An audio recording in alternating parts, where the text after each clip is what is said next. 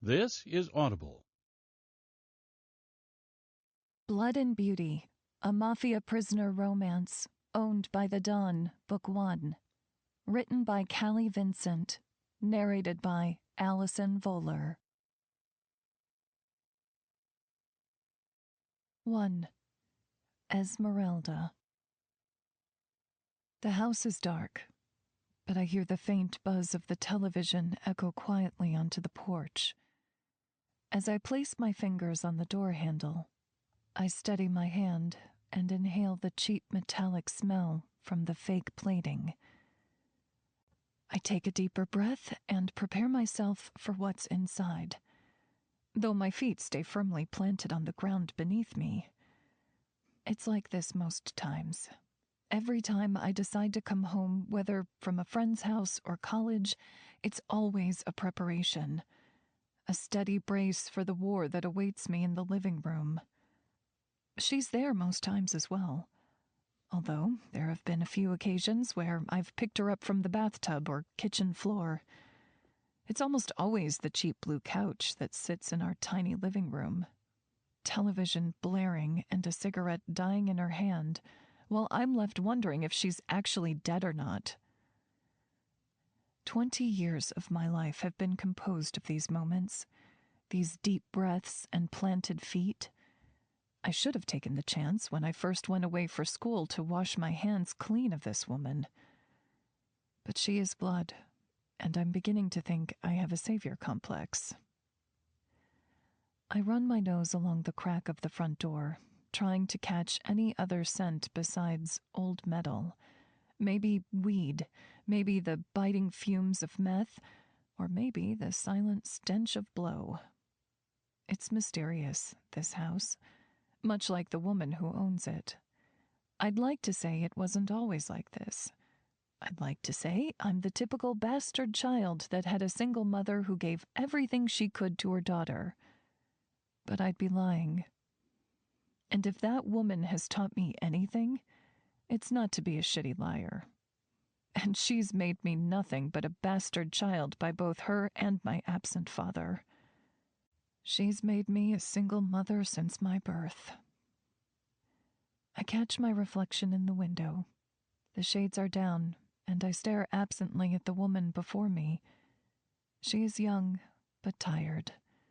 Her green eyes bright, but haunted. Her dark hair is a veil of shadows around her. I guess you could say it's a blessing that I don't look like her, my mother. Though we share the same eye color, I am the exact replica of a man I've never known, which is my curse. One of many, to be exact. I've never asked her the story of this shadow man, this hole in our lives that is always gaping and pulling her into its abyss. If I've ever even tried to mention this mystery sperm donor, it's a swift smack to the jaw or a missile of curse words that billow out with stale cigarette smoke. She sounds like a ray of sunshine, right? A queen in her own castle of misery. I'm not a slave to this house, not its keeper or ghost. I'm not even its caretaker. I'm hers. As much as I hate to be, I've been hers, and I always will be hers. Her captive, her child, her mother, her blood. As much as I try to escape and rid myself of her, I can't. Because she's the only thing that's ever been mine. I look away from my reflection and decide against my better judgment to open the door, waiting to see what new hell awaits me. Immediately, I'm overwhelmed with the smell of both bleach and Marlboro Lights, a stench I've spent months trying to forget. The living room is empty, its small and dark corners vacant except for a couch, a couple of end tables, and an old television that's set to the local news station. I drop my keys on the table by the door and set my bag on the couch, walking through to the kitchen while my ears pick up the news report. Welcome back, Los Angeles. Today on News Channel 9, we have a special report on the ever-present drug epidemic. I look over my shoulder to the chubby man on the screen. He is gray and balding, but his voice sounds like he could control a room within seconds. Local authorities have seized control of a building on the 5th block of Skid Row in downtown LA today, and the findings are enough to attract even the attention of our beloved president. I linger for a second longer to finish the report before I continue the search for my mother. Yes, today at around 3 in the afternoon, the LAPD arrested over 25 fugitives and obtained almost $4 million in contraband. That included several pounds of cocaine, heroin, and over 200 firearms. The camera pans over to a blonde woman in a red blazer, her cherry lipstick matching it almost too well. Yes, Joe, that's right. Our local authorities completed one of their biggest operations yet against the ever-growing battle with the Colombian drug cartel in over a decade. The authorities are saying that they may even lead to finding the head of the illegal operations, none other than the notorious El Oscuro. She looks smug, proud even, as if she was a part of the crew involved in the bust. I roll my eyes and find the remote on the floor next to the couch, noting ashes on top of the buttons.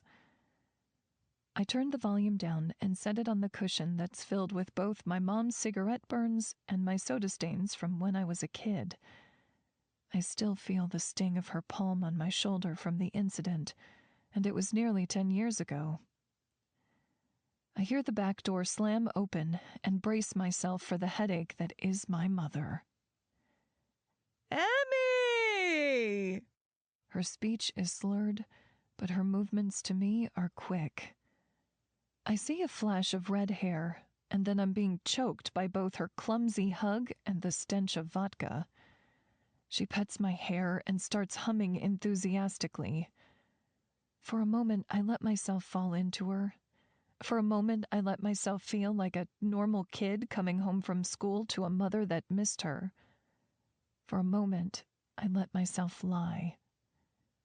She pulls back and grips me by the tops of my shoulders. She's smiling, but it doesn't reach her tired green eyes. I notice that more wrinkles have formed since I last saw her over 6 months ago. She's only 36, but both the drugs and liquor have aged her another 10 years. I swallow the lump in my throat and put on a tight smile, trying to not let my annoyance show. Hi, Mom. It's good to see you. Have you eaten? I want to distract myself with cooking, my only joy in this house. But I already know her answer. No, baby. I'm already on my afternoon cocktail. I don't want to mess up a nice buzz while it lasts. She's on her 5th afternoon cocktail, not her first. I search her eyes to see if maybe she's dabbled in something else, but I only see a drunken haze. My eyes glance over her arms quickly, not noticing any new marks or sores. I make my smile tighter as she releases my shoulders and grabs a beer can from the table closest to the kitchen. She tilts it toward me in offering, and I shake my head slightly, already picking up my bag from the couch and making my way towards our small yellow kitchen. I look around at the walls that are colored from both paint and smoke, smiling slightly to myself in remembrance of the first time I cooked pancakes on my own, to the time when I made my own twist on a traditional tres leches cake. My mother is not the same as me in many ways, but one of the biggest is heritage. Though my Hispanic roots come from my biological father, her Irish genes have culturally taken over my upbringing. My best friend Ricky was born in Polanco and moved to America when he was 3. His family is the closest thing I have to both my ancestry and a family itself. I've spent many nights at his house, flipping through his mother's cookbook and memorizing recipes to take home. My mom, of course, never ate anything unless I forced it down her throat after another late night at the bar or God knows where. So I never got a real opinion on how my home cooking tasted. But Ricky was always happy to oblige. I realize that now, standing in our kitchen is probably the best time to tell her why I'm actually here, why I've decided to disrupt my peace with the personal hell that is this woman and this house. I need a signature to continue my 3rd year of school. The tutoring program I did in high school has lasted me until my junior year of college, and this is the last time I'll ever need to ask her for anything, which I know will already be an issue. Mom, there's a reason why I've come home early. I need you to sign off on my last tutoring installment so I can continue this next semester. She immediately chokes on her sip of beer, and I want to rip my hair out in response, but I maintain my composure. Let me just grab a pen really quick. I have it all right here, and when you're done, I'll make some dessert. Maybe if I bake, I can get through this one night of bullshit and be on my way back to my new life, back to my blossoming future that I fought tooth and nail for. I set both the paperwork and a pen on my table and looked up, not liking the sight before me. She looks paler, her balance faltering, and her face full of arrogance and maybe a twinge of guilt. What the fuck now? I've been meaning to tell you, Emmy. Some things came up, and I needed to dip into your USC fund a little bit. I feel the heat rising to my face and coming out of my ears. I clench my fists and nod for her to continue. She throws her hands up, exasperated by my short and silent response. I needed it for bills, honey.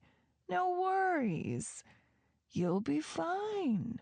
The market down the road is still hiring, and would love your help for the summer, I'm sure. Her words were slow and slurred. I maintain my composure, though I'm dying to combust at this given moment. How much did you take? She looks down and shrugs, throwing her now empty can of beer in the overflowing trash can. She turns to grab a new one from the fridge. I rush in front of it, forcing her to stop and look at me. What I see, I don't like. How much did you take, Mom? She rolls her eyes, because she's the one that should be annoyed. How much did you fucking take, Mom? Her face is flushed, and there's a fire in her green eyes. I notice that I'm shaking now, my anger and weariness mixing in the pit of my stomach. Please, please don't say it, Mom. She looks up, her chin jutting out in defense. All of it. I realize now that this is the moment when I will commit my first murder. I can't hold it back. The rage. It's an ugly monster rearing its head and rushing out after 20 years of this bullshit. Of her bullshit. What? I push her back against the kitchen wall, slapping at her like a madwoman, knocking down the calendar behind her. She's defenseless and drunk, a shit opponent to say the least, which works well in my favor because I'm about to kill this bitch. I'm about to beat the life out of my mother because she just confessed to ruining mine. Once again. Esmeralda May, you're assaulting your own mother. She sounds lifeless to me. Her voice a void of no emotion. I'm shaking and crying and screaming and slapping. I want to kill her.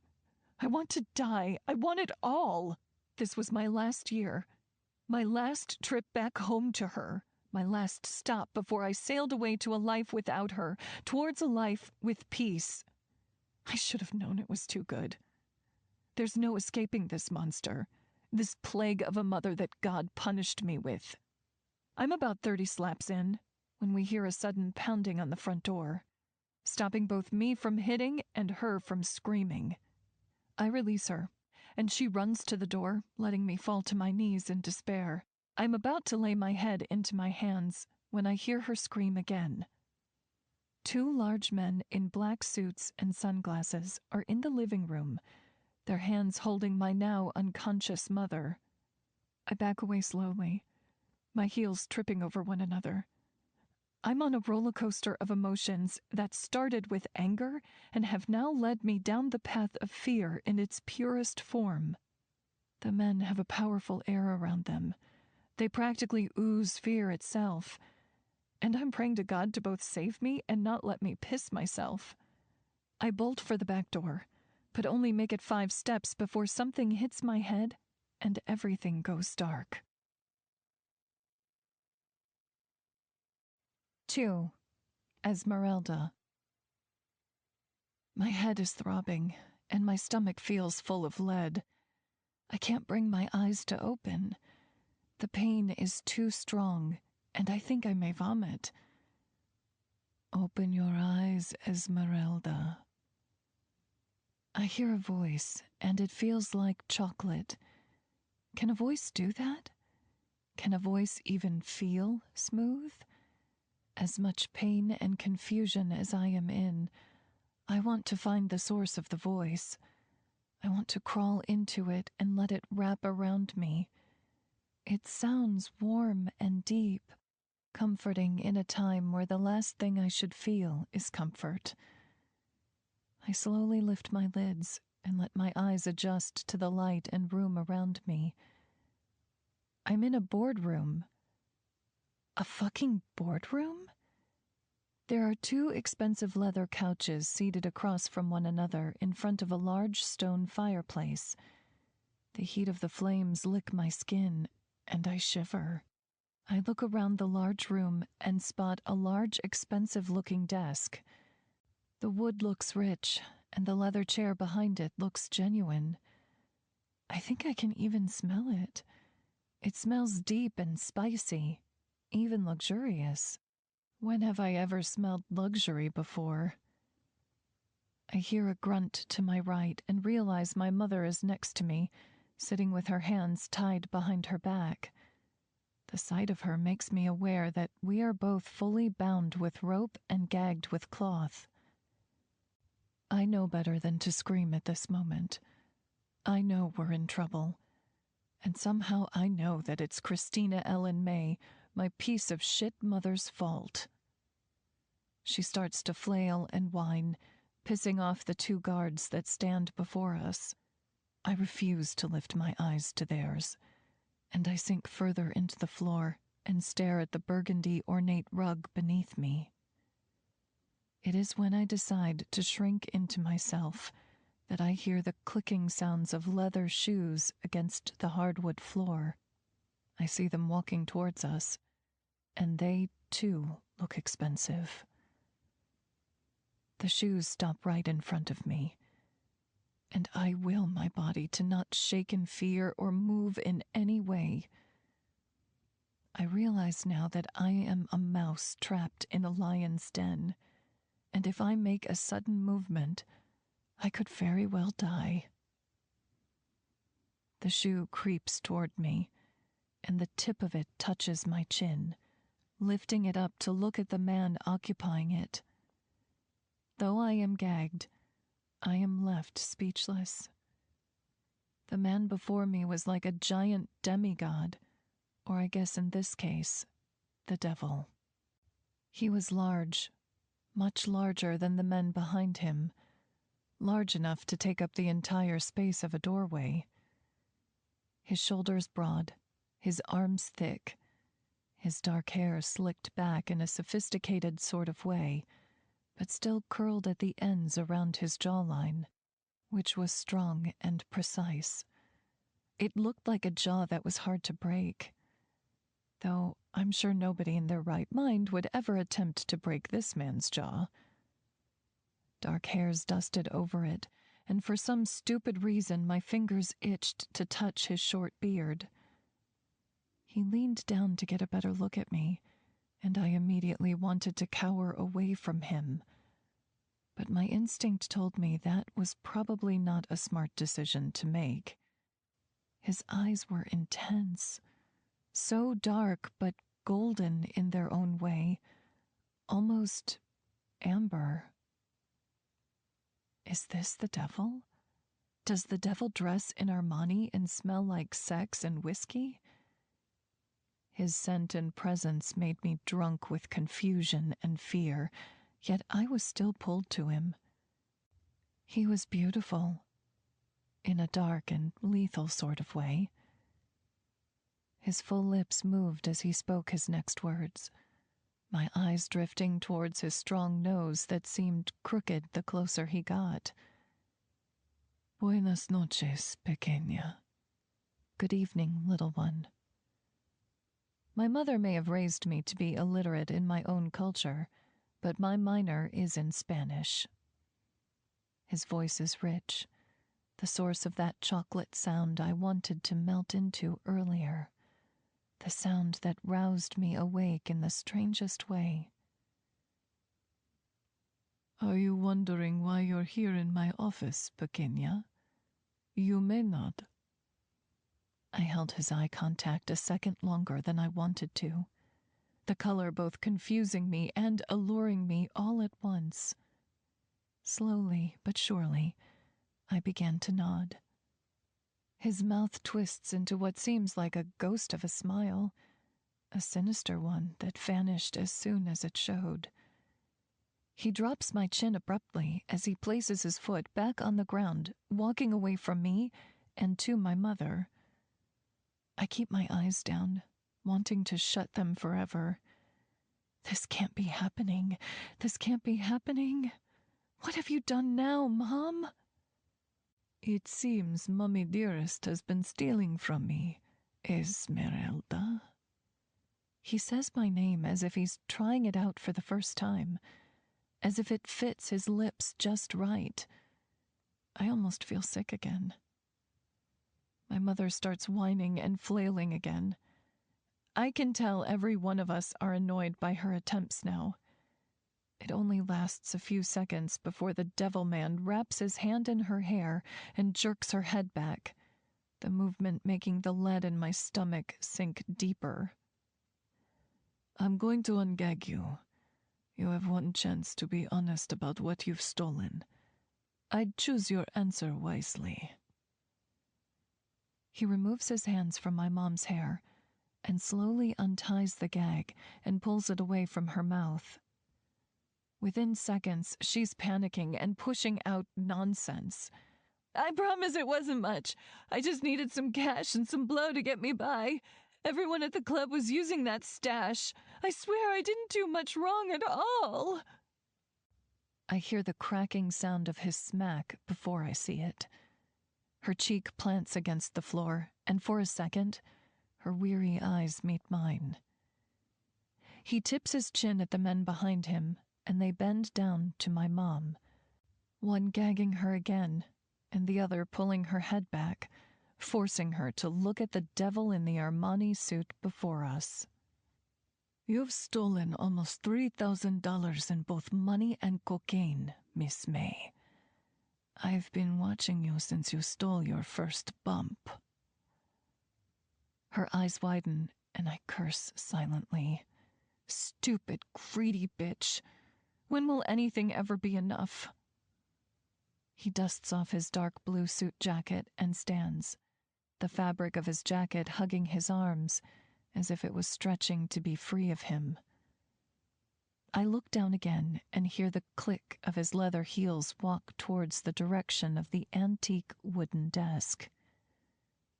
The squeak of his chair echoing as he takes a seat and folds his hands behind his head, leaning back as if he was on a vacation, not holding two women hostage. Maybe this was a vacation for him. You do not need to worry, Miss May. While your sticky fingers have been in my establishment, I've already thought of a way for you to repay me. My head snaps up in his direction, and he clicks his tongue at me, letting me know not to make any further movements. I have many whores that can do many jobs at my businesses, but it seems my maid for this house that I'm residing in has also dabbled in sticky theft as well. His eyes light up, and I immediately wonder where that maid is now. You and your daughter will stay here under close watch until the debt is paid. until you are deemed worthy of forgiveness. My mother and I look at each other, my eyes filled with confusion and hers with fear. He abruptly straightens in his seat, and I almost flinch. Where are my manners? Forgive me. I forgot to introduce myself. He walks slowly to the space between both my mother and I, reaching down with his tan hands out in offering, as if to shake our bound ones.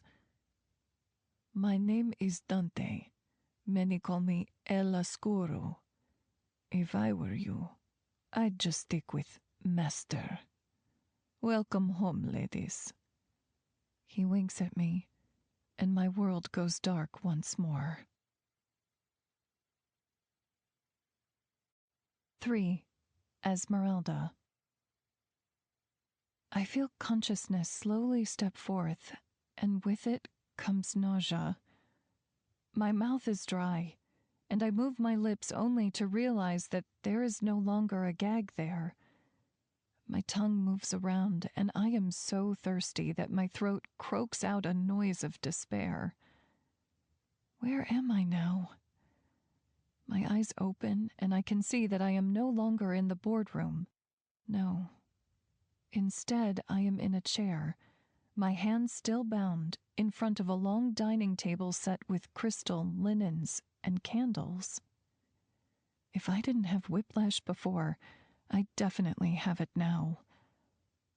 The room is empty, so I decide to steal more glances of my new environment. I am in a dining room, though room actually isn't the right word for it, since it's the size of basically the entire floor plan of my home. The walls are black and decorated with vintage portraits of people that are both terrifying and beautiful. Some are paintings, some are still lifes from more recent times. There's a fireplace to my right that is lit, and on top of its dark stone are more candles. I notice a dark plush rug and 2 expensive-looking chairs before it. My ears are buzzing, but I hear a soft instrumental melody echoing throughout the room. I steal one more glance at the dining table before me. It is long enough to sit 2 full-sized families, and it is also dark leather and wood. Masculine, but elegant all at once. I fidget in my chair, careful not to make too much sound in case a new and unwanted visitor comes in. My hands are still bound, but now they are bound around the chair that I have been placed in. As soon as I move my arms, I catch a whiff of my body odor and want to scream with frustration. Of course, I decided not to shower before visiting my mother. It was supposed to be a quick trip back home for a signature. It's not like I had anticipated being bankrupt and kidnapped. Then again, with my mother, anything is possible. I still when I hear the telltale clicks of leather shoes, bracing myself for the monster of this castle. Or the dark one, I guess. As soon as I heard his name leave his lips, my whole body seized with fear and took me under. I've heard of this man before the news report from my mom's television. He's a notorious cartel leader that is probably worth more than Bill Gates, just rich with dirty money, drugs, and murderous weapons. Apparently he owns clubs too, specifically clubs that employ my junkie mother. Where is she, by the way? And what time was it? Is it even Sunday anymore? More importantly, where the fuck am I? The clicks are coming closer, and I hush my worried mind and look down at my lap. The jeans I'm wearing have holes in the knees, and I can see the dirt smearing my olive skin. A chair moves. It sounds far away. I steal a glance upward and see Dante sitting arrogantly in the seat across from me. In reality, it's 20 chairs away, but it feels like he's breathing down my neck. My skin is tingling and I bite my lip, dying to focus on anything but the way I feel under the scrutiny of this man. He makes a sound that is similar to that of a grunt, but I don't look any further. My eyes are cast back to my lap, and if I block him out enough, maybe I can imagine myself on a beach or in a fucking shower. He shifts again, and it seems that there is no room for any imagination in this prison. Within seconds, his velvet voice echoes the room. I am glad to see that you've joined me for dinner, Esmeralda. The chef is preparing quite the meal for us tonight. It's probably slop, and I'm sure that if he had his way, he'd spoon-feed it to me. It's not like I had a choice, I gasp slightly, surprised that I echoed my thoughts out loud. He almost seems surprised, too, in a rude, menacingly kind of way. Ah, so she does speak. I was wondering how long it'd take to get anything more than a twitch out of you. His voice is velvet now, not chocolate. It's velvet, and it's lethal. I'm going to die anyway. Might as well speak up before silence takes over forever. I've been unconscious practically the entire time, El Oscuro. Of course you've only gotten a twitch. His mouth moves into a smirk, and I almost want to puke at how it makes my stomach flutter. I'll admit, if he wasn't the devil incarnate, he'd be beautiful. His eyes sparkle above the candlelight, like his pupils are absorbing the flames. I can see a few lines around them when his cheeks lift lightly. I'd place him in his 30s, maybe older. Hell, when you're rich, you can look like anything. But I can see his beauty is natural and ancestral. I had a feeling you'd be spicy. Though I must admit, judging from your mother, I almost painted you out to be a fool. But you aren't a fool, are you, pequeña? He's baiting me for a response, and I almost fall for it. But my stomach beats me to the punch, echoing loudly throughout the room. Damn it! He chuckles and taps on the crystal glass before him, and a worker ushers in almost immediately, and I roll my eyes. He catches that and practically grins a vampire smile, dripping with venom. If I wasn't so hungry, I'd be sick. The staff member is a young Hispanic man, his expression lifeless and unreadable. He sets a silver platter down and lifts the lid, revealing a roast with colorful vegetables carefully placed around it. The meat looked succulent and resembled lamb, its smell tickling my nostrils and rousing my ravenous stomach. The man carefully places the vegetables on Dante's plate before slicing the meat and transferring that as well. The staff member repeats the same motion to my plate, and my mouth begins to water at the food before me. So close, but literally out of my reach. Dante raises a perfect black eyebrow and nods to the staff member, who leaves us alone immediately. Great. If I untie you, you will eat, yes? He sounds amused, and my palms itch to slap him across his perfectly sharp cheekbone. Why feed me before you kill me? Both eyebrows raise at this, and he raises his hands in surrender. You pain me, pequeña. Here I have an expensive, lavish meal prepared for us, and so quickly you anticipate your death? Have I given you a reason to assume this? My anger snaps to the forefront, and all I see is red. You have me tied to a fucking chair. His hands drop immediately, and I see a flash of his own anger before a coolness takes over his smoldering eyes. Language, Esmeralda. We're sitting before crystal plateware. He chuckles darkly, and I make direct eye contact with him, his amber eyes challenging mine. It's Emmy. If you're going to hold me hostage, at least call me by my name. He ponders this, uncorking a bottle of red wine that is probably worth more than a semester of my schooling. He pours a drink for himself and taps the rim of his glass before lifting it to his lips and taking a small sip. Emmy. He says it with disgust, and I snort. His eyes snap back to mine. It's a shame to waste such a beautiful name. A fitting name, no less. How childish it makes you seem. Emmy. He gets up slowly, bottle of wine now in hand, and walks to me. My back straightens, and I keep my eyes glued to his, my stomach protesting this game we're playing. He tips the bottle to me in offering, a twinkle in his eyes.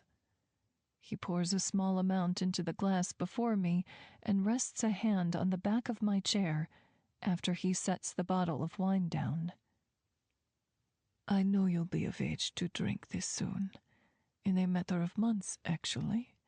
But the night is young, and it bears well with the lamb. My eyes widen, and I dare not tremble. How the fuck did he know my age? He sees the questioning in my eyes and smirks again, those full lips lifting ever so slightly. You really think, after having your thief of a mother steal from me, that I wouldn't have her home staked out within seconds? I'm a powerful man, Emmy, and we both know your mother is unconscious more often than not. Kind of the perfect storm, don't you think? I look away from the intensity of his eyes, his scent now overpowering our dinner. If intimidation had a look or scent, it'd be this man. His hands skirt down to mine, gripping the rope that binds them together. I flinch at the contact. I'm going to untie you now. It would be a shame to let this meal go to waste. Do not try to run. I have a guard standing on every square foot of my residence. Of course he does. He waits for my agreement, and I nod my head slowly, my jaw clenched tight. I'm not stupid. My escape wouldn't be so sudden, but I am hungry. His hands begin to slowly unbind me, and I almost sigh in relief from the lifted pressure. Once I am free, he lingers for a few minutes, estimating my next move. I raise my hands in surrender, and he nods curtly, walking back to his seat and sitting down as I grab my fork. I take one bite of the lamb and have to stop myself from moaning. It really does melt in your mouth. I catch Dante's glance and notice his eyes darkened slightly, a near sinister look on his face. I decide to pay no mind to my captor and keep eating. Appreciate it. It takes a cook to know one. He raises his glass to me and takes a slow sip. I watch his Adam's apple bob as he swallows the red liquid. This bastard did more digging than a gravesite worker. I know everything, Esmeralda. All the power in the world, remember? My fist clenches at the mentioning of my full name again, and he notices, his arrogant smirk never leaving his lips. I finish chewing and take a few sips of my wine. It is dry but flavorful. I wish I knew more about wine, but I spent most of my life trying to be the opposite of my mother rather than indulging in her vices. Silence stretches, and I dab my lips with a linen before sitting back in my chair, stomach full and my hand resting on the crystal glass. I ponder my next words. When do I start cleaning, I guess? My voice is barely above a whisper, and I mentally high-five myself because his reaction is confusion. The Riddler himself is perplexed. Cleaning? Yes, cleaning. Isn't that why I'm here? To serve you alongside my mother for her debt? He nods slowly and purses his lips, tapping on his wineglass once more with a long, thick finger. I watch the movement raptly. Yes, it seems your mother has already seen to her work this evening. Though for you, I have other plans. His voice lowers at the end of that sentence, and I want to throw up the meal I just savored. And what are these plans, may I ask? It's hard not to detect the weariness in my voice. He takes a bite of his lamb and chews slowly, never breaking eye contact with me. My stupid stomach flutters again, and I chalk it up to just nausea. It seems my kitchen has opened up, and I'm sure you will find a nice space within, yes? There's the whiplash again. What about your chef?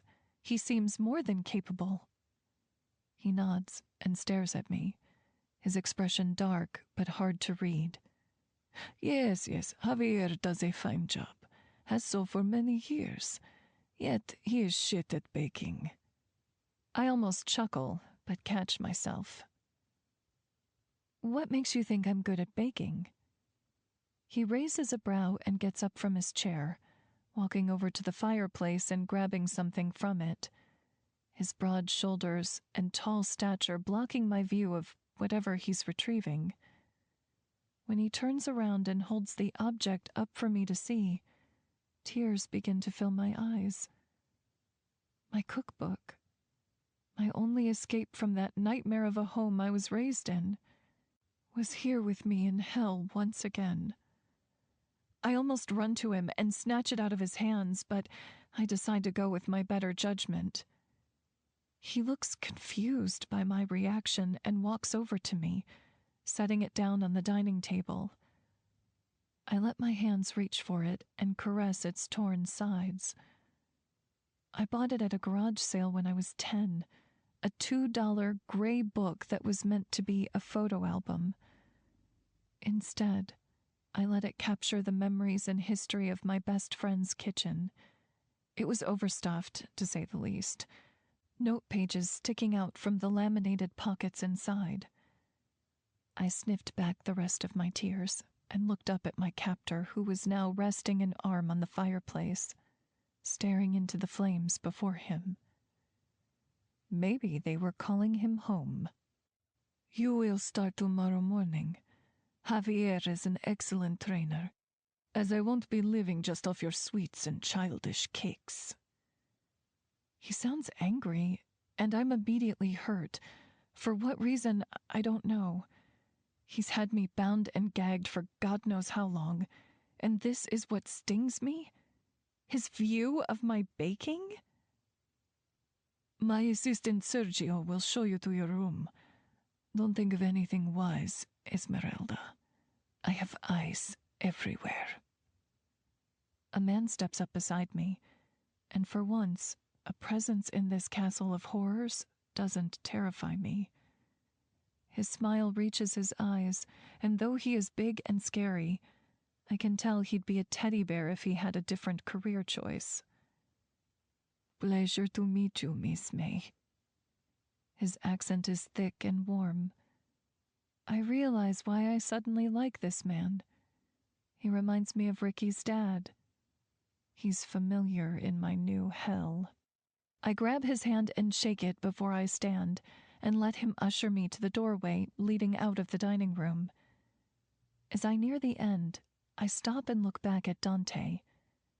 His head lifts slowly, and his eyes meet mine, his expression completely blank.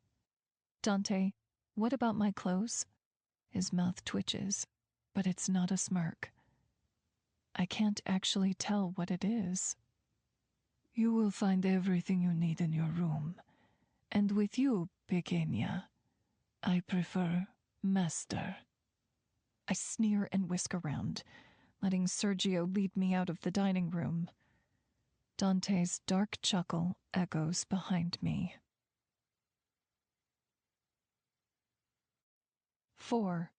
Esmeralda. It's been a long walk to my room with Sergio. The halls of this castle are long, lavishly decorated with art, and almost haunting in a way. I'm sure if they didn't belong to a salacious human being, they'd be a lot more admirable. We stop in front of a large, ornate door. Sergio opens it up, and if I wasn't being held hostage right now, I'd almost be thrilled by the sight before me. The room is not a room at all. It's an entire suite, set with dark, cherry wood chests, chairs, and tables. Right in the center, beneath an expensive Renaissance-era painting, lies a four-poster bed with dark red linens. The copious amounts of pillows are lush and call me for a sleep that I hope I never awake from. I walk into the room and notice bookshelves lining the furthest wall to my right. On the opposite side lies a fireplace similar to the one in the dining hall. But before this are lush floor pillows that are large enough for an entire person to sleep on. Sergio stops in the doorway and eyes me thoroughly. Yet under his gaze, I don't feel afraid or scrutinized. I just feel a cautious state. I feel like I'm in a place I shouldn't be in, and we're both aware of that. "You will find your bathroom behind those doors ahead of you. To the right is your closet. I trust that if you find that you need any size adjustments or changes, you will let I or Dante know." I tense at the mention of his name. Everything about that man unearthed me. Mostly because he was a stranger holding me captive and I didn't see him as a man at all. Just the dark one that holds a key to this fancy prison. I decided not to give Sergio any lip. He was still a stranger to me, a stranger that worked for my captor, no less. So I opt for a slow head nod and eye contact aversion. Picking at my nails to distract myself from continuing a conversation or asking any questions that may lead to me getting tied up again. Sergio stares at me with his head tilted for a few more seconds, eyeing me as if I'm someone he should be looking out for, not like I'm a 20-year-old college student being held for her mother's drug debt. With a final nod, he turns and shuts the door. I am now completely alone, and it is in this moment that tears form and I allow myself to cry silently. I've never been much of a crier. I guess you can say that's the product of being a child to a narcissistic parent. All my tears and self-pity left with my innocence. The last time I shed any tears was when my high school boyfriend of 2 years broke it off with me after saying that the sex wasn't good enough. We were each other's firsts, and as of now, he is my only. He was the only person I voluntarily let into my life, besides Ricky. And he betrayed me and broke my heart. Granted, we were only 17, but it was enough to make me swear off all men since. I guess daddy issues aren't a great contributing factor to finding a healthy love either. My healthy love was my schooling. The one thing I put every ounce of energy and thought into. My one ticket away from the hell I was born into, but now it's far away again, and I'm in a different kind of hell. I wipe my tears and walk towards the set of double doors that lead to the bathroom that Sergio mentioned.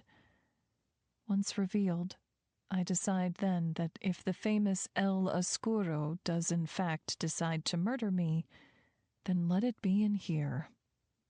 Every square foot, which is more than half of the bedroom, is marble, with gray and black marble countertops that are decorated with lush soaps and sprays and a 2-person gold sink. The mirror above is large and antique, like you stepped back in time during the reign of Old English royalty. The walls were even a dark marble, decorated with black antique wall lamps and windows that were covered with black silk drapes.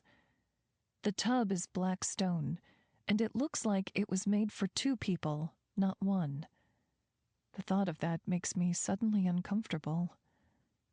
I look at the sprays and soaps on the counters and notice that they are mostly feminine. Whose room is this, really? I rush out of the bathroom and into the walk-in closet that's to the right. I switch on the light and look at the racks and drawers that are filled with women's clothing. Not a single item is something that I could ever afford to wear or even pronounce.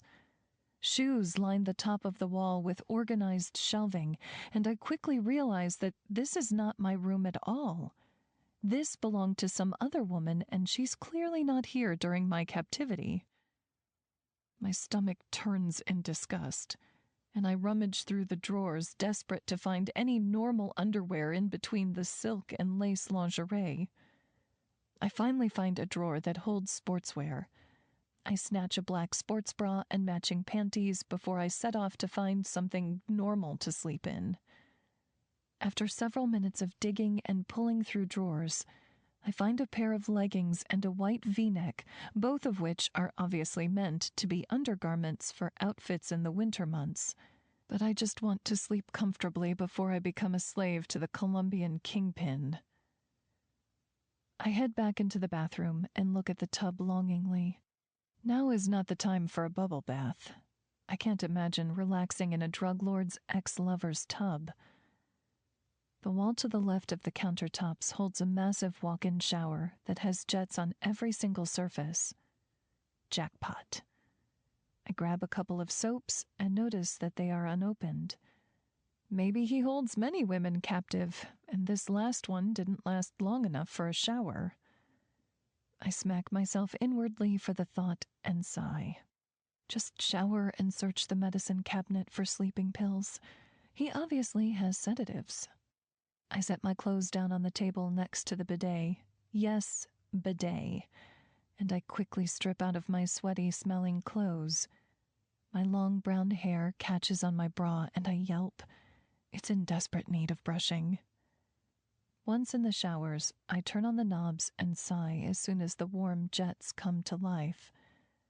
I sit on the marble bench inside and fold my knees to my chest, wrapping my arms tightly around my wet legs and resting my chin on my knees. I can't tell if I should scream, cry, or sleep right here in the steamy water. Here I was sitting in my dream bathroom under the most terrifying premise known to man. In a way, I've been held against my will my entire life. But I knew it would change as soon as I turned 18. I knew at some point in my adulthood I'd have a way out. I just didn't know as soon as I found that way out, I'd wind up right back where I started, only worse because there's no way out of here. I grab the soap bottles and begin to massage the shampoo into my sore scalp. The smell invades my nostrils and I sigh in content. It's a mixture of vanilla and lavender and I am instantly calmed by it. It reminds me of a body soap I've used since high school. Soothing and familiar. Once I rinse and apply conditioner, I begin to scrub my body. There are a few bruises on my arm, light purple marking my tan skin. I pay no mind to those, because my wrists are what makes my stomach begin to turn. They are red and near welting. The skin looks angry and inflamed, and I want to smack the person who caused this. I feel like an animal almost, like a caged bird, smacking and squawking against its bars for a way out. I gently massage my wrists and calm my quivering lip, willing back the sudden tears and sadness that rushes forth. My whole life I've just been trying to survive, do whatever it takes to make it through the next level hardship to get that much closer to peace. All I've ever wanted was peace. Yet all I've ever received was the constant mess that my mother had made for me to clean up. I guess you could say it's almost ironic that now she's here, cleaning up the mess of one of the most monstrous men in the world. It is her karma and her rightful punishment. But like always, I am her second skin that accompanies her downfall. Her biological shadow comes in the form of her keeper, her own maid, me. I rinse the soap from my body and my hair and turn off the jets, immediately missing the massaging warmth that kissed my tight skin. I am exhausted and nearly to the point of passing out here in the shower, more than likely due to the sedatives that I was given and not so much the stress that I've endured. I wish that I hadn't made it easy for them by passing out of my own accord, so that I could at least be aware of how they drugged me to keep me knocked out. I grab a towel from the rack near the shower and pat myself dry before I dress. Once I am clothed, I make my way towards the large mirror and wipe away the steam. I catch the reflection in the mirror and take in the bagginess beneath my eyes, the purple puffiness revealing the evidence of my pure exhaustion. I grab a brush from the counter and run it through my hair quickly, biting my lip as I yank the knots out from my long, wet strands. I rummage through the drawers beneath the countertops and search for, hopefully, an unused toothbrush. And to my pleasure, I find one with an unopened box of toothpaste to match. Once I'm done brushing and lathering my teeth, I swish some water around to rinse it out and look up in the mirror once more, before gasping and dropping the toothbrush, splattering foamy toothpaste all over my clean shirt. In the doorway stands Dante, looking dark and menacing as usual. His eyes rake me from head to toe, and the expression is unreadable, but it makes me immediately uncomfortable. I spin around and lock eyes with him, trying to mask my sudden shock as best as possible. His ego is large, and I want to do my best not to feed it. I see that you've made use of your new amenities. I trust that they've made you more comfortable. I notice that his accent sounds thicker right now, dark and gravelly and dangerous. I switch weight on the balls of my feet and look down at the ground, doing my best to ignore him and hoping that if I do it enough, he'll leave. Much to my dismay, he stands in the doorway, still looking as cocky as ever. After several minutes of silence, I decide to speak.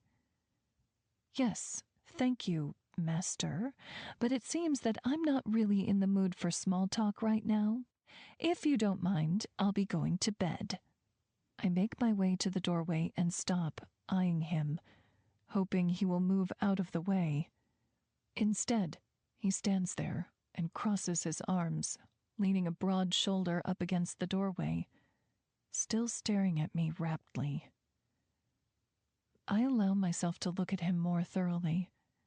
His eyes hold no emotion, but their color almost leaves me in a trance. I've never seen a pair of eyes like this on a human before. They look like they belong to an animal, which I guess in a way they do. He eyes me up and down, moving slowly over my face and finally stopping on my breasts. I am immediately aware that my nipples are poking through my sports bra, and I cover my arms over my chest to block his view.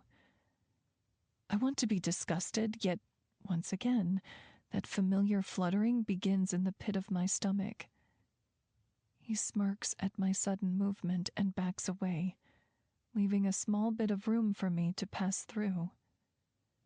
I take his invitation and march into the bedroom, dying for space. I'm not your enemy here, Esmer. It's fucking Emmy! I shout suddenly, infuriated with the use of my full name and this entire situation that he and my mother have put me in. I'm tired and sore and frankly over the bullshit. He looks taken aback for a small second, but then once again regains his normal and cool composure, which makes me want to slap him even more. I'll allow that outburst just this once, Emmy, as I know it's been a little confusing for you these last few hours. You think? I've come home one time in months to get a simple signature from that woman, and it's led me to being held hostage by a fucking drug lord. Confusing? No. Pissed off? Yes, I'm infuriated right now, Dante. I've worked my ass off to leave my abusive childhood, and once I'm finally just one signature away from leaving that woman for good, you take me away from any chance I had at peace. You both have successfully robbed me of any sort of future for myself. I rub my hands over my face, frustrated that I've bared my emotions to this monster. This dark man who could give a fuck less about anything that I have to say. I sigh and look up, holding his stare once more. This all may seem minuscule to you, but it's my life, and now it's over. So if you don't mind, I'd like to go to bed so I can at least escape my reality for a few hours. I start pulling the duvet back from the bed in frustration, and his voice stops me. You're right. I like it better when you call me Dante. The smirk in his voice is what does it. It's what sends me flying across the room, hands slapping at every bit of his flesh that I can find. At this point, I don't care if he sedates me. At least I could sleep. But right now, I want to hurt him. I want to hurt him for hurting me. I want to hurt him for my mom hurting me. I want to hurt him for the amount of pain this world dishes out to the innocent. I just want to hurt as much as I hurt. But it does nothing. He stands there and takes it for about 2 seconds, and then his hands are on me, gripping them tightly and pushing me back into the armoire behind us. The knobs dig into my spine, and my hands are suspended above my head, his fingers gripping my wrists tighter than the ropes he used to bind me earlier. His eyes are hellfire, and their flames burn me slowly. I've tempted my fate one too many times, and this most recent outburst will most likely be my last. Let me make this very clear, Emmy. His voice is poison, and it's snaking its way into my ears and down my veins, freezing me in place. I am one of the most powerful people you'll ever meet in your minuscule life, and it'll be in your best interest not to fucking cross me. He's spitting venom at me, and his accent somehow grows thicker. You are here because your mother owes me a debt. You were unfortunately there to bear witness to my collection. So yes, in order to keep my livelihood protected, you had to come with her. But make no mistake, you are not a hostage here unless you continue to let this fucking temper come out to play with me, which I would advise against, because I like to play rough. I should be sick or frightened right now, but I can't mistake the sudden twisting of my legs and heat of my flushed skin. I want to hang my head in embarrassment. Once I can trust you, you will go back to your beloved education and ride off into whatever sunset you've had pictured for yourself. But until then, you will treat me and this house with nothing but respect. He releases me, and I rub at my wrists, daring not to look into his amber eyes. I want to block him out completely, for his presence alone makes me contradict everything I stand for.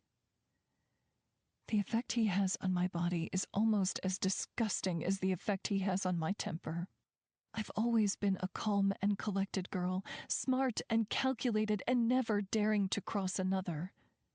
My mother may have a temper and addiction problems, but it was the men that she would bring in our house that made me this way, that made me shy away and be a good little girl, that made me know better than to ever cross them. I learned that at a very young age, and the trauma never left. But this man, this dark entity, made me question everything I've taught myself. In just the few short hours I've spent around him, he's made me the complete opposite of what I've trained myself to be, and it's completely unnerving. You will work with Javier in the morning. He will show you around our kitchen and garden, and you have full reign to cook and create as you please. But this mouth of yours will remain obedient if you even want to think about a future for yourself. I hear him dust his jacket and straighten himself before he strides to the doorway. I allow myself one glance at him before he opens the door. His eyes are back to holding no expression, and I realize that his coldness is even more terrifying than his fire. We lock eyes, and without any more words, he turns and leaves the room, shutting the door and leaving me in the most overwhelming silence. 5. Esmeralda. After a night of fitful and restless sleeping, I swing my legs out from the bed and rub my tired eyes.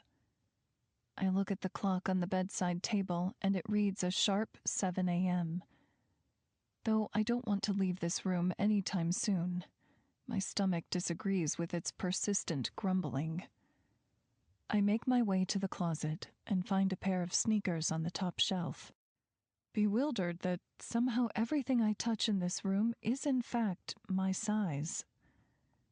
Once my shoes are on, I leave the bedroom and make my way to the kitchen. My room is on the top floor on the right side of the mansion, practically overlooking the elegant and long staircase that is dressed with burgundy carpeting.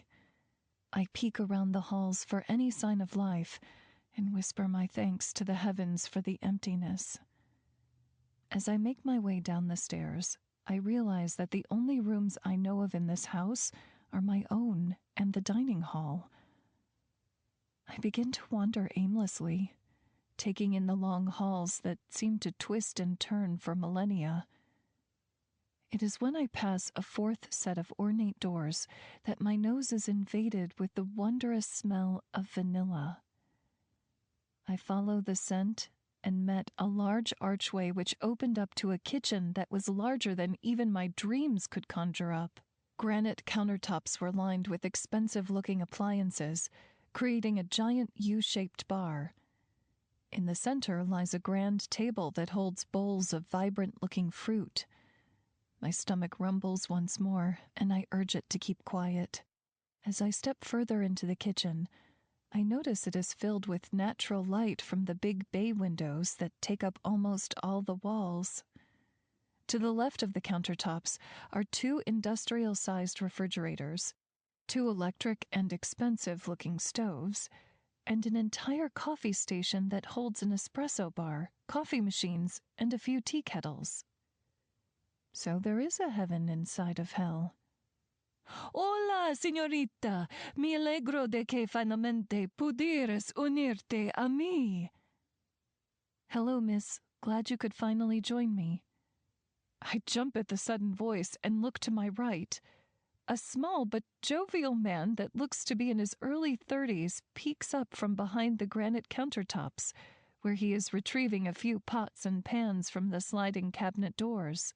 He looks like he is juggling, and from his joyful demeanor, and I decide it's safe to walk closer and assist him. You must be Javier. I'm Emmy. Would you like some help? He smiles warmly at me, and I immediately feel safe.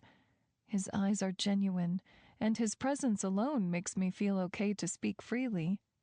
I would appreciate it, yes. Come, I was just going to fetch some fresh eggs from the coop and herbs from the garden.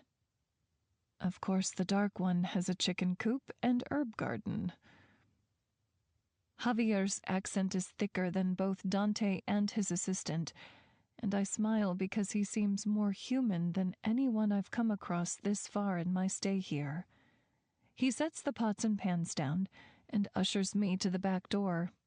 It is glass and slides open without a sound, leading us into a garden that simply takes my breath away. I couldn't actually call this a garden. It felt like an entire groundskeeper's paradise. Several archways lined with ivy were led along a stone path. On both of my sides were bushes and trees filled with fresh produce and herbs that were begging to be picked. I've never been to another country before, but I could feel this is what it must look like somewhere in South America. Green with splotches of color littered throughout. The smell alone made the air feel clean and untainted with the usual smog and smoke that littered my hometown. Where am I? This is my paradise here, Emmy. Javier spoke, seeming to read my racing mind. I offer him a kind smile, and he leads me past the ivy archways and into a small greenhouse to the right. I take a look at the courtyard beyond and want to wander further. It seemed this backyard was actually about an acre of land and held much more than a garden. I got a small glimpse of a pool and tennis court, along with some dark age-looking statues lining the circumference of the yard. I look at Javier, silently asking for more of a walk. He chuckles and clicks his tongue at me. We have much more time later for a thorough tour. I know you must be eager, but I assure you the real wonder lies in here. He opens the door of the greenhouse and leads me inside. Immediately, my nose is invaded by the smells of both herbs and flowers. It is indescribable and brings me a small piece of serenity, something I wouldn't think to find here. Javier began tending to the small herb garden at the entrance of the greenhouse, and I began to walk deeper inside, losing myself in the vivid colors of the flowers. There are easily 10 different colors of roses, a wide variety of lavender and violets, but what caught my eye was the long row of orange flowers that resemble a calla lily. Javier, what are these? His head perks up from the herb garden, and he gives me a blank stare, his eyes almost darkening for a split second. He sets down a bunch of cilantro and makes his way towards me. This is the Colombian native burundanga plant, also known as devil's breath. Careful not to get too close. She can be very poisonous. Even smelling her too closely will knock you on your ass. He smiles at me, and I feel a small sense of dread filling my stomach, causing me to ask my next question. What's it used for? He shrugs and seems nonchalant by my asking, yet it does nothing to calm my new feeling of unease. Mostly calming effects if used properly. However, many say it has a similar effect to Rohypnol, though you are unlikely to find it in your system in most drug screenings. It all rushes to me in an instant. The foggy memory, the searching through cabinets and not being able to find a single bottle of sleeping pills or sedatives. This is what he used to drug me. He basically fucking roofied me. I want to start screaming and throwing things with this knowledge. However, I decide that whether or not Javier had a part in my drugging and kidnapping, the master behind all of this is the dark one lingering the halls and dishing out orders. I unclench my fists and offer Javier a tight smile. I think I'm ready to start cooking now. He looks at me and nods slowly, picking up on my current energy and deciding not to continue any further conversation on this unsettling matter. We are back in the kitchen, and Javier has assigned me with the task of washing the herbs from the garden and chopping them. Though I am in a predicament that has left me rattled, this small task brings me a little joy, reminding me of the quiet days spent alone in my kitchen or with Ricky's mother. My eyes begin to water at the memory of my best friend and his family. My heart sick with longing for their comfort. Javier notices my sudden tears and looks at me quizzically, but I just blame it on the onion that I am now chopping. Desperate to break the silence and my memories, I change the subject with a question. What are we preparing for dinner tonight? Javier smiles, and I am grateful for his easygoing nature. Finally, one person I don't have to completely tiptoe around. Cabro Santanderano, a tender and smoky goat meat. It's master's favorite, and my recipe takes about 8 hours to prepare. The vegetables and herbs will be for the rice. I finish chopping all the vegetables and place the cutting board in front of Javier. He smiles in what looks like pride. It makes me smile in return, genuinely. You are quick, though I must admit, I did anticipate this. Master showed me your little recipe book. I hope you aren't upset. He looks away as if he's embarrassed, and I touch his hand in kindness. You did not bring me here or steal my belongings. I am honored that you think highly of my little passion. He smiles again, the sudden flush leaving his chubby cheeks. Well, then, I was thinking once I start on dinner preparation, maybe you could make a quick and sweet breakfast? I saw something about a churro French toast in your book. We have plenty of brioche and eggs, as well as anything else it may require. I smile at this. Ricky's mother taught me this Mexican twist on one of my most beloved breakfast items, and it's been my favorite since. However, it doesn't seem like something fancy enough for Dante's liking. El Oscuro probably prefers caviar toast on a golden platter for his first meal. Are you sure this is something Master would enjoy eating? He bites a smirk at my venomous mentioning of Dante's formal name and then shrugs. Flavor is of the essence in any dish, Emmy, and that dish looked pretty delicious to me. I'm sure Master will enjoy it. I bite my lip as he hands me a bowl of eggs and a loaf of thick, fluffy bread. He sets out all of my needed utensils and gestures to the double-doored pantry near the industrial-sized fridge. I make my way over to it and try my best not to get lost inside.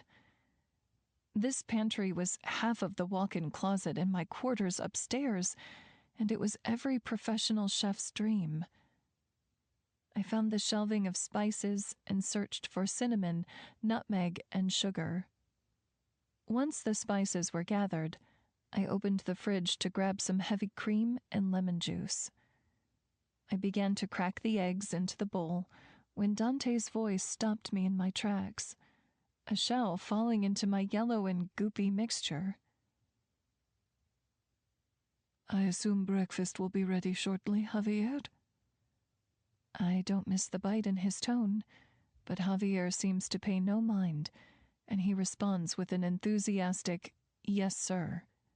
I pick the shell out of the egg mixture and add a dash of cream and spices, picking up my whisk and ignoring the chills that have now erupted on my arms and neck.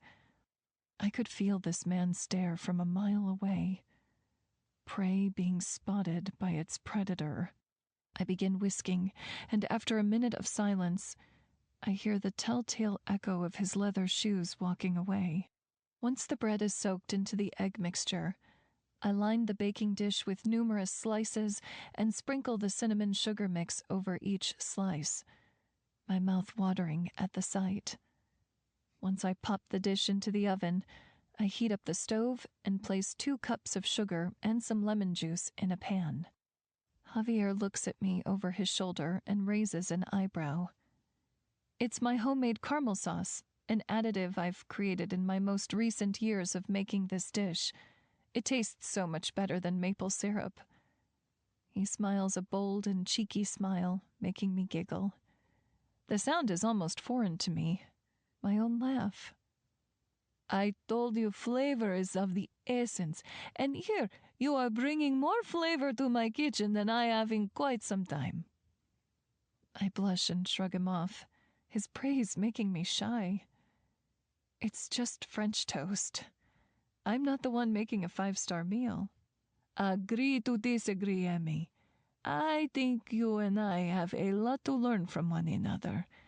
If you would like to learn, at least. For the first minute in my short and dark time of being in this dark mansion, I feel hope and warmth. I'd like that very much, Javier.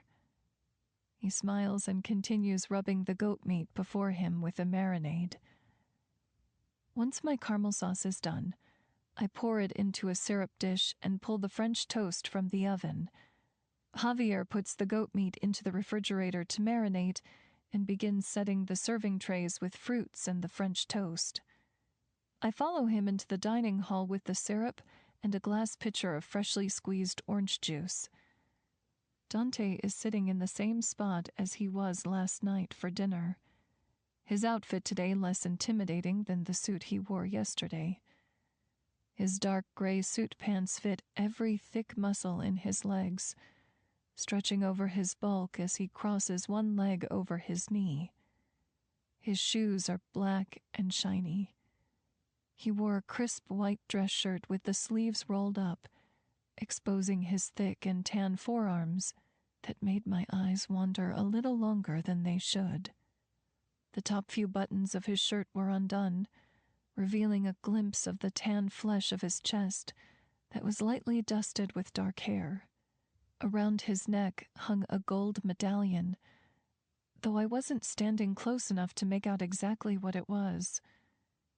His dark hair was slicked back as usual, and even though the smell of my French toast lingered in my nostrils, I could still smell his dark and citrusy scent. Like cloves and oranges. That's how he smelled today. He smelled better than breakfast. And that sudden thought put me at war with myself. I shouldn't be attracted to this man even the slightest bit.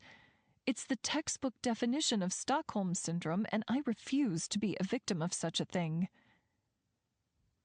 Javier sets the serving trays down, and I follow suit with the juice and caramel sauce.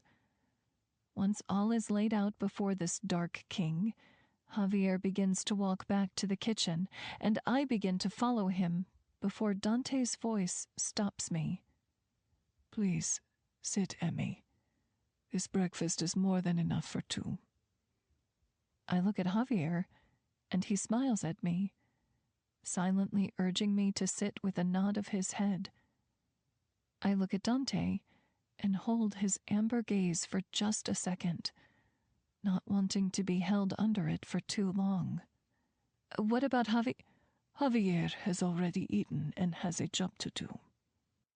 I want to snap at him that Javier is a human worthy of speaking for himself, but bite my tongue instead. Before I can reply, Javier speaks out. It's true, Emmy. I eat when the birds start singing, and I still have much to prepare for dinner. You can join me in a little while. Enjoy your meal. And with that, he is back in the kitchen, leaving Dante and I alone in an uncomfortable silence. He waves a hand in gesture for me to sit and begins setting both of our plates with fruit and French toast. I sit at the opposite end of the table, and he sets a plate down before me with a glass of orange juice. I take a sip as he seats himself in his chair, cutting a slice of toast to put into his mouth. I nearly spit out my juice in horror. Wait, you're not supposed to eat it like that. His fork drops and he frowns at me, thick and dark brows knitting over his animal eyes. I walk to him and pick up the caramel sauce and begin to drizzle it over his French toast. Once I set it back down, I realize he is staring at me, his expression blank and hard to read as usual. Silence stretches for a minute and I walk back to my seat, setting a napkin down on my lap as I drizzle caramel over my plate. May I eat now? I almost laugh. Almost. But settle for a quick nod of my head instead. We eat in silence. After I shovel a few bites into my mouth, I swallow it down with the rest of my juice and dab my mouth with my napkin. I never really ate like a lady, and I never really saw a need to, except now for some reason I found that I wanted to, probably to avoid any further scrutiny. I look up at Dante, who is now licking his finger clean of caramel sauce, his plate empty except for a few berries. I let myself smile in pride. Like it? I asked. He gave me a shrug, and I immediately felt dejected, which I know is silly. I shouldn't want to please a dark monster who's holding me hostage. Yet that nonchalant motion of his shoulders made my heart drop into my stomach. It was delicious, Esmeralda. Unique and surprising, much like you. The compliment was so surprising that I let the mention of my full name slide. It seemed like a battle I would lose anyway, me fighting him on my name preference. I decided to let him win this one, if it meant getting closer to my freedom. And as much as I hate to admit it, when he said my full name, I didn't feel the usual feeling of embarrassment about it. I actually felt unique. Thank you, I murmur quietly, not sure of what else to say. He wipes his face and gets up from his chair, walking to mine, and pulling it out so that I can get up. Come. I see you didn't have much time to tour the rest of my courtyard. He's being nice to me, almost. His voice is still dark, and his stare the same. Yet I feel slightly less tense in his presence, and that realization should make me put another brick in the wall that I have up, but it looses one instead. He stretches his hand out to mine in offering. I don't take it and stand on my own, wanting space because he's starting to cloud my judgment. Cordial or not, he is my captor, and he drugged me and is holding me hostage in a place that is unknown to me. We walk through the double set of French doors in the dining hall and step outside. The crisp air of the late morning melting some of my anxiety away. We walk at a slow pace, a few feet of space between us. His hands are in his pockets, and I can't stop glancing at his forearms. They are thick and dark, and for some reason, they pique my interest and stir something within me. Something I refuse to acknowledge because it's sick. 6. Esmeralda. As we walk further into the courtyard and past the garden, I get my first real and full glimpse of his mansion. It must be at least 4 stories high, and big enough to be a 5-star hotel. Quite frankly, it looks exactly like it belongs to a drug lord. Extravagant and hidden in plain sight, its white archways and tan adobe stone are both an homage to most Latin American housing and several houses on my own street. Palm trees stand tall all around the residence, almost acting like a barrier or as fencing. I turn away and head further into the courtyard towards the grounds that hold tall statues, a built-in long pool set with its own cabana. There is a stone patio with elite grills and a large bar. Elegant tables with chairs were lined up, making this setup resemble an event space for a wedding or large gathering. This place looks like it should belong to a president or billionaire. Or, I guess, a lead boss in the cartel. It seemed to stretch on for a while. Further back was a tennis court and what looked like a small vineyard. Fucking hell, this man is loaded. It makes me wonder just how much power he held. From the likes of it, I'm guessing more than most government officials. That should terrify me. And it does, slightly, but mostly I am intrigued. I've grown up poor in one of LA's most run-down cities. The nicest places I've visited were some random celebrity homes a few miles off UCLA's campus. They paled in comparison to this. Your silence speaks volumes, Esmeralda. Care to enlighten me? His voice is so low, that it almost sounds like a command. I swallow the small lump in my throat and speak. I'm a little overwhelmed by all of this. Well, all of this. I gesture to the house and yard. And being held hostage. He doesn't make a sound or any movement. He's almost as still as his antique statues. His eyes wander across my face, dark but still golden in hue. He really is magnificent. And fucking dangerous. I sigh and walk to the pool, sitting down on the stone surrounding it and folding my knees to my chest, eyeing the water as it glitters in the sunlight. This place looks like it should be filled with lavish parties and days spent in complete relaxation. Yet the halls are empty and haunting, and I have a deep feeling that most of the guests that enter these grounds are likely to die here. I decide to speak about my realization in the greenhouse. The threat of impending doom creeping on me like a freight train has me brave enough to speak about his actions. The devil's breath growing in your greenhouse. You used that to drug me. He is quiet, scarily quiet, after I mutter the words out into the morning air.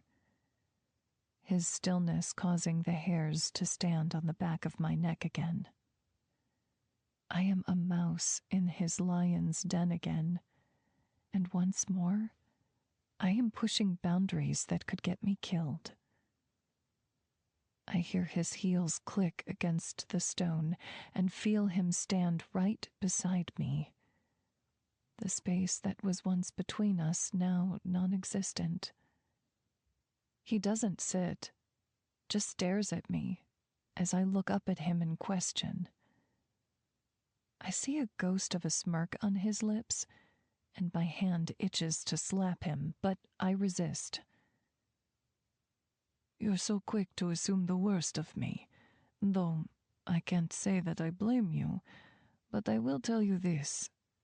I will do whatever it takes to ensure the safety of my home and my staff. If that means knocking you out to maintain my privacy, I will do so. I shake my head in disgust. You could have just blindfolded me. You didn't have to render me unconscious.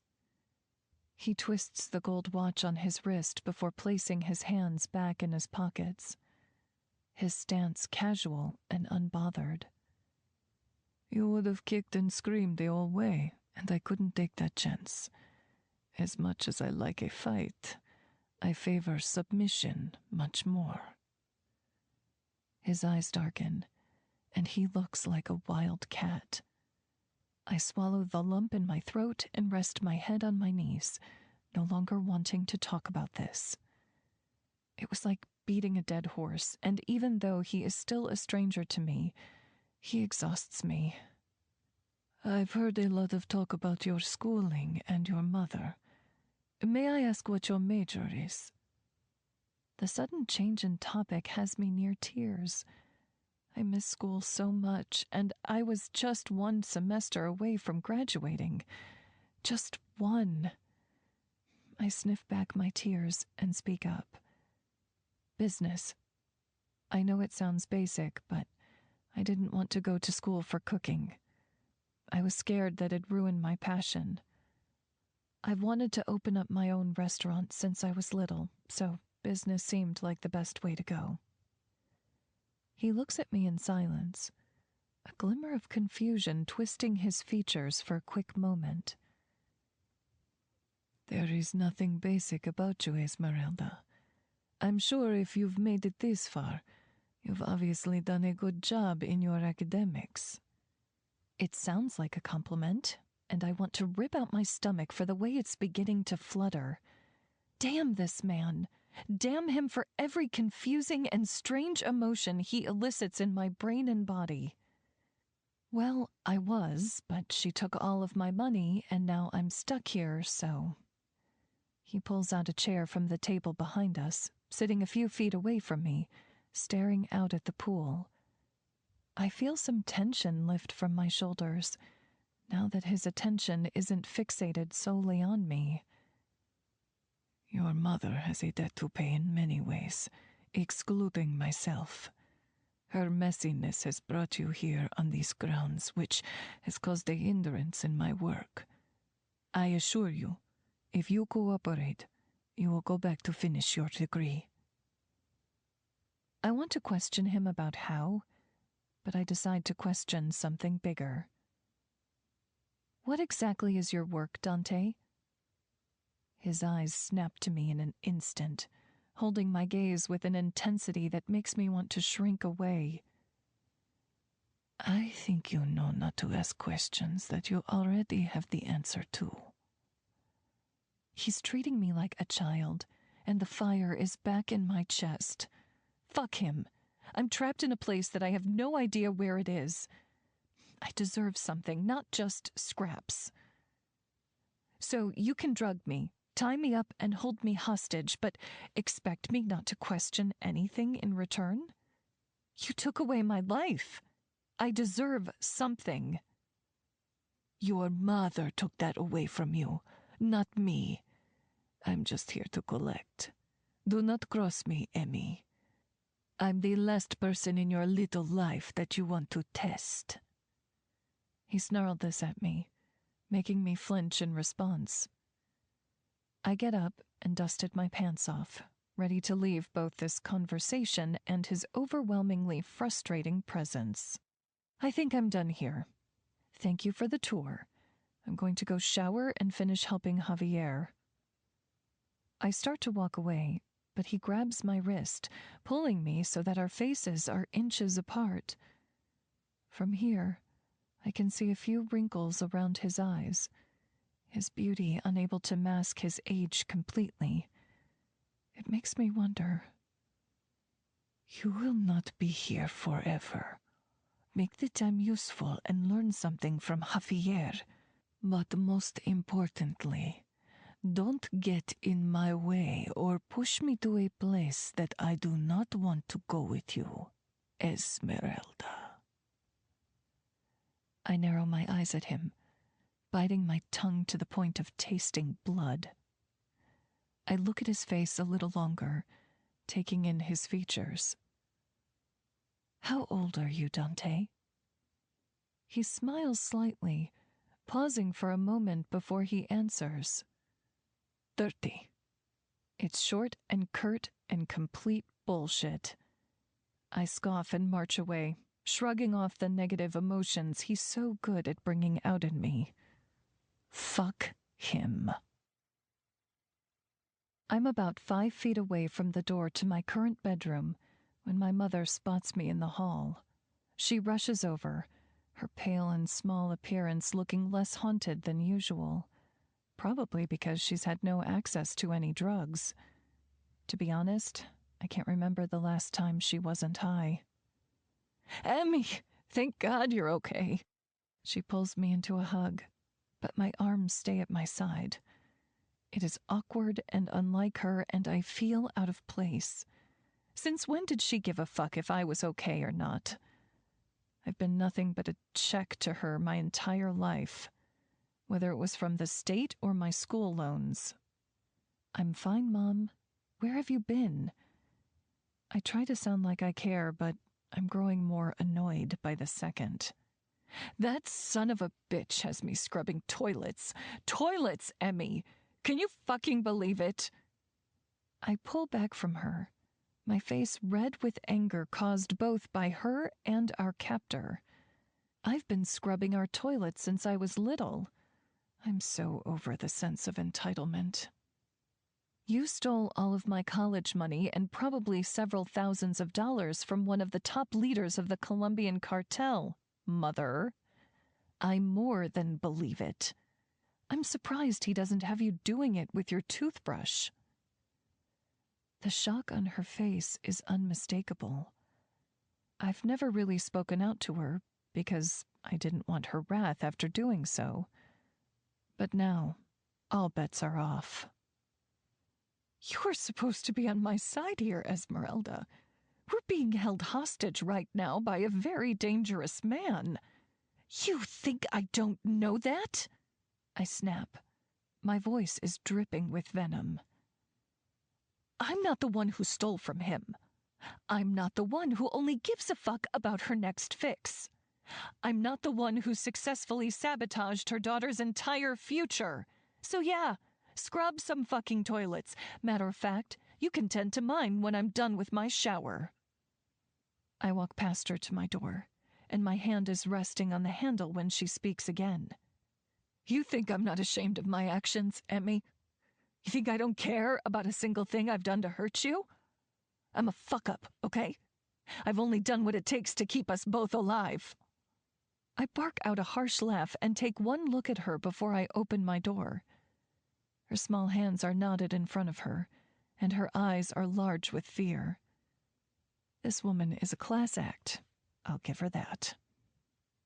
No, I've done everything that I could to keep us alive since I was able to do so. You have done nothing but steal and continue to put my life in danger. You have done nothing but think about yourself. I enter my room and shut the door behind me, not giving her even a second to respond. She begins to knock on my door, calling out my name and begging for me to speak with her, but I don't have the time or energy for this. The last 2 days have been nothing but a whirlwind for me, and I'd love nothing more than to sit in a warm bath and disassociate for a while. I head to the bathroom and peel off every bit of clothing with haste. I run the water to the large stone tub and wait for it to fill. Once I step in, the water instantly soothes my tense muscles. I lay my head back and stare at the ceiling, my mind anything but quiet. I should be thinking about an escape. That would be the logical thing to do. Instead, the only thing that enters my mind is the strange mixed colors of gold and amber. I still can smell his dark and citrus scent, still feel the power that his strong body gives off. The thoughts do nothing but make that stupid flutter in my stomach come back. They do nothing but make my thighs clench. It's impossible not to be attracted to him, even though he's a monster. He's a beautiful monster. And for some stupid reason, my body can't help but react to him. I grab a washcloth and lather it up with soap that smells of vanilla, dragging it down my arms and my chest, circling it around my small breasts, lingering on my tan nipples. I feel the wetness pooling between my legs, and even though I should shut off these thoughts that are causing my arousal, I decide to indulge.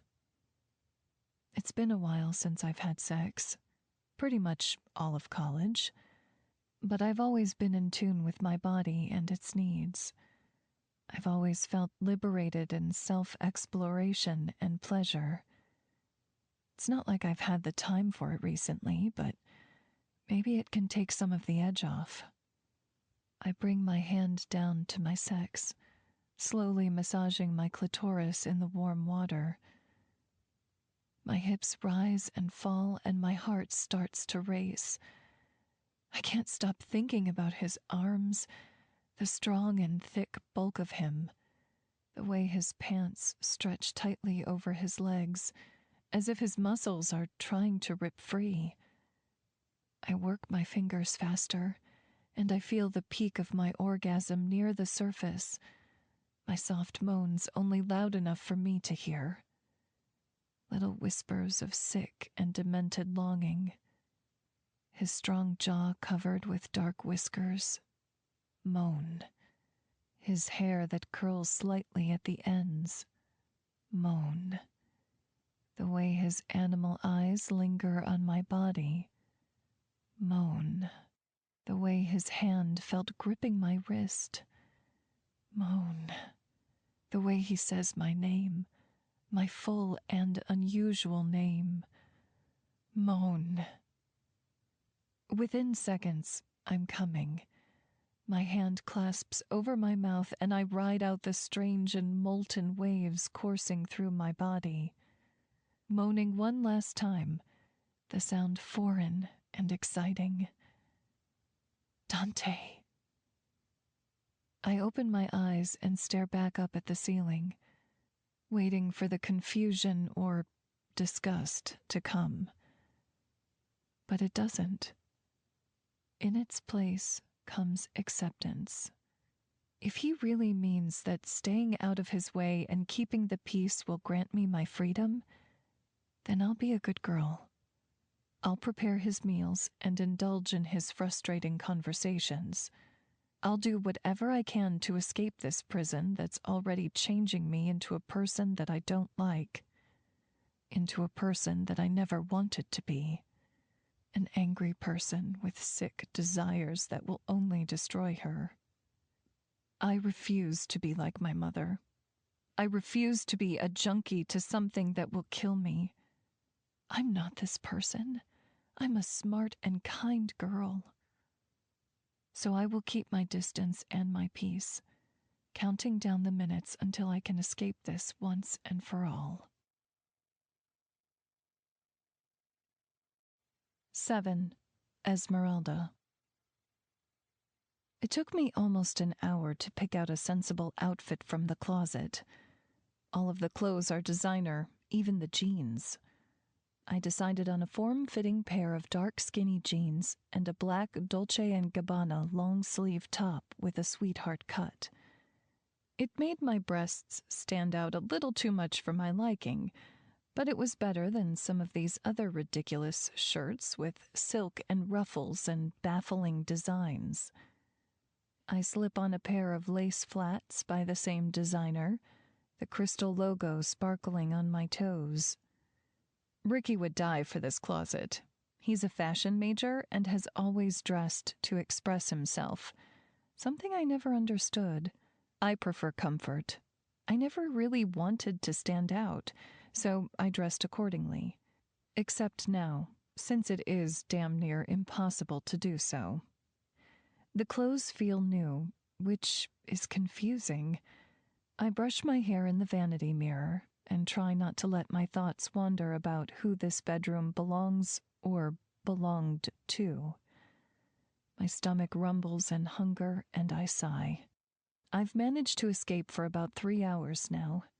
The stress and discomfort that walks the halls outside of this room are already giving me a headache, and I haven't even left the room yet. I find an antique wooden clock on the table by the fireplace, and it reads just after 3 in the afternoon. I shut off the lights and make my way out of the bedroom. When I begin to descend the grand staircase, I realize I haven't been to the east side of this mansion. Curiosity piques, and I begin to wander once I'm on the main floor. The halls are the same, except the wall color on this side of the house is a deep burgundy instead of red, giving it a much more royal feel. I approach a set of wooden double doors and look around to make sure no one's behind me. I'm sure El Oscuro wouldn't appreciate me snooping around, but I'm slowly losing my mind. I push the doors open quietly and enter the room, shutting them slowly behind me before I turn back around. It's a library. Thank God. I wasn't sure if I was going to walk into some torture chamber, though that doesn't make this room any less intimidating, seeing as how it was a quarter of the size of the library we have on campus. The bookcases were large and wooden, stopping at the tops of the walls. The ceiling was vaulted and was covered in stained glass. I felt like I was at a cathedral. There must have been at least 20 bookcases, all filled with books. I walked alongside them and stared at the large piano in the corner of the room, next to a fireplace that was lit. A few red and velvet couches were facing it, looking larger than my dorm room bed. I could easily imagine myself curling up on one of them and dozing off with a book, the flames of the fireplace warming me. I stop walking and notice a hallway between the last bookcase and the piano. It is lined with a long black carpet, and the walls have tapered candles all the way down. I begin to walk towards it when the doors open and I freeze in place. Sergio enters, and his face holds no emotion, which makes me a little calmer. He stands by the doors and eyes me from afar. I shift on my feet uncomfortably. Is this a forbidden room? Am I only to remain in my bedroom unless I'm under heavy surveillance? I have a feeling the answer to those questions could be a definite yes, being as I am in fact an untrustworthy hostage in this place. I clear my throat and decide to explain. I'm sorry if I'm not supposed to be here. I just wanted to see more than the kitchen and the yard. He offers me a curt nod, his face remaining impassive. I understand your curiosity. Javier is asking for your assistance. I nod my head and begin to walk towards him, looking back at the hallway behind me. What's down there? I point over my shoulder, and Sergio frowns. The quarters at the end of that hall belong to El Oscuro. By no means should you enter there without him. He opens the door out of the library, and I walk quickly to him, feeling a little embarrassed by my question and curiosity. We walk to the kitchen in silence, and Javier greets me with a smile, his kindness warming me. Sergio nods quickly and exits the kitchen without a word. Last night he seemed cordial, so his coldness today leaves me wondering. The meat only has a couple hours left in the oven. Most of the sides are ready to be made. You will help me with this, yes? I nod with a smile, picking a knife and chopping some peppers he has laid out on his cutting board. I'd like to teach you some tips, if you don't mind. I'd love that. Thank you, Javier. We busy ourselves for the next few hours. He teaches me things that I would probably have learned in cooking school if I went, but he teaches them with passion. This art brings him as much joy as I've felt my whole life. He teaches me the quickest way to chop an onion with precision. He teaches me how to cook rice to the perfect texture, how to braise meat and measure with your eyes and not a utensil, something Ricky's mom had done when I was little. Our conversations are light and leave zero discomfort. I find that I enjoy being around this man. He has no children or wife, and was a chef at a high-end restaurant in downtown LA before Dante recruited him many years ago. I don't ask questions. I let him feed me whatever information he wants and try to listen with ease. Before I knew it, it was almost 7. The sun had set outside, leaving a dark orange light filtering through the glass windows of the kitchen. Javier sets the serving trays and hands me a dish of warm bread. I follow him into the dining hall and set the table with him. He has me lighting the centerpiece candles as he sets 2 places with gold plates and silverware. I don't ask who will be joining Dante for dinner. Just as he finishes setting the plates with succulent meat and rice, Dante enters and dismisses him before taking a seat at his usual place. I stand in silence and stare after Javier as he walks back into the kitchen. I feel Dante eyeing me the entire time, and for once my hairs don't stand at this knowledge. Sit, Esmeralda. I allow myself to look at him, his eyes more golden than amber right now. They make me speechless, and I look away immediately, walking to my seat and taking a sip of water. Once I swallow, I break the silence. The heat of his stare is too intense for me to eat. Will I be eating with you during my entire stay here? My voice is barely a whisper, and he chuckles. Do you not enjoy my company? You wound me, pequeña. Here I thought we were becoming the best of friends. He takes a bite of meat and holds my gaze while he does it. The act makes my thighs clench in response. I look away and take another sip of water before I take a few bites of rice and meat. This was amazing. Javier really was great at his job. I just figured that maybe you had another guest that would be joining you. He seems confused by my statement, and I roll my eyes. All of the expensive clothes in the room I'm staying in, they obviously belong to someone. He takes a sip of wine and sits back in his chair, resting his strong arms on his thighs. He looks powerful like this, but calm. His answer is one word and shocks the hell out of me. You. I'm sorry, what? He narrows his eyes, looking slightly annoyed. The clothes. They belong to you, as does whatever else you need to use in that room. That's impossible. I've been here for one day, consciously. He shrugs, as if it's as simple as he's making it out to be. I have multiple connections to various designers and brokers. All I need is to make one phone call, and I have a delivery and setup ready within an hour. Everything fits you, yes? Everything is in my size. Everything from shoes to tops to underwear. It's all my size.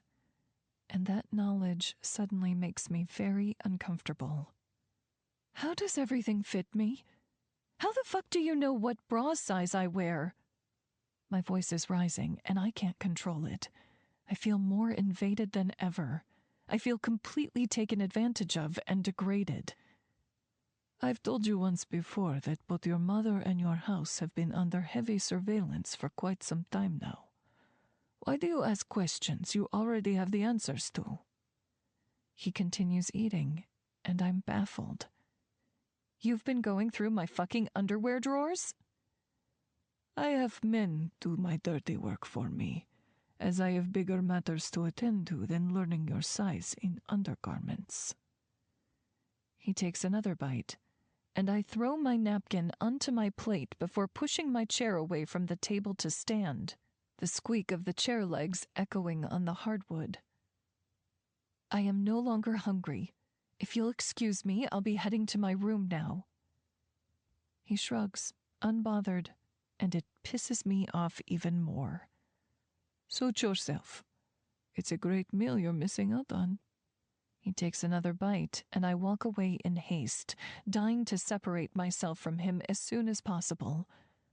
I stomp my way through the halls and up the staircase, slamming my bedroom door behind me as soon as I'm in the room. I rush to the bed and flop on top of it, staring at the canopy drapes that stretch and fall across the bedposts. He had his men go through my underwear drawer, my private belongings. I feel so violated that I almost want to vomit what little food I had in my stomach. I touched myself to the thought of this monster today. I really am my mother's daughter. I'm sick. My thoughts race for hours, and I lay on the bed, tossing and turning under the velvet duvet. I look at the clock by the fireplace and see that it's after midnight. I've been laying here for nearly 5 hours, and no sleep has come to claim my restless mind. Frustrated, I get up and shove my feet into the flats by my bed, creeping out of the room quietly and walking down the stairs without a sound. There was no one in sight, and though my stomach was rumbling in protest, I make my way towards the library again. The halls are empty and silent. The library the same when I walk inside of it. The fireplace is still lit, and I walk to the bookcase by Dante's hallway and pretend to search for something to read in case somebody walks in. The hallway stretches, and I notice a set of doors at the end of it. I look around to make sure no one is coming, and I walk quickly and quietly down the hall. Once I hit the set of doors, I notice a small hall to my left with another set of doors. To my right is what piques my interest. There is a longer hallway with only a few candles lighting the way. I walk down, and the closer I get, the better my vision can make out the sight before me. A stone archway lines the wall, and behind it is complete darkness. I know I shouldn't go through there. I know I shouldn't even be in this wing of the house. But I'm tired of being in the dark, and I need to know what kind of monster I'm really living with. I grab a candle from its place on the wall and wrap the end of my sleeve around the bottom of it, wax slowly dripping onto the fabric. It's mine anyways, right? I scoff in disgust and walk through the archway, the soft light of the candle revealing the rest of the path. Stone walls are met with stone floors, and to my left is a staircase that winds down into more darkness. This is the scene in most scary movies that every unsensible woman gets killed in because she chooses to walk into the unknown. I may be unsensible, but this is real life, and my fate lies in a monster's hands right now. I walk the staircase and realize it must be at least 2 or 3 flights, the winding of it making the stairs narrow and easy to fall. Once I'm at the bottom, I realize that this could either be a wine cellar or a place that holds dead bodies because the temperature is extremely cold. I take a deep breath and decide to walk further. It's quiet, except for a steady drip of water somewhere down here. My hairs are standing on every inch of my body, but I keep walking. The light of the candle illuminates nothing but endless walls of stone. It's only a couple steps more that I hear a man's voice, and I jump back in horror. Hola. ¿Hay alguien? Por favor, ayúdame. Hello, is someone there? Please help me. I begin to walk further, and the light stretches to reveal a man that is tied to the wall. His hands and feet are tied to stakes like Jesus on the cross, and my hand covers my mouth in horror. Oh, gracias a Dios, señorita, tiene que ayudarme. Le juro que soy inocente. Oh, thank God. Miss, you have to help me. I swear I'm innocent. I'm horrified by the sight of this man, and rendered speechless because of it. He is naked except for white underwear, and blood is dripping from his nose. His face is battered beyond recognition, purple and swollen. Hablas español. Por favor, ayúdame a salir de aquí. Do you speak Spanish? Please help me out of here. I step closer, and the smell of blood is so strong that I'm instantly nauseous. Si hablo español. ¿Quién te hizo esto y por qué? Yes, I speak Spanish. Who did this to you and why? He sighs in audible relief and nods his head up and down, blood splattering all over the concrete floor. El bastardo que posee esta lugar. Te juro que no he hecho nada. Soy un hombre inocente. Ayúdame a encontrar una salida de aquí. The bastard that owns this place. I swear I've done nothing. I'm an innocent man. Please help me find a way out of here. Of course it was Dante. This was the same man who drugged me and had men go through my belongings while my mother was passed out on our couch. I have no doubt that this is his handiwork. However, was this man really innocent? I've been held here against my will, and am wearing designer shoes because of it. Then again, this was El Oscuro, a dark man who I knew only caused terror. I step forward and hold the candle near his face. His eyes meet mine in fear. Demostrame por qué debo arriesgar mi propia libertad por la tuya. Prove to me why I should risk my own freedom for the sake of yours. My voice is barely a hiss, but he acts as if I've slapped him with it. Porque soy un hombre inocente, que no merece morir. Por favor, tengo una esposa que se preocupa por mí. Because I'm an innocent man who doesn't deserve to die. Please, I have a wife worrying about me. I take a longer look at him, his worry twisting his bruised features. If he has a wife, he could have children. Little babies wondering where their father was. Something I felt my entire childhood. No child deserves to worry if their parents were to ever return. No child deserves to be left in horror. I set the candle down in a hole of a crate near the wall and step back, looking at the rope that's holding him in place. This decision could kill me, but it could save a family in return. Something I've never had. I bite my lip and begin to untie him, his grateful sobs echoing on the walls, and I tell him to keep quiet so that we aren't caught. It's late, and if we make it out of a window in the library, he could have a chance at escaping. I untie the last piece of rope and grab his hand tightly before I pick up the candle. Sígueme y no hagas ningún ruido si quieres salir vivo. Comprender? You follow me and don't make a sound if you want to make it out alive. Understand?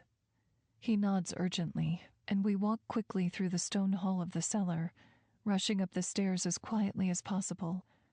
Just as we reach the top before the archway, I hold a finger to my lips and listen for any possible threat. Once all is considered silent, I walk with his hand in mine, my heart racing. We're about to round the corner of the hall to the library when shouts and running footsteps approach us immediately. The candle goes out from my gasp, and I drop it to the floor as I see Sergio approaching with a gun drawn and pointed at us. 3 men in suits trailing behind him.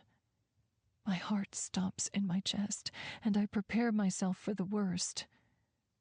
This is more than likely my death, but at least I would die saving somebody. I close my eyes as I hear the gunshot ring out, waiting for the pain to take over. 8. Esmeralda. A few seconds go by, and when I realize I am not shot, my eyes open slowly. There's blood splattered on my dark shirt, and I feel something warm pooling at my feet, seeping through the lace of my expensive shoes. I look down and nearly faint. The man I saved lay lifeless before me, blood flowing like a river from his head and onto my feet. His eyes are open and lifeless. I can't move or make a sound because I am in shock. As Sergio and his men rush to the body and begin lifting him, I feel a set of strong hands grip my shoulders. Go to your room now. Dante's voice is dark, and if I wasn't staring at a freshly dead body at my feet, I would be scared by it.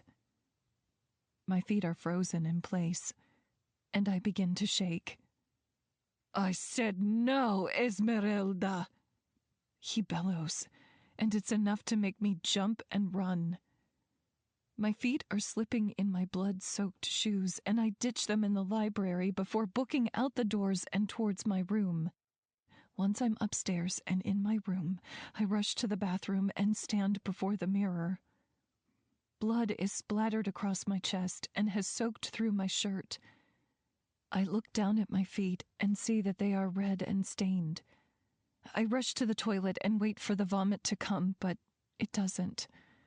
After several minutes of hovering over the toilet, I strip out of my clothes and step into the shower, scrubbing every inch of my body that I possibly can.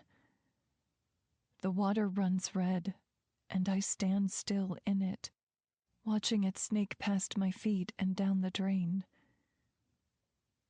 I'm watching the blood of a man who was killed before me drip off my skin right now. I'm rinsing the life of another from my own skin. I stand there in silence. I stand there until the water runs clear and cold, until my body is filled with chills from both the shower and the constant replay of death. I shut the water off and walk to the closet, my head swimming in both fear and shock, my hands trembling slightly. I slip on a black silk nightgown and make my way towards the bed, gasping when I see Dante standing in front of the fireplace. He turns his head and looks at me, his gaze deadly and angry. I stand in place silently, and he walks closer to me, power crackling from his body like electricity. Please explain to me why you trespassed into my quarters and decided to release my fugitive? Chills run up my spine, and I swallow down the saliva that stopped in my throat. Cat got your tongue, pequeña. You mean for once your loud mouth finally has nothing to say? I want to lash out, the anger in my body overpowering my state of shock. My lips stay sealed, fearful of saying the wrong thing. After all, I could end up like the man downstairs at any given moment. He grows angrier, and I see his jaw clenching. Respóndeme, Esmeralda. Answer me. He said he was innocent. He said he had a wife. He was tortured and beaten, Dante. I cry, and he stalks closer to me, causing me to back up against a wall. That man was anything but innocent. That man trafficked and killed several women that worked in my clubs. If anything, I saved his wife from a life of shame and disgust. I feel stupid and small from his declaration. I want to shrink away until I'm nothing but a molecule that's invisible to the naked eye. He stops walking and turns back around to stare at the fireplace, as if the mere sight of me causes him disgust. Once again, you've disobeyed my orders. Once again, you've crossed my fucking path and made an even bigger mess for me to clean. I'm always the problem. Me, the hostage, is the issue in his life right now. He's bringing me back to a place of fear that I remember from my childhood. The many nights of my mom's boyfriends or random men that would abuse and berate me. I want to scream and cry and punch him for this, for making me remember those nights that I've desperately tried to forget. And what are you going to do about it, huh? Rape me? Hit me like all of my mother's low-life excuses for men? Tie me up and torture me like that man downstairs? You gonna do that, Dante? His eyes flash with fury before he stalks me. 2 strides is all it takes before his huge frame is towering over me, his pure masculine strength taking over all my senses, intoxicating me more than it ever could intimidate me. He was a drug, this man, and I realized I wanted to get high off him. High off his power and his presence, all fucking day long. No matter the amount of fear and disgust this man makes me feel, my attraction to his presence always rushes to the surface. I squeal as soon as his hand wraps around my throat, his rough fingers going to my lips to silence any more sounds. My eyes were probably as round as saucers, but I could care less. The fear and anticipation he roused in me now were enough to knock me over. Dead, done, no more. Emmy May would die by his hand tonight. He brings his nose down to my neck and drags it up the part of my throat that was still exposed, the parts of my flesh where his didn't cover. I know now is when I should still be scared, crying, even. But of all things, I am not weak. In shock, maybe, because at this time where only fear and trepidation should be present, excitement was beginning to bloom brightly in the pit of my stomach. Let's get one thing straight, Esmeralda. His voice was pure gravel, as if he were lying in the sun without water for days. I don't fuck little girls. He said it roughly, with pure disgust, which should fill me with elation, but I feel dejected, like I repulse him, like I am a child and not a grown woman. I wriggle in his grasp, trying to get free, feeling pissed off. He tightens his hold and tilts my jaw up, holding it between his strong fingers and forcing me to look into his strange golden eyes. For eyes the color of embers, they were incredibly cold. And when I find those men that touched your body, I will cut their fingers off one by one and leave them to bleed. I only need a first name.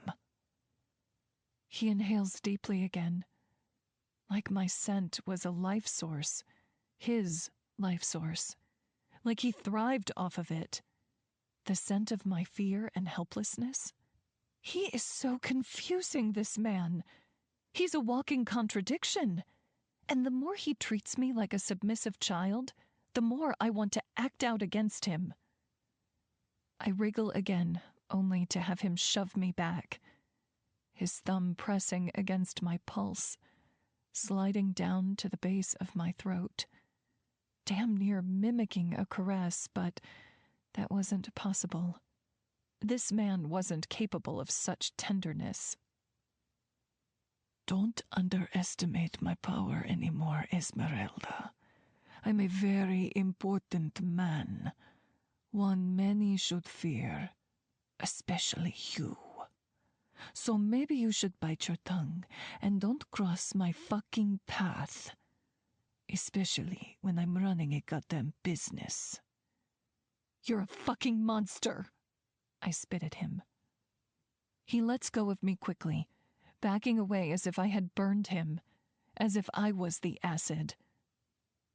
My hands rub the skin of my throat, and I look at him defiantly. That may be true, but will you be thinking that when you moan my name again from making yourself come tonight? The walls are very thin. A ghost of a smirk flirts with his full lips, and I swear I feel fire course through my veins. Get the fuck out! He smiled like the devil and smoothed his dark hair back, turning on his heel. With pleasure. Just remember one thing. This family is under my control now. Your junkie mother is paying the price for fucking with the wrong club, sweetheart. And you will too if you keep up with that smart mouth and stupid decisions. He straightens his crisp shirt, rolling up his falling sleeves to expose more dark, bulging flesh. I look down at my feet, feeling small, while he starts to grow stronger before me. Do as you should, and let me tend to my business. You'll be on the road to freedom before you know it, free from the chains and burdens she's caused your whole life. But buckle up, pequeña. You're in for quite a ride if you choose to defy me once more. He winks and walks out, his Italian shoes clicking against the tile. I throw a vase after him and it hits the hallway wall, but I slam the door after I hear all the glass shatter against the floor. Fuck! I bellow, my voice echoing in the now empty room before me. I pace before the fireplace, steam practically leaving my ears like a cartoon character. I watched someone die tonight. No, I watched someone get murdered right next to me and bleed out on top of my feet. Someone I thought was innocent, like me. Someone who was just as big of a monster as the man that holds me against my will. I walk to the bed and rip the covers back, climbing in and pulling the duvet over my head to shield any outside source away from me. I begin to shake with both anger and fear.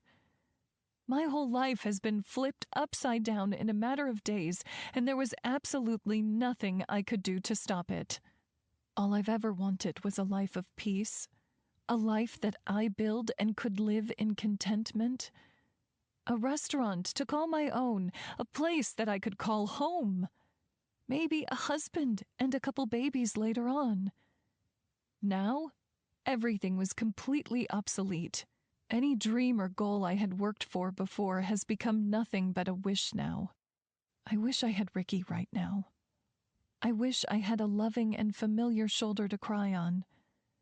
But I am only met with pillows that smell like Dante and silence all around me. I shed a few tears and burrow deeper into the pillows, smelling his spicy citrus smell and growing frustrated by it. I throw the pillows off the bed in anger, and they hit the floor with soft thuds. After the events of tonight, I really don't have the strength or wish to leave this room again. I'd happily wither away into nothing on this bed than go out and witness another death in those halls. There is no room for peace in this mansion, and it's starting to feel awfully like my own home growing up, which I survived through by hiding away. So it's almost second nature to me now. Silence stretches, as does the night. My body is molded into the bed, and I've yet to find comfort. I toss and turn all night, sleep finally coming to claim me when the dawn breaks and the sun shines through the windows. I awake to the sound of shuffling by the bed. Alarmed, I jump up with the covers pulled tight to my chest, guarding my breasts that are only covered by the thin layer of my nightgown. Sergio steps back immediately when he spots my tense form. He offers me a short nod, his face grim with drawn eyebrows. I notice he set a laptop down on the table beside me, and I am both excited and confused. "What's this?" I ask quietly. "A computer for your schooling. Dante instructed me to give this to you so that you can register for classes next semester. But be aware, this is heavily monitored by our security team, so I advise you not to try anything outside of your limits." His voice is dark, like he despises me, almost. I can't say why, though I am sure my rescue attempt last night may have something to do with it. "I don't have any money for school. I told Dante that. You can take it back." He looks annoyed now, and I can see him refraining from rolling his eyes, and it makes me want to cross my arms like a child. "It is already taken care of. Your school has been paid with a generous check and your mother's signature. All you have to do is sign up for the remaining classes that you need for graduation." He turns quickly and leaves the room, shutting the door quietly behind him. I bite my lip and stare at the laptop before me. It looks brand new and expensive, and though I feel a sense of relief having it, I am also wary about its security settings. More than anything, I want to sign up for my classes, but what I really want is to message Ricky.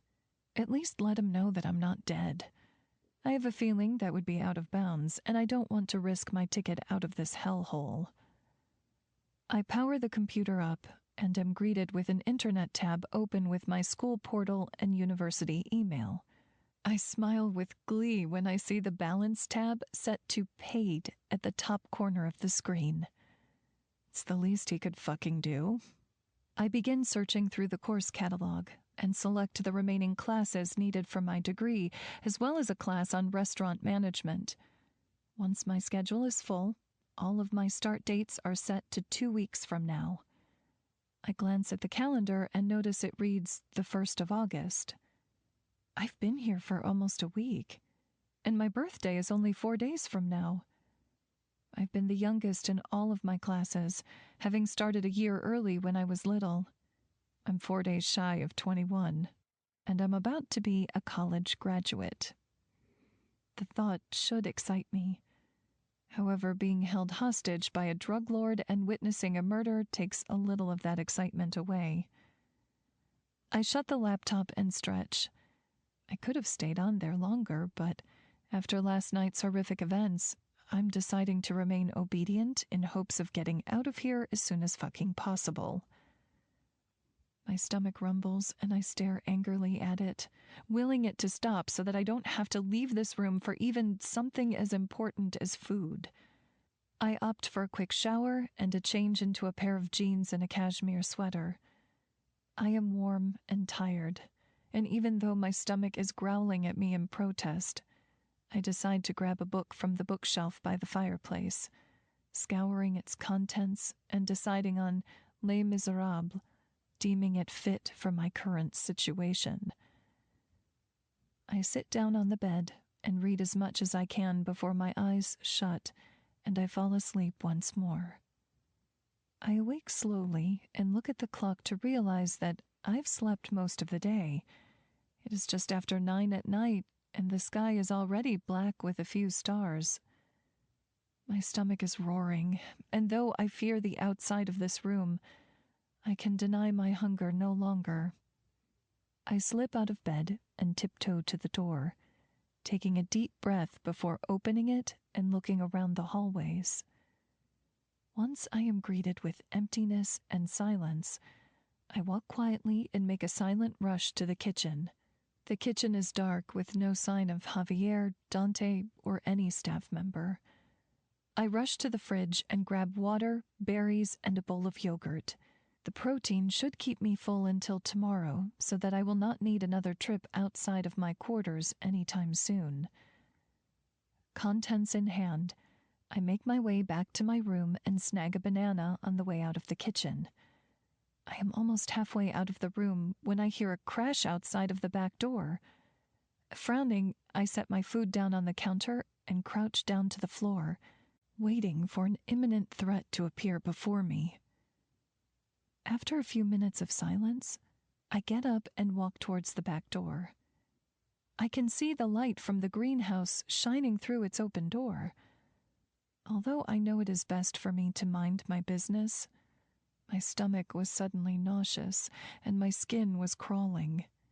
Something wasn't right, and I worried somebody was in danger, more than likely Javier. I walk quietly outside and stop outside the greenhouse, keeping myself out of sight while still looking around as much as I can. My eyes stopped at the row of devil's breath, and I looked down, where I noticed a small and delicate hand laying on the ground just around its corner. I look around and walk quietly into the greenhouse, rounding the corner and gasping at the sight of my mother, blue and unconscious on the cement floor. 9. Esmeralda. I yell out for help and immediately begin chest compressions on my mother. Once I am able to hear her breathing and find her pulse, I begin to pick her up. The first time I saw her like this, I was 5. It was heroine, and I called the emergency line. While I was on the phone, I remember them telling me to put her in the shower if I could, or splash water onto her face. Ever since then, when I found her unconscious, I would do CPR and then load her in the shower. After a while, I would only call an emergency line if I couldn't get her to breathe. This time is different. This time, she hasn't had access to any drugs, and I have no idea what she has in her system. Though, if I had to guess, it would be this fucking plant above us. This plant, who I have little to no knowledge about, other than the side effects are either like a roofie or death. I hear footsteps pounding towards us, and I begin to lift my mother when I spot Sergio, Dante, and a couple of guards behind them. Dante curses angrily at Sergio, and his men rush to my mom, pulling her out of my arms and picking her up. "Put her in the shower, please. Try to wake her up." I sound panicked, even though I should be used to the sight of this after years of replaying the same scene over and over again. The men begin rushing out of the greenhouse with my mother, I follow behind with my fingers still on her wrist to track her pulse. I can feel it stuttering and slowing. Her heart rate is dropping. We have to do something. Call an ambulance or something. Dante and his men stared at me like I have 5 heads. I get why you shouldn't call emergency services to a cartel leader's house, but something has to give. We have something to help your mother, Pequeña. But first, you need to calm the fuck down. Dante's voice is dark, and I suddenly wish that he was the one unconscious. Sergio lays my mother down on one of the couches in the dining hall and begins fishing around in his suit jacket pocket. Within seconds, he pulls out a syringe, takes the cap off, and tears my mom's shirt open. He then jams the needle right into her chest where her heart lays. "What the fuck is that?" I gasp. Adrenaline. Have you not seen Pulp Fiction? I glare at Dante, his comment irritating me further than I was previously. Just as I was about to respond, my mother expels a loud burst of air and shoots up, her arms flailing like a fish out of water. "Oh, thank fuck." I sigh in relief and try to rush to her, but Dante blocks me with a muscled arm, pushing me back. I look up at him in confusion. All he does is click his tongue at me and shakes his head twice, his silky and black hair whispering across his jaw. "She's my fucking mother, Dante. Let me go to her." "Right now, she's a hostage that just overdosed in our greenhouse." It is Sergio that speaks, and his tone is clipped. Dante pulls me out of view as my mother begins to shout. "I couldn't do it anymore. I can't do this anymore. This life that has been filled with these monsters and rapists.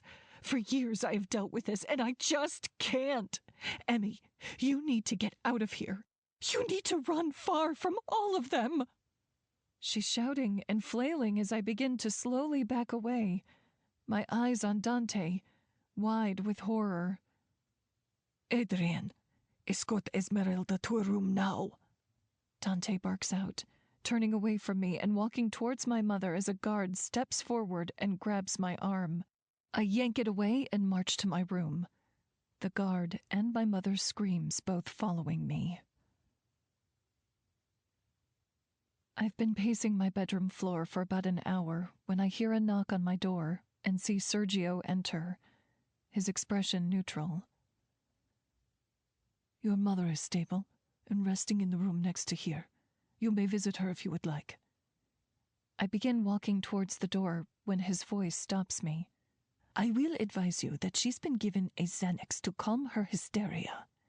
The mix of devil's breath, some alcohol she consumed, and the adrenaline we gave her had caused her heart rate to spike. We've done what we can to calm her, so don't be surprised if she doesn't talk much." I nod and make my way past him, turning to look at him when he speaks once more. "Dante will be out for a while on some business. I will be in charge while he is gone. We're not bad guys, Emmy." I narrowed my eyes on him. "Then who are the bad guys, Sergio?" His eyes darken at my words, and he shakes his head at me. "Men that do a lot more than just blindfold you and make you cook for them. Men that will not think twice about killing you." "Who in fuck's name would want to kill me?" My face is flushed with both anger and confusion, his answer only making it grow hotter. "Just do what you're told and don't do anything stupid. Go see your mother, Emmy." I throw my arms up and walk away from him and towards my mom's room. I knock twice before quietly opening the door, revealing my mother's small and weak frame laying in her bed, her face turned away from me. I take a seat next to her bed and nudge her. She turns slowly to look at me, her eyes both lifeless and tired. "What happened, Mom? What did you mean when you were shouting about Dante and his men?" My voice is a whisper, and she doesn't respond.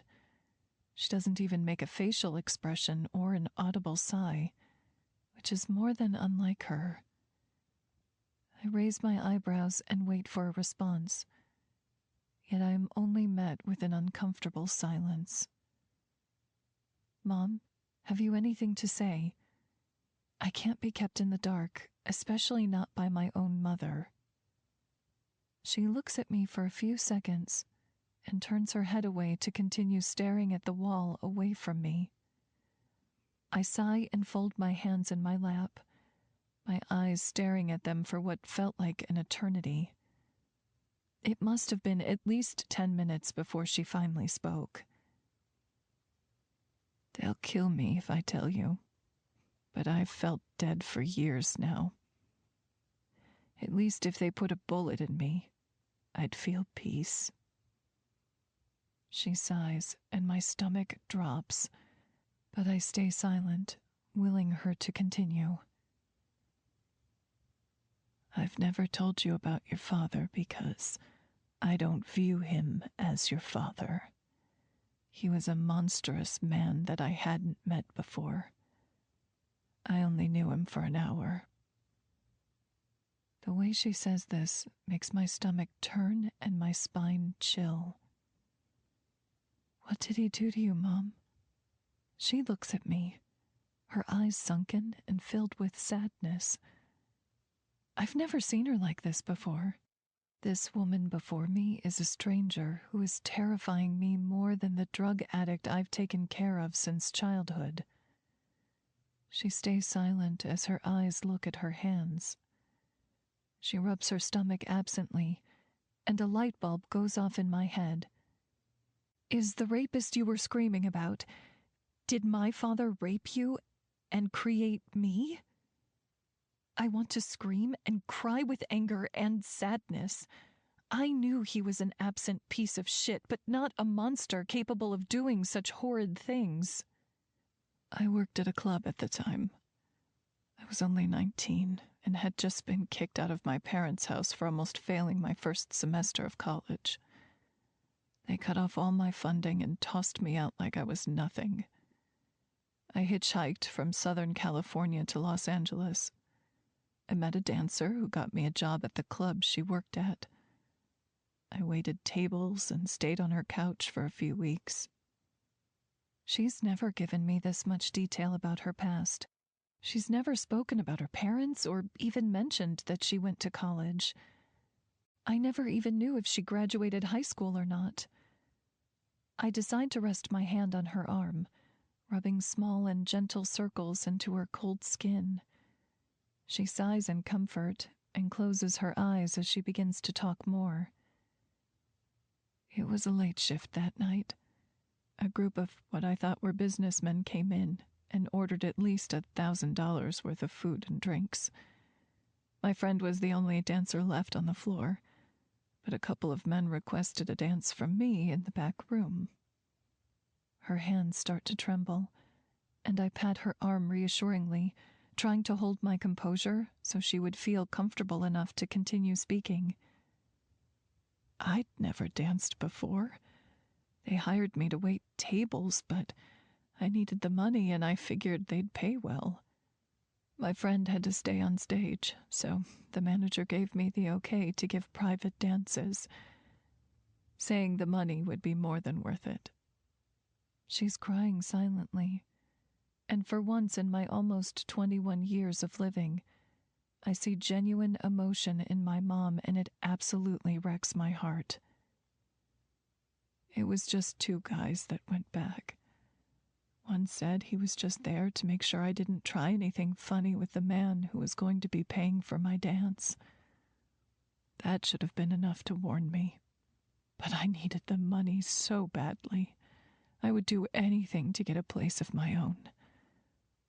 So I went back there in the private room with those two men. What happened in that room, Mom? My voice is shaky, and I know I shouldn't rush her, but if this was my night of conception and the reason for my mother's crippling addiction, then I had the right to know. She doesn't look at me, just continues to stare at her hands that are now fidgeting on the white comforter. They locked the door and ordered me to start dancing. One stood and watched, while the others sat on the couch. I didn't know what to do and felt nervous, so I was clumsy. The man I danced for was a bigger man, both in fat and muscle. I remember his face had bruises on it, and he looked scary, so I knew not to cross him. She sighs and rubs at her eyes, pinching them with her fingers as her lip trembles slightly. I was so clumsy, Emmy. I didn't know what to do, and that pissed him off. He started to get angry and rough with me, pulling me on his lap and covering my mouth, pulling my hair and my face down to his. She couldn't get the words out, but she didn't need to. I climbed into bed with her and held her head against my chest as she began to sob openly. I think we may have cuddled a few times in my life, only when I was really little, but I couldn't remember the exact details. I held her now, absorbing her sobs and pain, her words jumbled as she forces them out. He yanked off my clothes and did it then, in that back room. It felt like an eternity, and the other man watched the entire time. She sobs harder, and I shed a few tears of my own, the drops mixing with her and wetting her light hair. The air is quiet around us, and I decide to let her weep openly in my arms, absorbing her pain and letting it mingle with my own. My mother, the woman who did anything to numb her pain and reality, finally gives me a reason for everything. And though nothing can excuse her parenting and neglect, at least I know now it wasn't because she was incapable of loving me. It was because she hated living with such a traumatic experience every day of her life. I found out I was pregnant with you almost 2 months later. I was sick every day and so tired. I thought it was just because of the stress of what happened, but I missed my period and went to a clinic. It was then that I found out about you. She starts crying and hugs me fiercely. Her weak body is cold and clinging to me like I am her lifeline, which is when I realize that I really am. I am the only reason she's here. I want you to know that I can never undo what I've done to you all these years, Emmy. I have no excuse for it, and I do not blame you for what that monster did to me. You were the only miracle to come out of that terrible situation. But I haven't been able to live with myself since then. It has never left my mind, not a single second of each day. She cries softly now, and I stroke her hair until her cries lessen.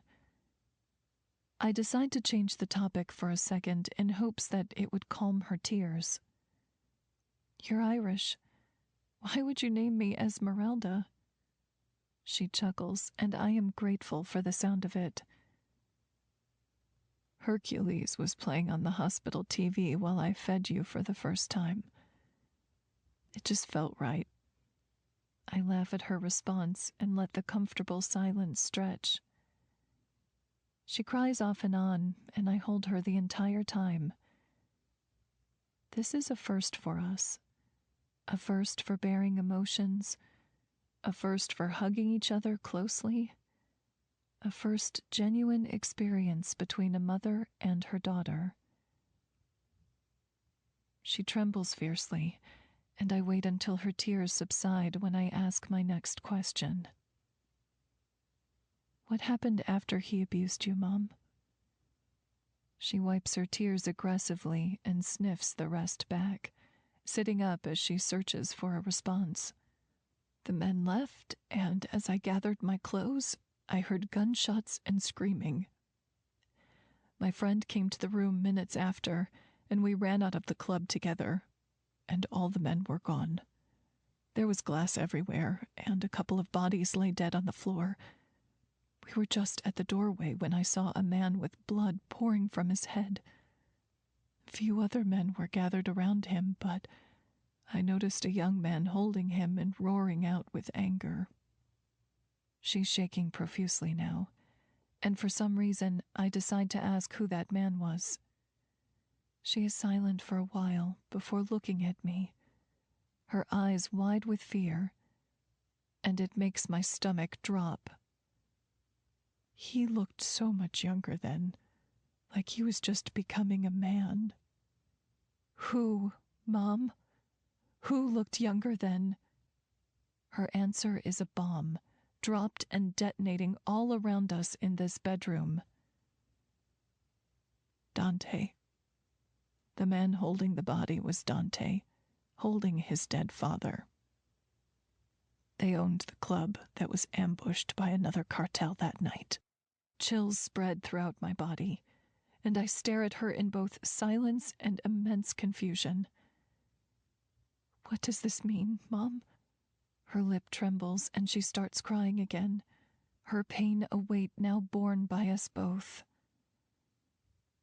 He's been with us this whole time, Emmy. Dante has been watching us since you were conceived that night. 10. Esmeralda. I let my mother cry until she passed out, pushing my emotions back until I left the room. I am in my bedroom now, sitting on the floor of my shower, with my knees folded to my chest. I don't cry or move. I just let the warm water fall all around me in silence, my thoughts and emotions stirring a hurricane inside of me. I sit like this for an hour until my butt is sore and the water gets chilly. Once I am dressed in a silk sleep shirt and short combo, I brush my hair harshly, ripping some out as I rake it through my wet strands. My pajama top clings to my wet torso and my nipples poke through. I originally planned on laying in my bed, but my mind and heart are at war and there's absolutely no way that I'm getting any sleep tonight. I tie a terry cloth bathrobe around my waist and leave my bedroom to go to the kitchen. Once I'm in there, I sip on a glass of water and stare out the big windows above the sink. The moonlight stretches across the yard, and I stare at the few stars that litter the night sky. The house is quiet, and I realize that there are no signs of life inside of here. I walk around with my glass of water and peer into each room to look for Sergio or a guard. I'm in the hallway when I hear voices in the billiard room across from the dining hall. To make sure I am not noticed, I stand against the wall and peek around to look inside of the room. Several guards and Sergio are gathered inside. Some men are casually playing pool, while Sergio and the others are sitting at a huge round table playing poker. There are TV screens mounted on the walls that are displaying a clear view of both mine and my mother's bedroom doors. They obviously have no clue that I've left my room, as they all continue to play their games casually and with focus. With the knowledge that Dante is gone and Sergio is in charge and playing poker, I decide to use this to my advantage. My mom left many questions unanswered earlier, and I need to know more about Dante's role in my life. I take matters into my own hands and begin to sneak quietly away from the billiard room and towards the library. The lights are off, and Dante's hallway is filled with darkness. I walk down his hall and stop outside his door, looking around for both guards and cameras. Once the coast is clear, I open his bedroom door quietly and rush inside, closing it slowly behind me until I hear the latch click. His room is dark, except for a few lanterns on the walls, illuminating a bedroom that has no right to be called a bedroom. It is practically an entire wing. He has a 4-poster bed that looks bigger than king-sized. The linens are black, and it fits his personality. He has bookcases lining the walls, and dark drapes covering the windows. A grand stone fireplace is by a set of doors that open up into what looks to be a very large bathroom. On the right side of the room is a large wooden desk stacked with books and files. I walk towards it, but when I pass a dresser with pictures on top, they stop me in my tracks. I didn't think this man was capable of capturing memories, at least not pure ones, such as these. A few frames hold photos of him and an older man that shares some of his features, and I assume this is probably his late father. I stop and pick up a gold frame with a black and white photo inside. It is of a young Dante and a beautiful woman. Her hair is long and dark, and her eyes stare up at Dante with so much love that it makes my heart stop. Dante stands, smiling at the camera. It looks both dazzling and genuine. It would make my heart melt. But for some reason, it is filled with some jealousy for the woman that his arm is wrapped around. It could be a sister, and I shouldn't even feel envy for this woman being held by the devil. But for some reason, I cannot put this confusing emotion away. I set the photo down and take a sip of water from the glass that's still clenched tightly in my hand, walking away from the dresser and towards his desk. I set the water down by his stack of books. The files on his desk look like reports and transactions that I don't understand. I shuffle through them and can only find sheets of papers with large numbers that do not have any evidence of where they are from or what they are for. I open a few drawers to his desk and search around, flipping through the files and stopping when I find a small black box. I pull it out and open it, the contents rendering me speechless. Inside of this box lies copies of my birth certificate and copies of both mine and my mother's social security cards. I dig further and find a stack of photos that contain images of me. My fingers are trembling as I flip through the photos. One is of my mom holding me as an infant at a park. One is of me playing in our front yard. There's one of me at dinner with Ricky's family at a restaurant. I looked to be of middle school age then. I find photos of me walking out of school, walking into my house, ranging from different ages. I stop and hold a photo of me the day of my high school graduation, and the image must have been taken at least 5 feet away from me.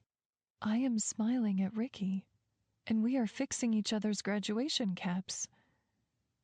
My stomach fills with dread. I feel violated and want to know why this sick bastard has been tracking and taking photos of me my entire life. More importantly, why did he have them here, shoved away in a box in his bedroom? Find anything worthwhile? I scream and jump at his voice, knocking the glass of water off the desk and stepping away as it shatters across the floor. Dante stands in the doorway of his bedroom. He is wearing a dark, tight suit that hugs every muscle of his body, and his face looks very angry. I should feel scared right now, but instead, I am met with a mix of anger from my findings and desire for the way he looks in that suit right now. I wish I could slap some sense into myself, but instead I fire back at him. Yeah, actually, evidence of you stalking and photographing me since I was born. What the fuck is this, Dante? I throw my graduation picture to the floor, where it slides in front of his perfect and expensive leather shoes. He doesn't even bother looking at it. His face is angry and aimed directly at me. I think the bigger question is what the fuck are you doing trespassing in my bedroom right now, Esmeralda? His voice raises, and I don't even flinch. I snort out a harsh laugh and cross my arms, my robe flush against my skin. You think you have the right to be angry at me right now? You killed a man in front of me last night, pulled me away from my mother who nearly died on your floor, and let's not forget the most important part. You've been spying on me and following me since I was fucking born. My voice is shaking with anger, and his eyes narrow at me, their usual amber color now black. I didn't kill that man, Esmeralda. Sergio did. And I separated you from the woman that was in hysterics after overdosing in my fucking greenhouse. He doesn't even have a response for the evidence of his stalking. He doesn't even allude to it, and I feel like I'm going to burst into flames because of it. His next words are dark and laced with anger. Give me one reason why I shouldn't shoot you right now. I walk towards him, feeling no more fear. Anger and hatred consume me now, taking over every fiber of my being. I stop in front of him, only inches apart as I stare into his dark, lifeless eyes. Why would you shoot someone you've been tracking since birth? His eyes narrowed into slits, and I can see his pulse tick in his thick neck. Veins are practically bulging out, and I can tell it's been a few days since he shaved, his beard now thicker and dark. I want to reach up and pull on his hair, but I restrain myself. A few moments later, I see him draw a gun from his pocket and point it under my chin, tilting my head up so that our noses almost touch. I feel his breath washing over me, hot and suffocating. He's as still as a predator, and I do my best not to show any signs of fear. It wasn't hard to do because I simply didn't feel it, even with the barrel of a gun touching my jaw. All I could feel was hatred for this man, and for the desire I felt when I looked at him. If he really was going to kill me, I had to die knowing what his lips felt like, tasted like. I had to die with this desire put to rest. His dark eyes widen as I lean forward and press my lips to his, the gun pressing into the skin of my jaw. I feel eternity pass before his eyes close and his lips begin to attack mine. The gun dropping to the floor with a loud thump. If I could describe the taste and feel of Dante's lips, I'd be describing both heaven and hell. He tastes of citrus and whiskey, and I am immediately a pile of putty before him, soft and compliant. He kisses like the devil, rough and burning. He kisses me like he's trying to punish me, like he wants to hurt me with his kiss. He bites at me, and then soothes it with the heat of his tongue, snaking it into my mouth and dueling it with mine. His hands pin my arms down to my sides, gripping the fabric of my robe so tight that it falls open. My nipples perk at the meeting of his chest and press into the silk fabric that's covering them. Wetness pools at the meeting of my thighs, and my legs tremble. Just as I'm about to lose myself completely to this man, he yanks away from me, backing away as if I've burned him. He wipes his swollen mouth with the back of his hand, breath heaving in and out of him like waves. His eyes travel to my breasts, lingering before dragging them up to my mouth. I am shaking because I'm so consumed with lust, so consumed that the look in his eyes takes a while to register. He stares at me in disgust now, like I repulse him, like my kiss was poison and I was the witch who made it. I pull my robe tightly around me, covering my body and looking at the ground. My toenails have a worn pink polish chipping away from them, and they look cheap and forgotten. No disgust for him enters my body, which is alarming. All I feel is rejection, sharp and biting at my insides like an animal. At least tell me about the man that made me, the man that attacked my mother, the man that killed your father. I look up from my feet and at him. His back is turned to me and his arms are braced on the doorway, shoulders bunched and tight with anger. He chuckles darkly, It's short and it bites. I should have let your mother die. She's been nothing but an interference, especially with her loud mouth, which I can see now is where you get that from. But you haven't. I cut him off, and he turned his head at me, eyeing me darkly. You haven't let her or me die, at least not under your roof. Why is that? Is that the same reason that my mother has been employed at all of your clubs? Is that your sweet way of keeping us afloat? He hangs his head in silence, sighing audibly. Is this all your big attempt at keeping us away from him? Does he even know I'm alive? He turns abruptly and begins to charge at me, marching so that he towers over me, expecting me to cower in fear. But I am so fucking tired of fearing men, of fearing anyone. You'd kiss Mother Mary's feet if he didn't know you existed, Pequeña.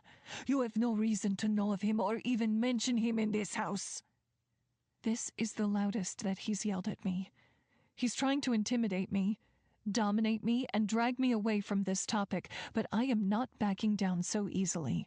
I'll die finding the truth. How do I not have the right to know about the man that helped create me? How do I not have the right to know about the person that raped my mother and made her into a lifeless, thoughtless creature? My voice cracks, but I don't dare let the tears pull through. I will not show him my weakness or vulnerability.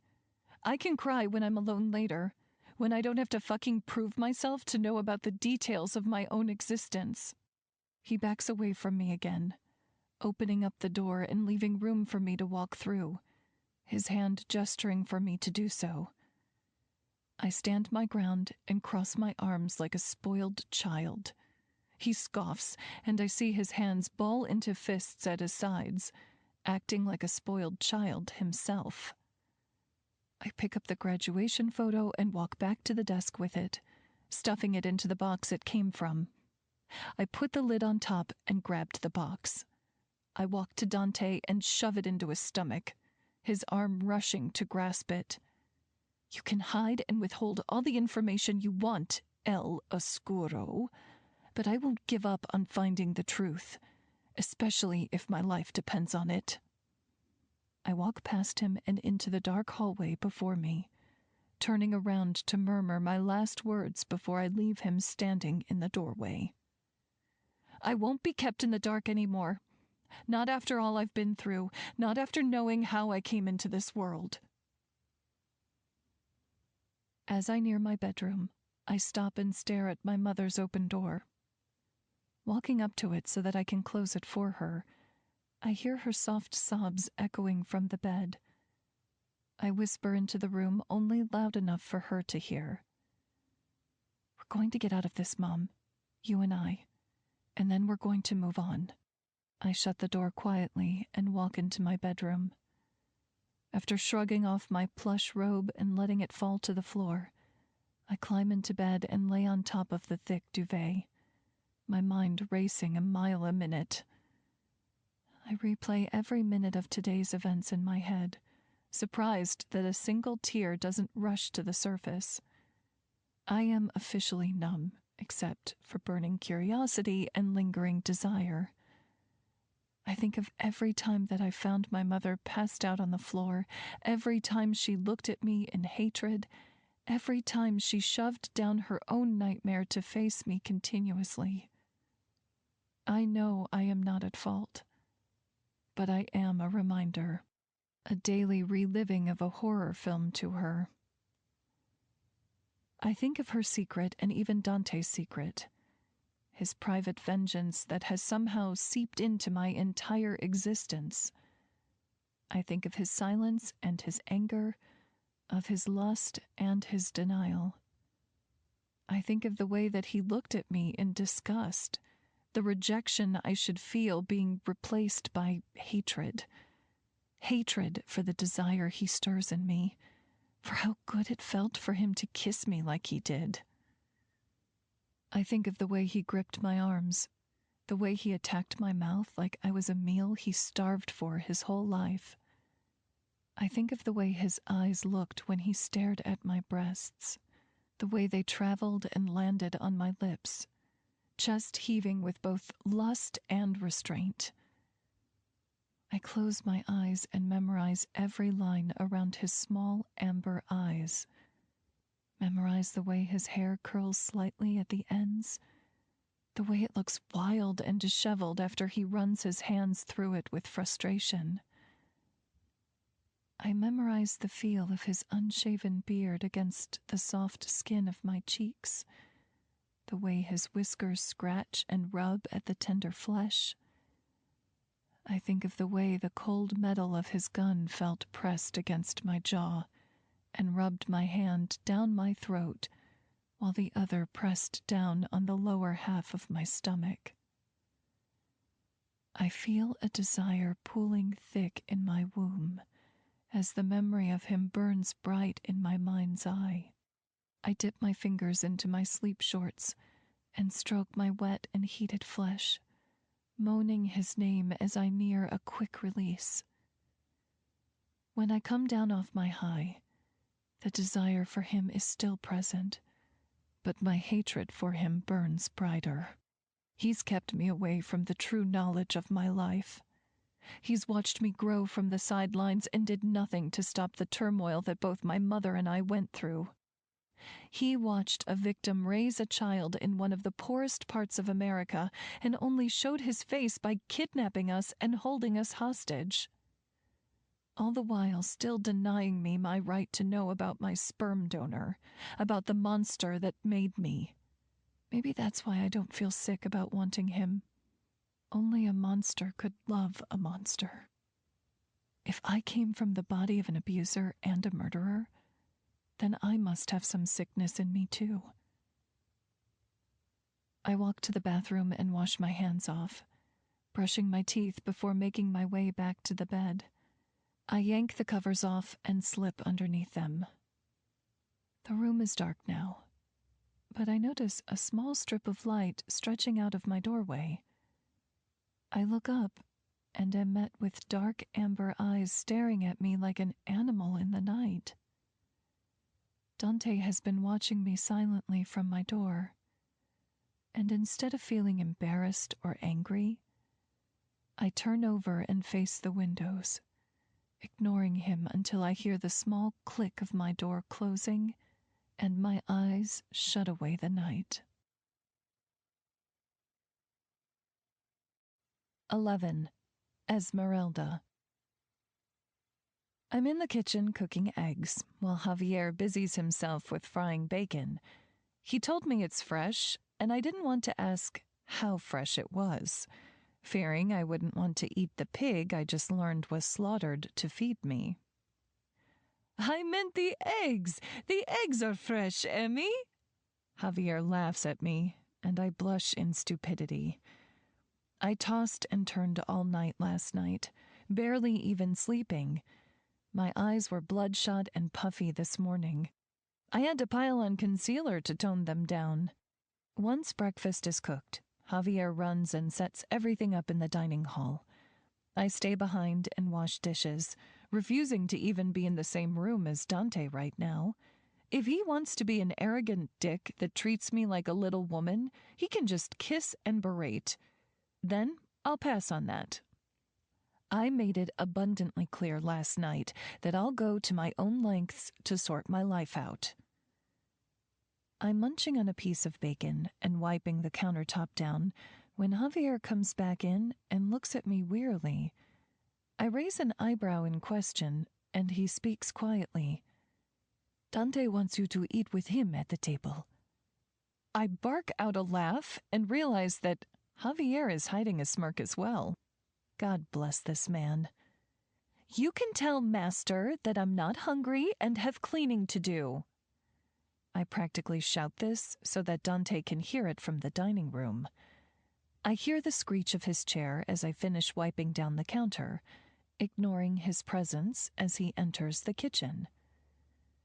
It was an order, Esmeralda, not a request. I start loading the dishwasher, not saying a word or even sparing a glance. I feel his anger heat the room and watch Javier rush outside with a basket in hand to gather more herbs. pussy. Dante approaches behind me, but I keep my focus on the cleaning task before me. My stubborn attitude is hard to crack today. He'll have to beat it out of me, and even then, I'll still pitch a fit. Now, Esmeralda, I don't have time for your childish antics today. I slam a dish in the sink, the plate cracking in half and clanging against the drain. I spin around and jab a finger to his chest, his eyes widening in amusement. He gets off on this, my anger, and it makes me want to hurt him even more. I'm not a fucking child! I'll be a 21-year-old woman in a few days and a college graduate in 4 months.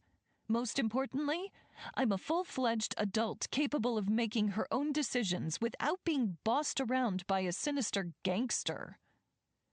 He bites back a smile from my outburst, regaining his usual cynical composure. I am many things, Pequeña, but gangster is not one of them. His voice is low and causes my hairs to raise and my stomach to flutter. I brush past him in frustration and walk out of the kitchen, rounding the corner on my way to the stairs that lead to my bedroom. He's hot on my tracks and grips my wrist, pulling me back roughly to meet his hard chest. If I wasn't so pissed at him, I might melt into his form. But he obviously hates it when I'm close to him like that, so I resist.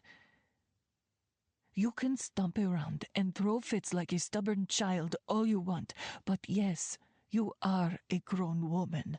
So act like it. And don't act for 1 second like you're capable of navigating this dark world you found yourself in. It's a quick way to get yourself killed, and not by my hands. His voice is dark, and I yank my wrist back, rubbing the reddened skin. Go check on your mother and meet me in my office when you're done. And remember, that's not a request. He hisses the last words at me and stalks back towards the kitchen. I call out after him, I don't know where your office is. He turns and smiles the devil's smile at me, his teeth gleaming like the vampire that he is. All you've done during your stay here is snoop around. I'm sure you'll find it. You have 1 hour. Then he walks away into the kitchen, leaving me wordless and frustrated like he always does. I spent the entire hour in my mom's room. I brought her food and kept casual conversation while she ate and sat in bed. After I helped her to the bathroom, I fluffed her pillows and left her to rest. Once I was in the kitchen, I washed her dirty dishes and leaned against the counter while Javier was chopping vegetables. Don't you get tired of working for a tyrant? I asked. He smiles at me and continues chopping vegetables as if my question did not faze him. Dante has given me a great job with a warm bed to sleep in for many years. Sometimes it's not awful having the bad guys on your side, especially if they're the best of the bad. I scoff and roll my eyes, not believing that he's the best of them. He had a man chained to a wall in his basement. Not like he didn't deserve it, but his methods of communication were clearly toxic. He's murdered people, Javier. He had me smuggled here without my consent or even my consciousness. He's not a saint. My voice is filled with disgust. But Javier doesn't stop chopping even for a second. I never said he was, Emmy. I'm just saying he'll give you a chance if you prove that you don't need a bullet put through your head. I shouldn't have to prove that. I never asked for any of this. He stops chopping now and stares at me with sympathetic eyes. Go talk to him, Emmy. Maybe if you show him patience, he will give you the answers you seek. I doubt it'll be that easy, but it's worth a try. He cuts me off. What else are you going to do? Wash clean dishes? Separate the rosemary from its stems? I stand there in silence, and he chuckles while continuing his chopping. Go. I throw my hands up and huff out a fine before walking towards his quarters. I walk into the library and notice Sergio searching through one of the bookcases. He nods at my presence, and I return the gesture. Once I'm down the hall to his bedroom, I find another set of doors further down the hall to the left. I take a deep breath and raise my hand to knock, but hear his voice before my knuckles hit the wood. Come in. It is dark and short and makes me roll my eyes as I open the doors to reveal him sitting behind yet another large desk. He's watching me on his security cameras.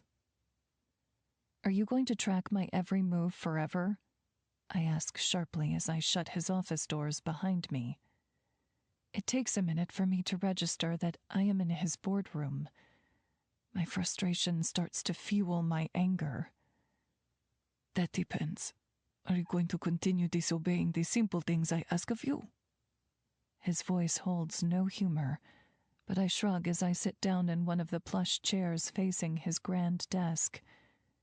He crosses one leg over the other and leans back in his chair, a movement that I find makes that stupid flutter in my stomach appear. What do you want, Dante? I sound annoyed, and he raises an eyebrow at this. Just hours ago, you were so eager for answers. Now you seem annoyed by my very presence. Care to enlighten me? Playing cat and mouse tends to take away my eagerness. I pick at my fingernails and avert my gaze from him, staring at the skin chipping away from my cuticles. I don't have you here for banter, Esmeralda. Then why am I here? I quip back.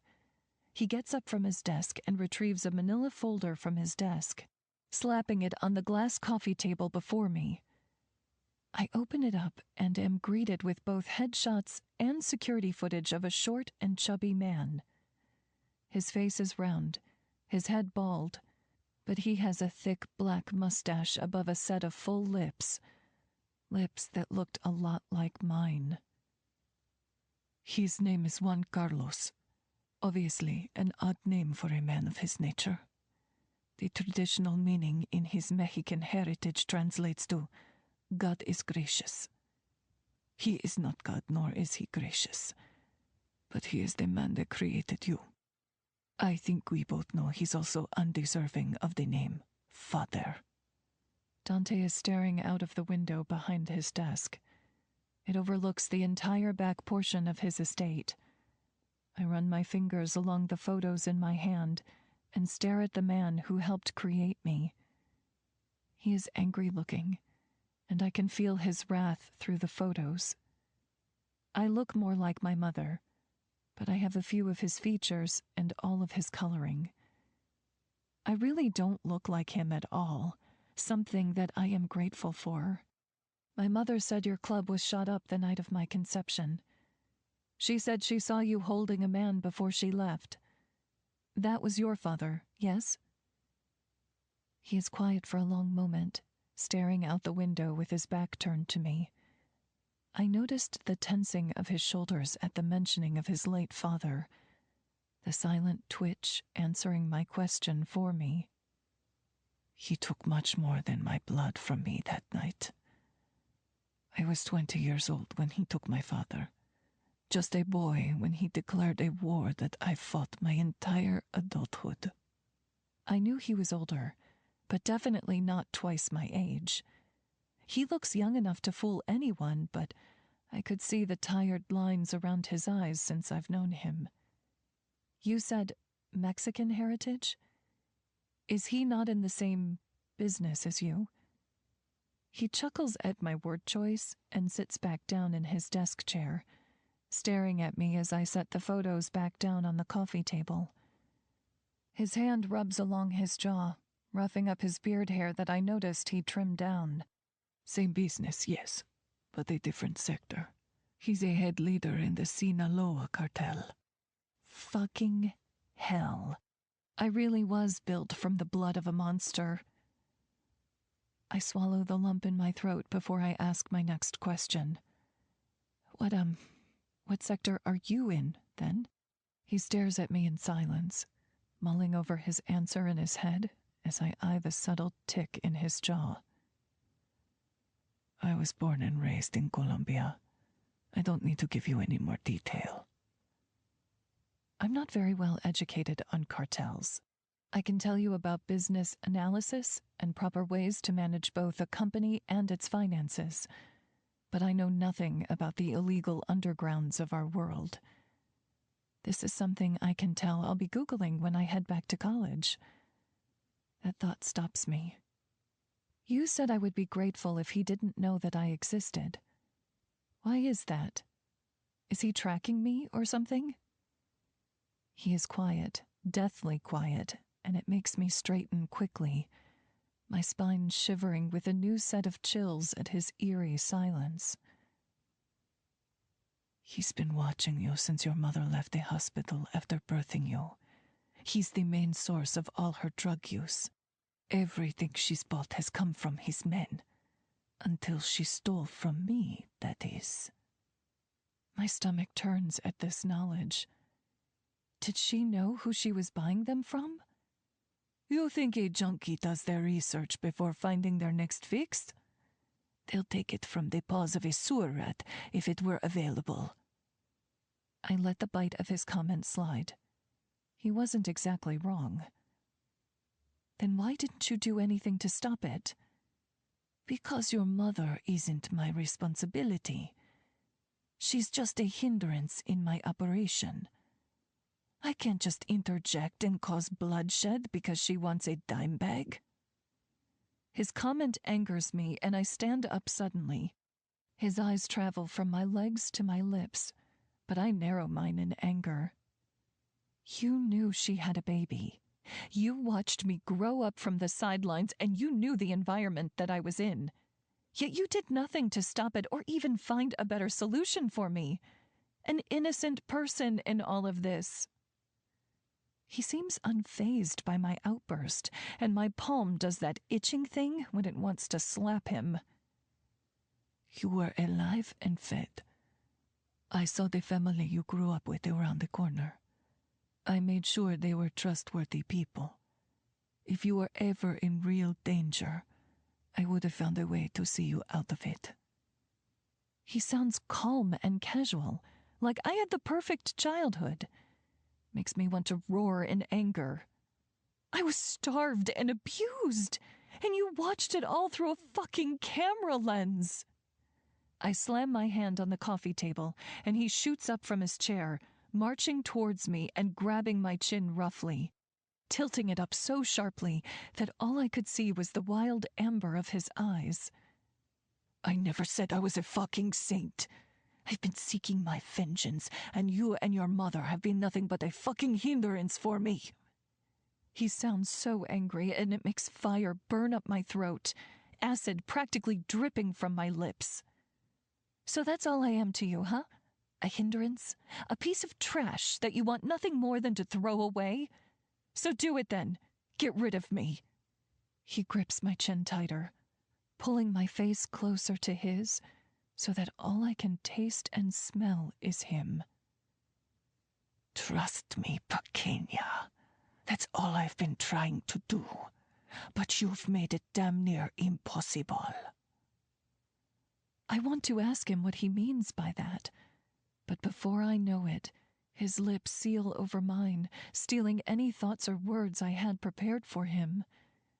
His kiss is angrier than yesterday's, a violent attack of teeth and tongue. I groan and reach for his hair, pulling it sharply so he felt my pain too. An eye for an eye, since we're both so obviously blind. His hands go to my hair and my throat, pulling my ponytail back with one hand while the other grips the back of my neck. I am immobile and melting into his grasp, my stomach clenching with want. His lips travel away from mine and down my throat, attacking it with small bites and hot licks from his tongue. The sensation causes more wetness to pool between my legs, and my pussy swells to the point of pain. He seems to sense my restlessness because, Before I know it, I am thrown onto the couch to the right of us, my back resting against the soft velvet cushions. He drops to his knees in front of me, pulling off my shoes and yanking my jeans down, kneading the thick flesh of my thighs before biting them too. I should tell him to stop, that I don't want this, or that he's going too fast, but I don't, because they would all be lies, and I'm done denying the desire I feel for him. I hate this man to the very depths of myself, but I still want to feel him inside those depths, stretching and filling me until I shake with release. I moan his name as his mouth travels to the front of my panties, the silk fabric already wet with my desire. He growls when he sees this, biting at the fabric and making my ass squirm in his hands. He brings them around to my hips and pins them down, keeping me still as he soaks my underwear with his tongue. My eyes are near rolling to the back of my head when he tears my panties down with his teeth. He stops mid-thigh and stares at my naked flesh, his eyes leveled with my sex. Suddenly, I feel nervous. Not because of his pace or really anything to do with him, but because I've never had someone go down on me before. I don't know how to do this or how to act, so my thighs tense up and he stops to look up at me, noticing my hesitation. I bite my lip, my throat drying as his eyes track my teeth. He holds my gaze as his tongue extends from his mouth and licks straight up the length of my entire pussy. My head falls back into the couch, but he yanks my hips forward, making me meet his eyes once more. They are wild and practically glowing with lust, and they make me grow wetter than I already am. You will look at me when I eat you. That's an order, and I don't fight him on it, the pleasure of his tongue against my wet flesh rendering me silent. I realize now that this may be his best way to get me to comply with anything he says. I've never felt anything this good in my life. The pleasure is too much to bear. He begins fucking me with his tongue, and my legs start to shake. I know my orgasm is nearing its peak, so I lift my hips instinctively to his mouth. I begin to shake violently, and I call out his name as my climax crashes against his mouth like a hurricane. I tremble as I hear him murmur, Como la miel. like honey, into my quivering sex. He licks me until I come down, until I'm pulling my hips away from him so that he doesn't have access to my sensitive flesh. He backs away from me, not in disgust, but in silence, which is good, I guess, coming from him, the creator of whiplash himself. I pull my pants up, suddenly feeling insecure about my nakedness. He clicks his tongue at me, staring at my breasts as they heave with my unsteady breathing. You just came like a waterfall against my lips, Esmeralda. Don't feel shy now. He licks his lips for emphasis and takes a seat at his desk. My face is flushed red, and suddenly I feel crowded both by him and my emotions. I just learned about my biological father, a leader in one of the most dangerous cartels, and also just got oral sex from his sworn enemy. The room began to spin as my reality crashed down on me. I get up quickly and begin to sprint out of his office and towards my bedroom. His dark voice calls out my name behind me, but I keep running. 12. Esmeralda. I've been in my bedroom for over 12 hours, and the early dawn of the next day rises quickly before my eyes. Ever since I was in Dante's boardroom, my stomach has been a knot of confusion. a twisted mix of butterflies, nerves, and nausea. Nausea from the new information about my father, the nervous butterflies by Dante's tongue. El Oscuro is the devil himself, but he's awoken a passion and desire from somewhere so deep inside of me that I had no idea it ever existed. Obviously, my track record with men is both short and complicated, much of my time having been focused on both school and survival, so I've had no time to really give that desire a voice or thought. I'm a pretty vanilla person, until him. He makes me feel like a hypocrite, like a walking contradiction. Who in their right mind can both hate and desire a person with so much passion? How is that even possible? I definitely was sick like them.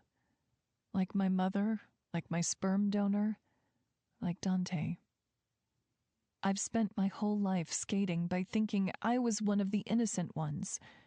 But I've had a target on my back since I was born, and it seems that I'm blending right into the darkness. I sigh and stretch my legs, my thighs still tense from keeping them pressed together as intruding thoughts of him linger inside my brain and womb. No man has ever made me feel so desirable. No man has ever made me hate them so fucking much either. I take a quick shower and dress in more designer clothes that fit me like a glove. I'm starting to feel less like a stranger in them, and that thought makes my stomach twist even more. This is not my life, not the future or lifestyle I had ever pictured for myself. Yet here I am, quivering from an evil man's tongue and dressed in Gucci. I settled with a cream-colored silk and long-sleeved shirt that buttons down the front. I left the top few buttons undone, my throat and collarbone bare. The shirt was bagged with a pair of high-waisted, tan and tapered pants with a tie belt.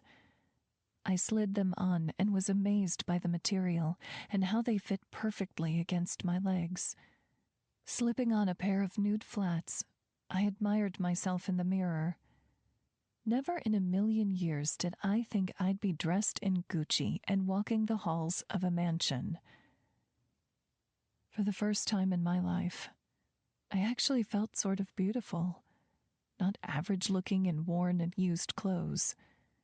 I felt pretty, and I couldn't stop my brain from thinking about how Dante's rough fingers would feel against this fabric, stripping it off me slowly. I blinked the thoughts away and walked out of my bedroom towards my mom's. The conversation we have is short, and I don't bring up anything about my father. I just watch her sip coffee in comfortable silence before I make my way towards the kitchen to help Javier.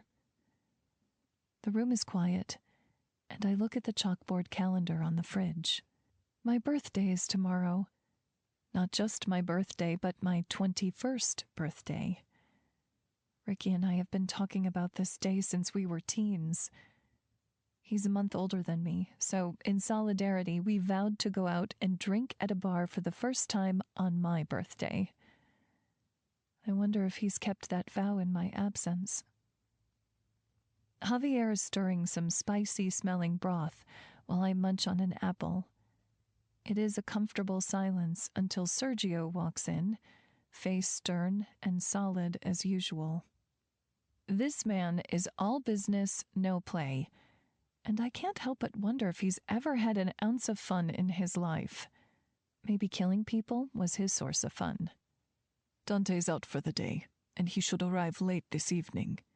Dinner will just be for the staff and you. Sergio looks at me directly, narrowing his eyes. Don't try anything like the last time. Surveillance is on in every room. I raise my hands in surrender, and he leaves just as quickly as he entered. So, what's for dinner? I ask Javier. Mondongo, a traditional Colombian soup. The guards love it. I smile at him as I tie an apron on, standing next to him and peering into the pot. Teach me the recipe. He smiles, a big and bright smile. I'd love nothing more. After a long day of cooking and reading, I sit in the lavish Victorian-style living room that's connected to the dining hall. The fireplace is lit, and a guard stands in the entryway with his back to me. I stare into the fire and hear the chimes of the big clock in the corner. It's 11 at night, and Dante still isn't back yet. I'm not waiting around for him. I'm just restless in my room. The library is obviously off limits, and I really don't want to spend more time in a hot kitchen smelling like chorizo. I'm just about to doze off when I hear a sudden crash by the front door. Frightened, I stand up straight and look to the guard ahead. He seems unbothered, so I inch closer to the entryway. It is within seconds that I see Dante rush past the foyer, cursing and holding a bunched-up shirt to his naked chest. What happened? For some reason that I can't even begin to explain, I feel a sense of worry slip inside my stomach. I brush past the guard and follow Dante towards the library. He hears my footsteps and stops without turning. I can both see and hear his sigh. His head is tipped back and he's staring at the ceiling. Is he frustrated by my very presence? He didn't seem that way last night when he was tongue deep inside of me. I blush at the intruding thought and ignore his annoyed stance, approaching him with caution. My eyes are focused on the bunched-up shirt he clutches to his chest. I can see spots of blood on it from here. What happened? Go to your room, Esmeralda. He sounds annoyed, but fuck him. He doesn't get to pick and choose when he wants my company. He has me on lockdown and touches me whenever he pleases. I deserve some acknowledgement and answers when I want it. You don't get to boss me around, not after last night. Now, what happened to you? His low snicker is cynical and makes me stomp towards him like a child. I think I will get to boss you around, especially after what happened last night. Now go to your room, pequeña. I ignore everything he just said as my hands travel to the bloodied shirt. It is now that I can see more than a few drops of blood. The shirt is soaked through, and for some reason, I know he's been shot or stabbed, especially with the way he's grinding his teeth and clenching his fists. He's clearly in pain. Were you shot? I ask quietly. He seems annoyed by this because the groan he lets out is long and exasperated. It is none of your concern. Now go to your room. I bite my lip and his eyes watch the movement, darkening to almost black. It's so weird how his eyes change color so frequently. I realize it's the best way I can gauge his emotions, since he's so hard at fucking showing them. I'll be 21 in an hour, Dante. I can legally do whatever I want in this country now. Quit bossing me around like I'm naive. I can help you with your wound, trust me. I'm more than experienced. He eyes me darkly, traveling around my chest before resting them on my face. Whether you're experienced or not, I don't need the help. It wasn't a request. He almost smiles at that comment, and it makes my stomach do that flippy thing again.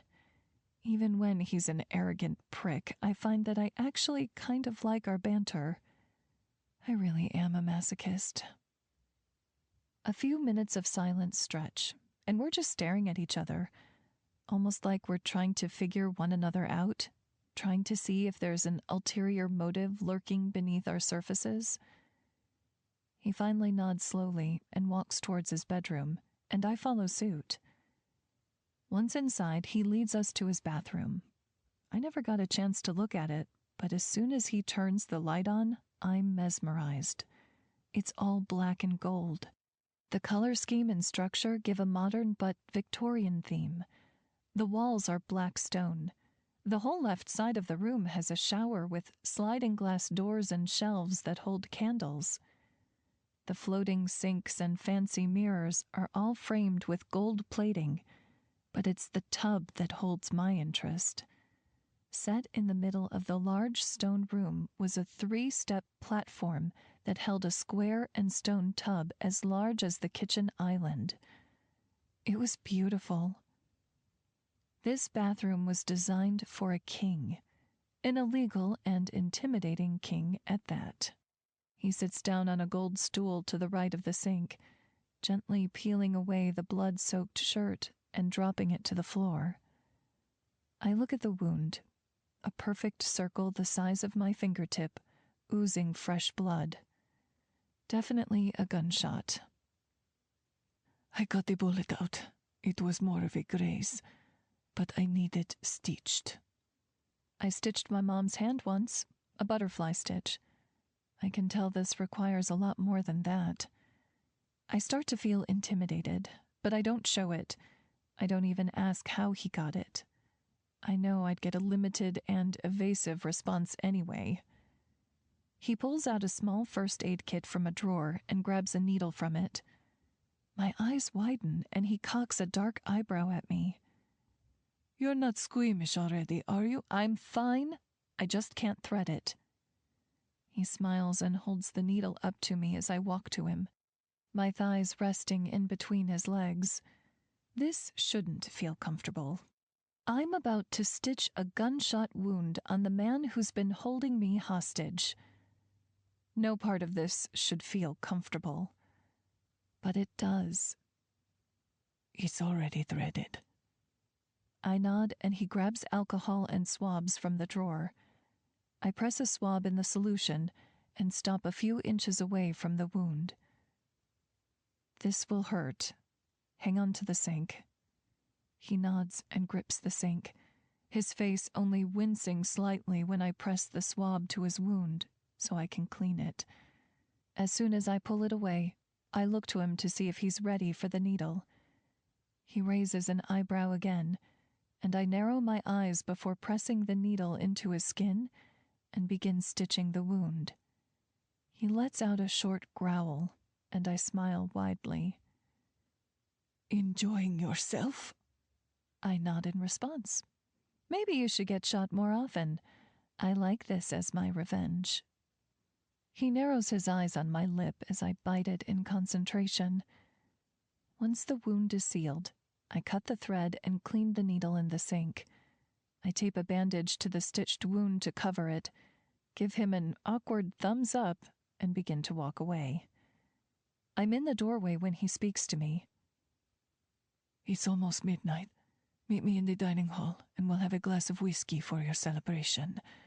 And so I can numb this bullshit. My fingers wrap around the doorframe, and I bite back a smile. I give him a short nod and walk out of his room and towards the dining hall. I shouldn't feel excited, but I am. Once I reach the dining hall, I take a seat on the floor, facing the fireplace, and let the heat of the flames gently lick my skin. I hear the clock chime. It's midnight. I'm spending my 21st birthday in the dining hall of a murderer. I should be crying in frustration right now, or lying in bed counting the minutes until I'm free. Instead, I'm letting the butterflies in my stomach flutter away at the thought of sitting alone with the Dark Prince himself. I feel him in the doorway before I see him. His presence is thick and all-consuming. His hair is wet from a shower, and I want to fall asleep to the rich and dark scent of him. He's a drug, this man. He's more powerful and lethal than any substance he could possibly obtain in his lifetime. He's the biggest addiction of all, and that's the only reason he terrifies me. He's in a dark gray t-shirt that's tucked into his black slacks. His shoes are still shiny and expensive looking. Even after getting shot, he's still perfect. I see the thick veins of his arm bulge as he pours 2 glass tumblers of whiskey from a crystal canister. He walks over to me and stands beside me so closely that my shoulder grazes his thigh. His arm is hanging with the glass of whiskey, offering it to me. My fingers close over the glass, and I take it while he sits in the chair beside me. I cross my legs on the floor as I take my first sip. It burned immediately, but I swallowed without coughing. It was smooth, yet biting. I've never tasted anything like it, and it had me sipping more, savoring the flavor. I feel him watching me closely, the heat of his stare hotter than the fireplace before us. I may have created a monster. He half smiles and nods in the direction of the glass to my lips. I stared at him as I took another sip and spoke. I think you created a monster long before the whiskey. He raised an eyebrow at me and sat back in his chair, leg crossed over the knee as usual, looking casual and dominant all at once. His legs are so thick and long, I can't stop staring at them. Penny for your thoughts, pequeña. I blink up at him and wet my lips, resting my nearly empty glass on the floor by my feet. Why do you call me that? We both know I'm not little. I've more than shown you throughout my life that I've been a woman for a long, long time. My voice is steady, and I thank the whiskey. I'm already feeling looser and more comfortable with my body and thoughts, which isn't necessarily a good thing near him. He savors my words for a moment. I see him tossing them around in his head. Because to this world, Esmeralda, you are little. My eyes narrow, and he immediately picks up on my sudden change in mood, sitting up and resting his forearms on his knees. He's so fucking golden that he glows in the firelight. To this world, you are new and fresh and innocent, and any person in this world is more than ready to taint you, to rip away your innocence with their very teeth. His voice is dark and threatening, looking over me like a cloud. He's so oblivious, isn't he? I lost my innocence a long time ago, Dante. I lost it when I'd gone without eating at age 5, or seeing my mother overdosed on the living room carpet a year later. I lost my innocence when I was born into this world. He's silent and staring into the fire.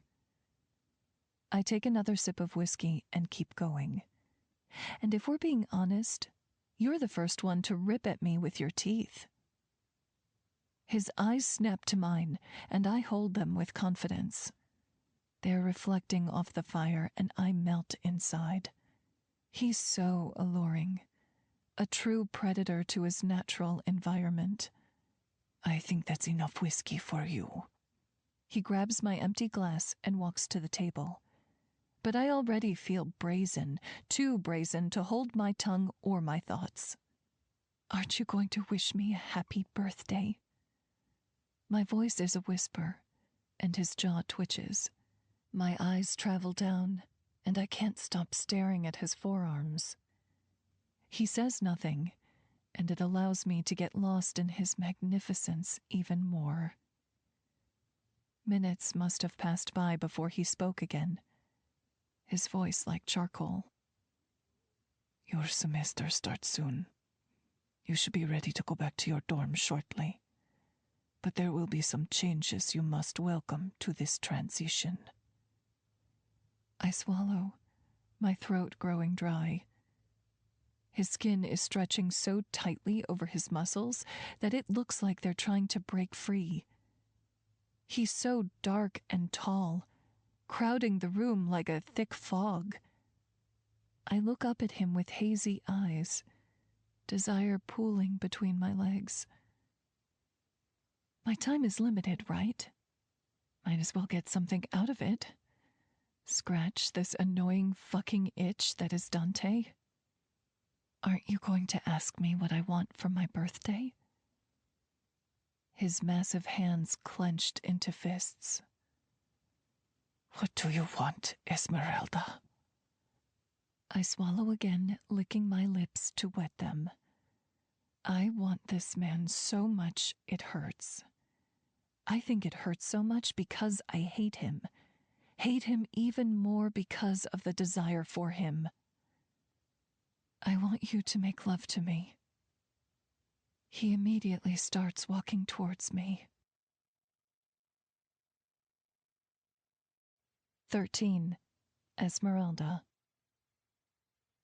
He stops before me and towers over me, his eyes dark and deadly. I wet my lips in anticipation, and when he speaks, his voice is the darkest that it's ever been. Let's get a few things straight, Esmeralda. I shiver at the way he says my name. I don't make love. I fuck. And I don't fuck women who can't handle the way I fuck. I should be speechless or angry at his comment, but it fuels me instead. I stand up and face him, our noses only a breath away from touching. His eyes are so bright like this, I can see every gold and amber fleck in them. What makes you think that I don't know how to fuck? You've followed me my whole life, but not into the beds I've laid in. He sneers at my comment, and a foreign emotion crosses his face. It almost looks like jealousy. His jaw ticks before he speaks, like he's grinding his teeth. I don't need to know about the boys that you've been with, Esmeralda. I doubt they even pale in comparison to what I do to you. I doubt that they've even made you come. His words make me tremble with want. So you do want me? There are things you've thought about doing with me? I smile shyly at him, and his eyes narrow, but he doesn't respond. Because I've thought about doing things to you. Even you know that. You've watched me come to the thought of you. You've always watched me. So why won't you just do it? Am I so horrible that even you won't fuck me?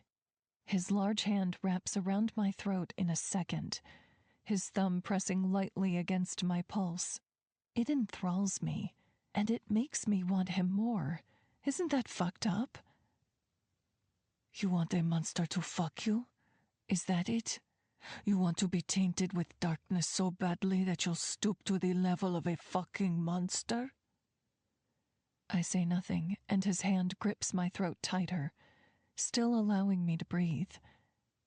You wouldn't be able to handle the way that I would make you come. I'd leave you begging and red for me. I'd want to hurt you, because that is the way that I fuck, Esmeralda. I fuck to hurt. I fuck so that the women in my bed only ache for me. I feel jealousy seep through at the mention of other women. He's trying to intimidate me, but instead, he's making me feel worthless. I turn my head away, unable to look at him now. I really was an idiot for thinking of even trying this. Thanks a lot to the expensive whiskey. I've always heard of liquid courage, but not about the rejection that comes after it.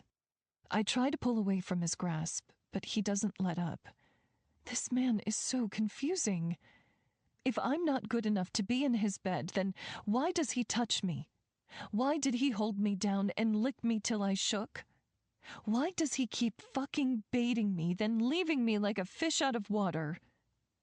Let go of me, Dante. I want to go to my room now. His eyes darken as he raises an eyebrow at me, his hand not moving in the slightest. You're going back on your wish so quickly? Have I already frightened you before I even— I'm not fucking scared of you. I'm just trying to get you out of my system so I don't have to keep thinking about you. I'm so fucking tired of thinking about you. I just want to be free of you. He pulls me closer, his lips moving against mine as he speaks. You want me out of your system? Fine, but just remember you asked for this. ¿Quieres el veneno que soy yo? You wanted the poison that is me. I open my mouth to protest, and he takes that as an opportunity to seize control of it with his tongue. His hand is still around my throat, and his other goes to my long hair, wrapping the ends of it around his fingers so he can pull it back roughly, angling me the way that he wants. I let him do it. I let him use and manipulate me to his liking because, finally, he's touching me. Finally, I can scratch this itch and be done with him. He's all over me to the point that I am consumed by him. He is touch, taste, and sound. He is every part of me, and I don't know where we separate and become our own people anymore. I kiss him back with need, my hands clawing at his biceps and tingling at the way his muscles bunch beneath them. He pulls out his phone and presses a few buttons. All the while he is still tormenting me with his mouth. I don't need the entire staff seeing you. This is for me, and me only. He says that with a darkness, so that I know this isn't even for me. It's for him. Anything and everything is always for him. He backs me up and lays me down on the rug. The fabric is warm from the flames of the fireplace, but my skin is already burning from his touch. I look up at him as he stands over me. His hair is wild and dry now, his shirt wrinkled from me gripping him so tightly. I let my eyes travel down to the unmistakable bulge in his pants, his erection growing and meeting his thigh. I squirm in anticipation, and his eyes darken to almost black. He is watching me so intently, like his eyes are trying to memorize every curve and part of me. He sinks to his knees and downs the rest of his whiskey, his Adam's apple bobbing and making me grow so wet that I know the silk of my panties are soaked. I start to unbutton my shirt, my fingers working all the way down until my entire torso is bare.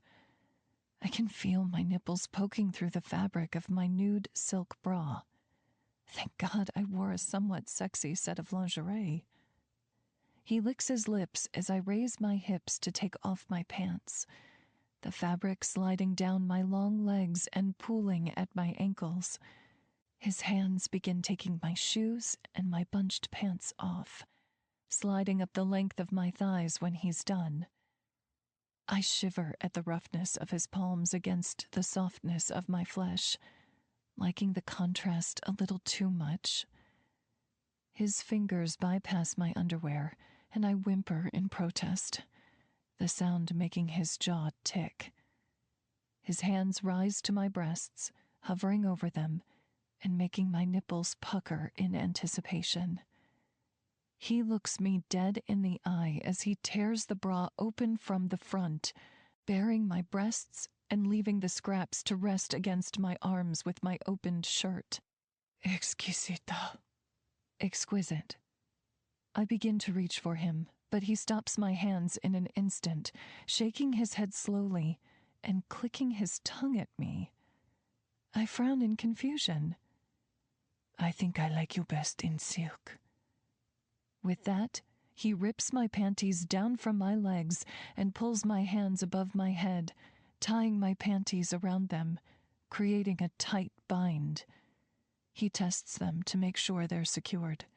I stare at him with wide eyes, and he lowers his mouth just above my nipple, his warm breath tickling me in the best of ways. Dime que pare. Tell me to stop. My mouth is dry, and I can't reply because I'm biting my lip from need. My back arches so that my breast kisses his lips, and that's all he needs for a response. He's immediately feeding on my breast like it's his last nipple. I let out a low moan, and he growls in response. It makes me smile, this new way of communication for us. I think I prefer it the most. He travels down the valley of my breasts and to my navel, dipping his tongue in and making me squirm. I arch my hips to him in offering, and his rough hands immediately grab my ass, bringing my sex almost a breath away from his lips. He starts by kissing me gently, whispers of his lips across my hip bones, but I grow impatient and he can sense it. His dark chuckle vibrates against my skin and goes straight to my womb. Ask me nicely. Just do it, I beg. He licks from my hip to my navel, staring me directly in the eye. To what, Esmeralda? He's going to make me say it? I feel a flush creeping to my cheeks, and it makes him raise an eyebrow at me. Taste me, I whisper. He stares at me for a long moment before closing his eyes and diving into the flesh of my pussy. I let out a long moan and lose myself in his dark kisses. His black hair has flecks of brown in it from the fireplace. It gently sweeps against my skin as he devours me, and I'm dying to grab it with my fingers. I try to move my arms, and he pins them down with his hands, eating me all the while. Just as I am about to completely lose my mind and let go, he stops. He rises to his feet, and I'm left pouting beneath him. His face is stern, but desire pools in his eyes. I watch his muscles flex as he lifts his shirt over his head. The sight leaves me breathless. His chest is so perfect, the bandage I put on him spotted with a small amount of blood. I realize I didn't get a chance to really admire the beauty that was his chest. So many muscles bunched beneath his tan skin. It made my thighs clench. His chain with the medallion I still can't make out hangs free, resting between his breastplate. He's undoing his belt and letting his pants drop at his feet. I see that he's completely bare underneath. His cock hangs gloriously. It is thick and tan and mouthwatering. I never thought I could find a penis beautiful, but his was a masterpiece. Hard and smooth, it rested against his thigh. My hips wiggle slowly, beckoning him to me in desperate need. He goes to his knees and rests his hands on my thighs, spreading them apart and yanking them towards him. My knees are at his waist, and my ass is resting on his thighs. He can see everything like this, and instead of feeling embarrassed, I'm so lost in my lust for him that all I can think of is getting him inside me. His hands grip my hips, and he rubs my wet pussy along his dick, and my eyes roll back in pleasure. He does this a few times until I shake with impatience. He's stalling. Just do it already. I'm not a delicate little flower. His eyes snap to mine, holding me with an intense gaze. Pero lo eres, pequeña. But you are, little one. And then he impales me on his cock, thrusting inside me with such force that I choke back a groan. He fills me completely. Not a single part of us isn't touching from this point. All I know is Dante and the immense pleasure that I'm feeling from him. I feel him in my womb. He's touching a part of me that no man has even come close to exploring. He starts to move at a slow and hard pace, finding a rhythm that leaves me crying out in need. I've never been vocal during sex. It's always been such a short and casual thing that it's never required much passion from me. Even when I've just explored myself, it's always felt mechanical almost. Until him. Everything's changed since him. He's pounding into me now, and my fingernails claw the carpet, the bite of my bind somehow making me enjoy it more. If this is what being sick feels like, and it might not be so bad. I feel my climax nearing. It's a freight train, and I can do nothing to stop it. His fingers are pressing into my pelvis, and it's creating so much more pressure. Mixed with the pace of his thrusts, I feel my sex swelling around him. He grits his teeth and growls darkly, making my eyes hold his gaze. Let me fucking hear it. You wanted it so badly. He pressures me, and I burst, coming on him in long, shaking waves. I can't hold back my scream, so I turn my head into my arm, screaming into the fabric of my shirt. He takes all of this and continues to pound into me, making me come a second time. This orgasm is even sweeter than the first. Maldito infierno. Fucking hell. He's thrusting into me so hard, it feels like he's trying to break me, like he's trying to crack me open so he can crawl even deeper. His roar echoes throughout the room, and it makes me tremble as he pulls out abruptly and comes onto my thigh, the warmth of his seed spreading down my hot skin. We're both left gasping, our lungs sounding like they're struggling to grab onto air and hold it. We don't look at each other. My face continues to rest against my arms, and his forehead is propped against my knee. It feels too intimate like this, even without us looking at each other. It feels too comfortable and too good, which terrifies me because now my hatred for him is supposed to seep through. My desire is supposed to be fucked out of me so I can hate him fully. But I don't. In fact, right now, all I want is for him to untie me so I can run my fingers along his hard chest. Minutes stretch, and I feel a cloth wiping away the stickiness from my thigh. I look over and see that he's cleaned me with his shirt and is pulling up his pants, untying my wrists before sitting next to my still naked body. I rub at them, and then my eyes, stretching like a cat that's too comfortable in its environment. I turn and look at him, resting my face against my palm. He's got sweat trailing from his scalp to his short beard. A fleeting thought in the back of my mind tells me to reach up and wipe it away, but I resist. My eyes grow heavy with exhaustion. The fire is warming me perfectly. I feel his hands reach over and pull my shirt across my breasts to cover me, my eyelids fluttering closed when his skin touches mine again.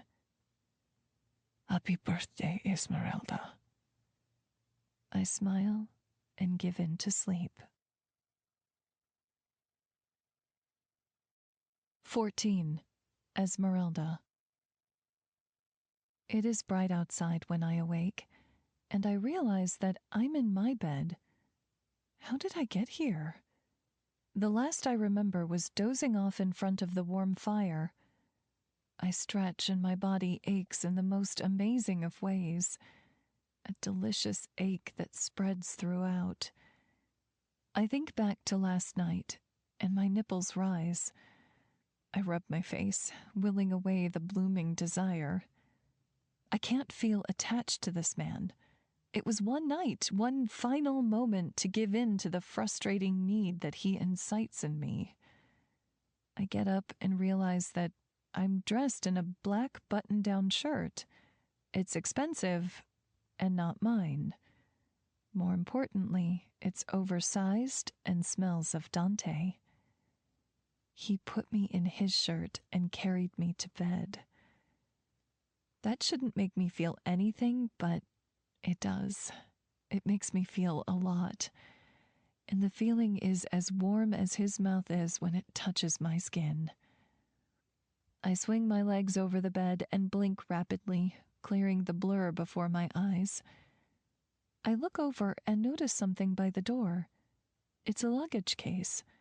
I get up and walk towards it, lifting it to find that it's heavy and definitely packed with stuff. There's an envelope with my name on it resting on the top of the suitcase. The handwriting is both elegant and abrasive. I open it, and there's a letter and a check signed by none other than the bastard himself. I open the letter, dropping everything else to the floor. There will be a car waiting for you outside at noon. Sergio will drive you back to campus. There is enough money to cover your academic and living expenses for the entire semester. Don't do anything stupid. I have eyes and ears everywhere. D. That son of a bitch. He waits this long to give me freedom? He's held me close for so long that he chooses the night I give myself to him to let me go? I look over at the clock and see that it's just past 11 in the morning. I fight back tears. The rejection in my stomach expands like rice, and I tell myself to man up because I should hate him. That's all last night was. A hate fuck. So why am I hurt that he took my body and sent me packing right after? I wipe my eyes and dress as quickly as possible, grabbing my luggage and the check before rushing out the door. I run past my mom's room and call out for her. Silence greets me, and I realize that her bed is made and she's nowhere to be found. Rushing downstairs, I open the front door and see that Sergio is waiting for me outside of a black Cadillac with equally black windows. His dark sunglasses cover his eyes, and his mouth is set in a straight line. I trust that you have everything you need for your journey back home. I'll put this in the back and we will get going. He grabs my luggage and loads it into the trunk before slamming the door and walking to my door, opening it for me and waiting. Everything is happening so fast, I might faint. Where is Dante? Am I that awful that he can't even look me in the face or drive me himself? The front door opens behind me, and I turn around in hopes of seeing him, but am greeted by my mother rushing down the stairs, no luggage with her. I'm going back to campus. Where's your suitcase? My voice is shaky and I check myself, refusing to let her in on what's happened. I'm not going, Emmy. I'm staying behind. I raise both of my eyebrows and she grabs my hands, kissing them, and surprising me with the action. I think we both know that even here is safer for me than out there. I will be fine. I still have a debt to pay. You don't deserve to be here. I don't want you here. Tears gather in my eyes, and she holds my hands to her cold cheeks. I want you to have what you've worked for. I want you to have a full life away from the darkness of this one. She drops my hands and pushes back my hair. I feel like a small child again. A part of me that wasn't alive for long because she started to die. I nod my head and hug my mother. Our first genuine goodbye hug as women, as mother and daughter. I feel like this is the college send-off I never got. She lets go of me and I turn and climb into the car, Sergio shutting the door behind me. The windows have a black cover over them on the inside, and I realize that I can't see anything from back here. There's even a black partition up. Once again, I'm left in complete darkness. Sergio's voice speaks over an intercom on the roof. Your campus is only a short ride away. Don't try to lower any blinds or open any doors. The keeping of your safety has been a compromise to us. He shuts off the intercom.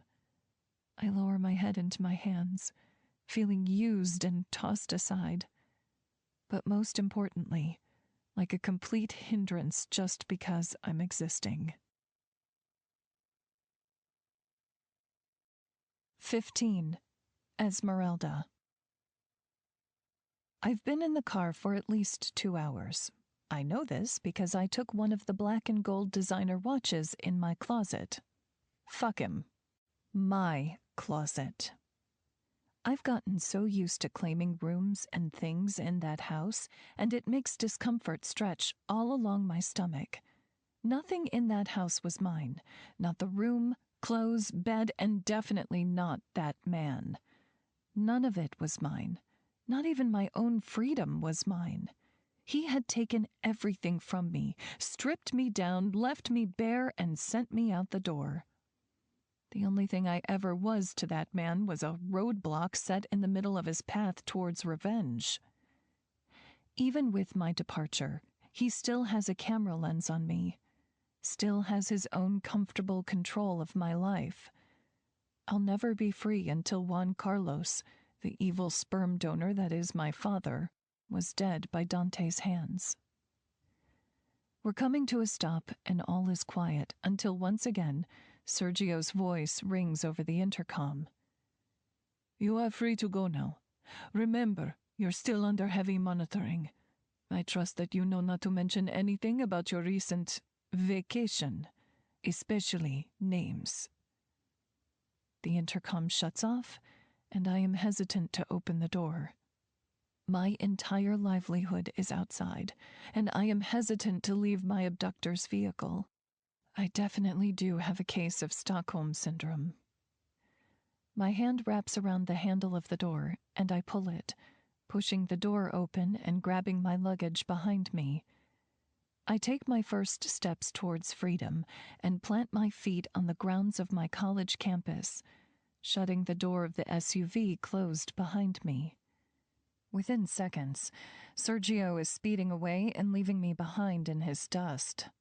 I know he never liked me, but he's especially hated me since I released that fugitive. It's only been a week, and I feel like a stranger here.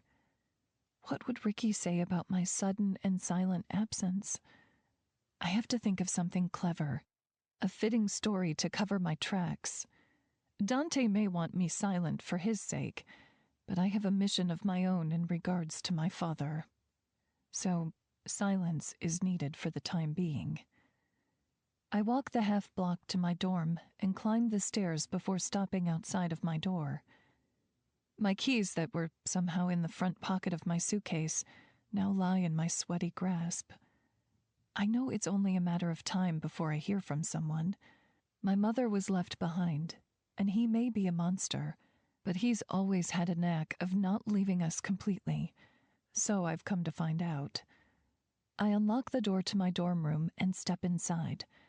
The lights are on, and the familiar warmth and coziness of my home greets me with a gentle hug. I close the door and bask in the yellow light shining through the open windows. Ricky and I have decorated this dorm room perfectly for the last 2 years we've been here. His mom's handmade and colorful blankets are spread across the couches. Our worn coffee table has a lit candle and magazines on top of it. Ricky must be home. I drop my keys on our small kitchen island and walk inside. The plants my best friend loves are standing tall and looking as green as ever. The air is clean, and I've missed it so much that I try not to cry. I feel like I've been away for a lifetime, even if it's only been a week. I hear footsteps around the corner, and am greeted by the sight of Ricky. He's wearing yellow bell-bottoms with a color block sweater tucked in. Orange sunglasses rim his eyes, and I smile. He's inside his house, but always makes time for fashion. I can see now that his face is angry when he looks at me. He slams his iced coffee down on the counter. Condensation from it splashes. "Want to tell me where you've been, bitch?" Even his sass is welcoming. I run to him and wrap my arms around him. He smells of flowers and vanilla latte. Uniquely Ricky. He is home, and I wrap myself around him until he hugs me back, laughing into my hair. "It's been a week, Em. But seriously, where have you been? You left your phone and laptop here. It's not like you." "I didn't leave my electronics here. I left them at my mom's." It seems once again Dante has impeded my space and messed with my belongings without my knowledge once more. Why am I even surprised? My mom and I went to her sister's. She apparently hasn't been doing well and wanted me to take her there. I stayed with her to make sure the transition was easy. I didn't think it'd be a week. and I left in such a rush after her phone call. I try to sound flustered to match the situation, which was easy because I am fucking flustered. I'm pissed and confused and so fucking exhausted. He steps back and grabs his latte, sipping it through the straw with fervor. I didn't know she had a sister. Is she fucked up again? I grab my suitcase and set it outside of my bedroom door. I missed him, but I would die for pajamas and a hot cup of tea right now. The 20 questions might have to wait. She just told me about her. You know how she loves her secrets. She probably had taken too much money from her in the past, maybe even pawned off some belongings before I was born, so they were estranged. I met her. She was nice enough. I just wanted to get back home. I go to the kitchen cupboard and grab my favorite mug. It's pink with green ivy all over it. I put a bag of oolong tea in it and started filling the tea kettle with water. Well, I'm glad you're back in time. We're officially 21, baby. Happy birthday. He puts a big box wrapped in light pink polka dot paper. I may not be overly girly, but God, do I love the color pink. He knows me better than anyone. I put the kettle on the stove and started heating it, rushing towards my gift and unwrapping it quickly. Ricky always gives me the best gifts, mostly because he's the only person that's really given me a gift, but they're always thoughtful and match my personality and interests. He's just my person. I open the box and pull out a knit fabric from tissue paper. It is a thick, pink crocheted cardigan, and I rub my face in it, getting lost in its comfort.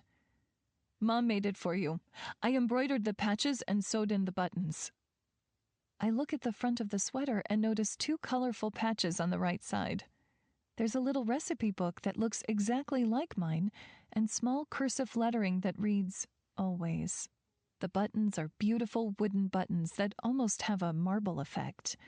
I'm speechless, and tears come to my eyes. This man is my better half. He's my brother, protector, and best friend. And I can't believe I was almost left without him. No one's ever paid this close attention to me or handled me with such care except for him and his family. I wipe a tear from my eye and murmur a small thank you to him. Don't cry, Emmy. It's just a sweater. I'm sorry if it's been a long week. Go get comfy, and we can watch Gossip Girl reruns. I laugh lightly and run around the island to hug him tightly before bringing the sweater and my luggage into my bedroom, shutting the door behind me. My room is exactly how I left it, bright and yellow. My whole adulthood, I've tried to create a positive environment for myself. Whether it be through home decorating or academics, I've done everything I could to create something bright to look towards. I immediately start stripping my clothes and throw them, along with my suitcase, in the closet. I put on my leggings that have holes in the waistband and slip on a t-shirt with my school logo on it, pulling on my warm cardigan over it. Home, finally. I sit on my bed for a moment. The quilt is patchwork with all of my favorite old t-shirts. Ricky's mom made this for me too a while ago. I need to call her soon. I pick up my phone and see several missed calls from Ricky and his mom, all the first couple of days while I was gone. I shoot her a quick text to let her know that I'm okay and will call her soon. The room is quiet, and I turn on my rain machine to give me comfort. I've had this for years and listen to it while I'm studying or sleeping. It felt so quiet without it. It felt so quiet without a lot of things while I was gone. It's strange how only a week's time can feel much longer. Given the events that took place during my time away, I'd say it'll make time stretch forever. I don't feel like the same person. I feel like a stranger stepping back into her past. I plug my laptop in so it can be fully charged when I'm done hanging out with Ricky. This week left me with new knowledge that held no information, so I'm going to find it out on my own. I walk to the living room and find that Ricky is already on the couch with my tea and popcorn. I smile and sit with him on our old, worn couch. The cushions are so beaten down that the wooden bar beneath them presses into your ass. But I don't care. It's my couch, and I'm finally home. We watch the show in silence for a few minutes, but I see him staring at me periodically. I know he didn't fully buy my story, but he's just giving me rest. Regardless of what's happening, he reads my emotions and knows how to operate around them. I'd love nothing more than to sit and chill with you, girl, but it's your birthday and we need to go out tonight. We missed it at midnight.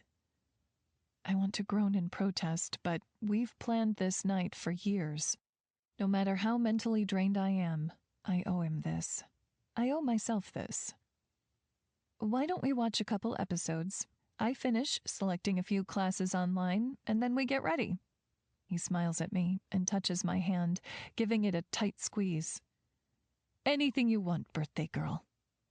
I smile, and we finish those episodes.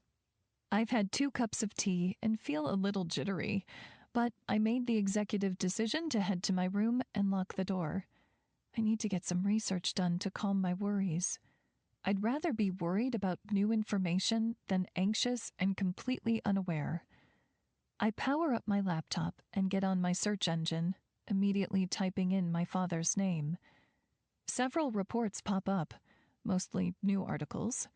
They stretch all the way back into the late 90s. He's been arrested 3 times and currently has a warrant out for his arrest.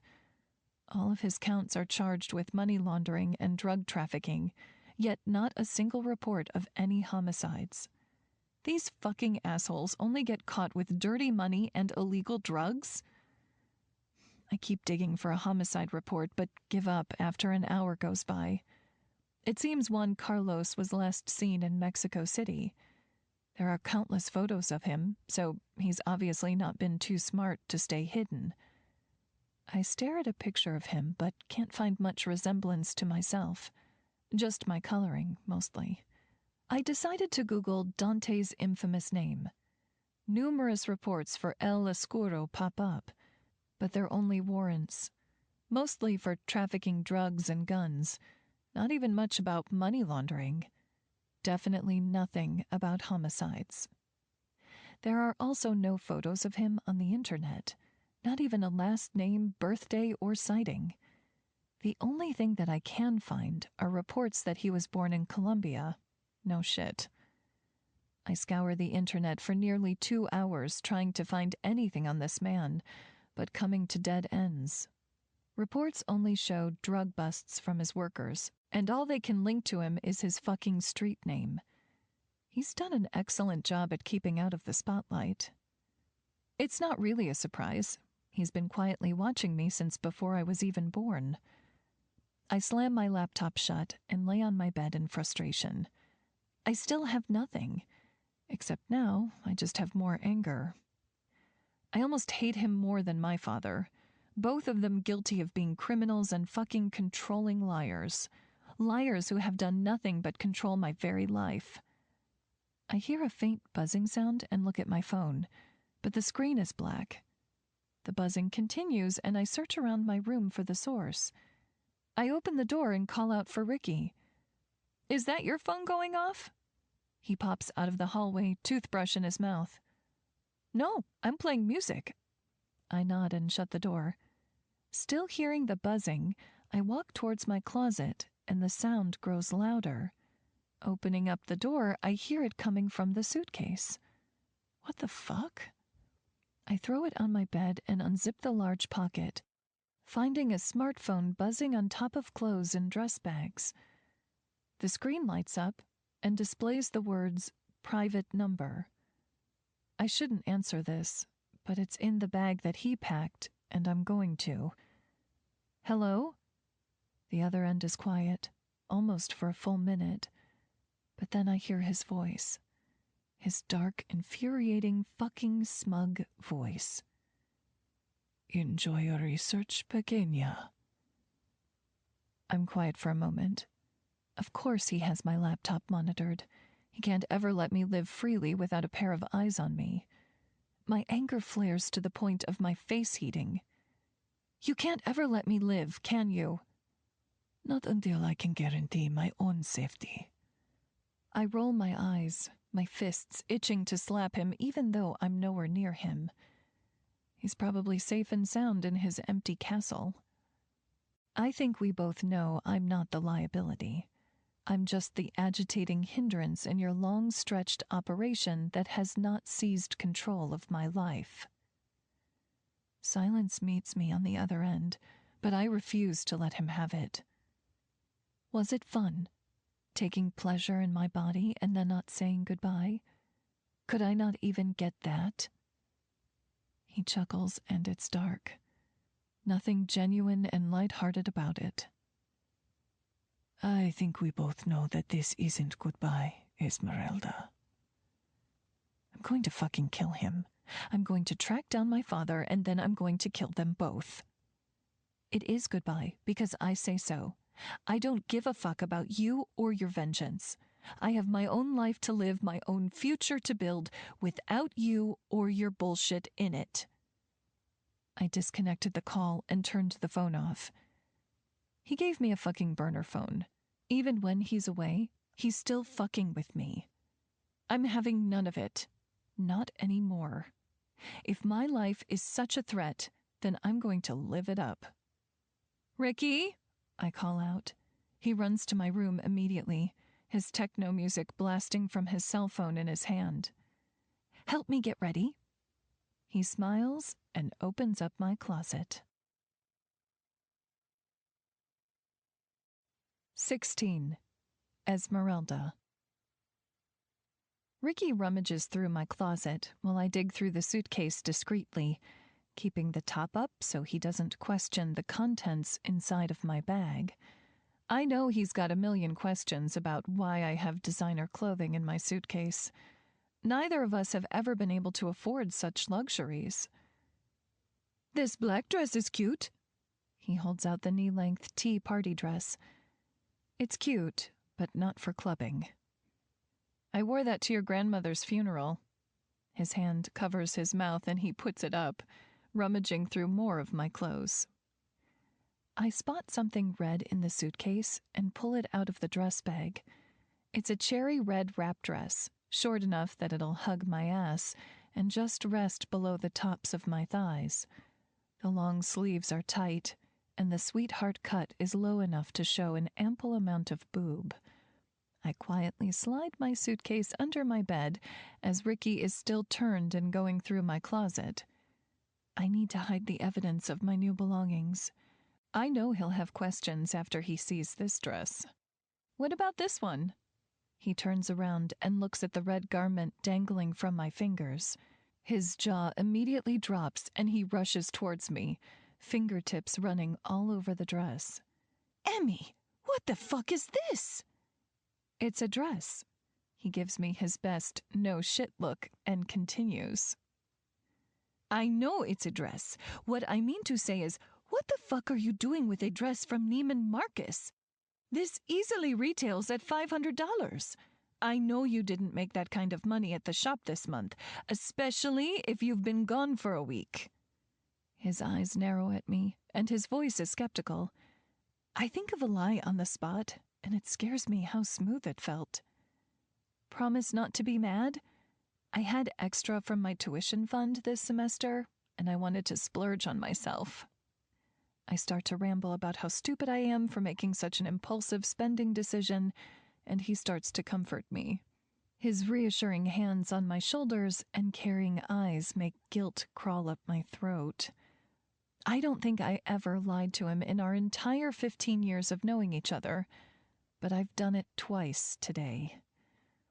Babe, you don't need to explain yourself to me.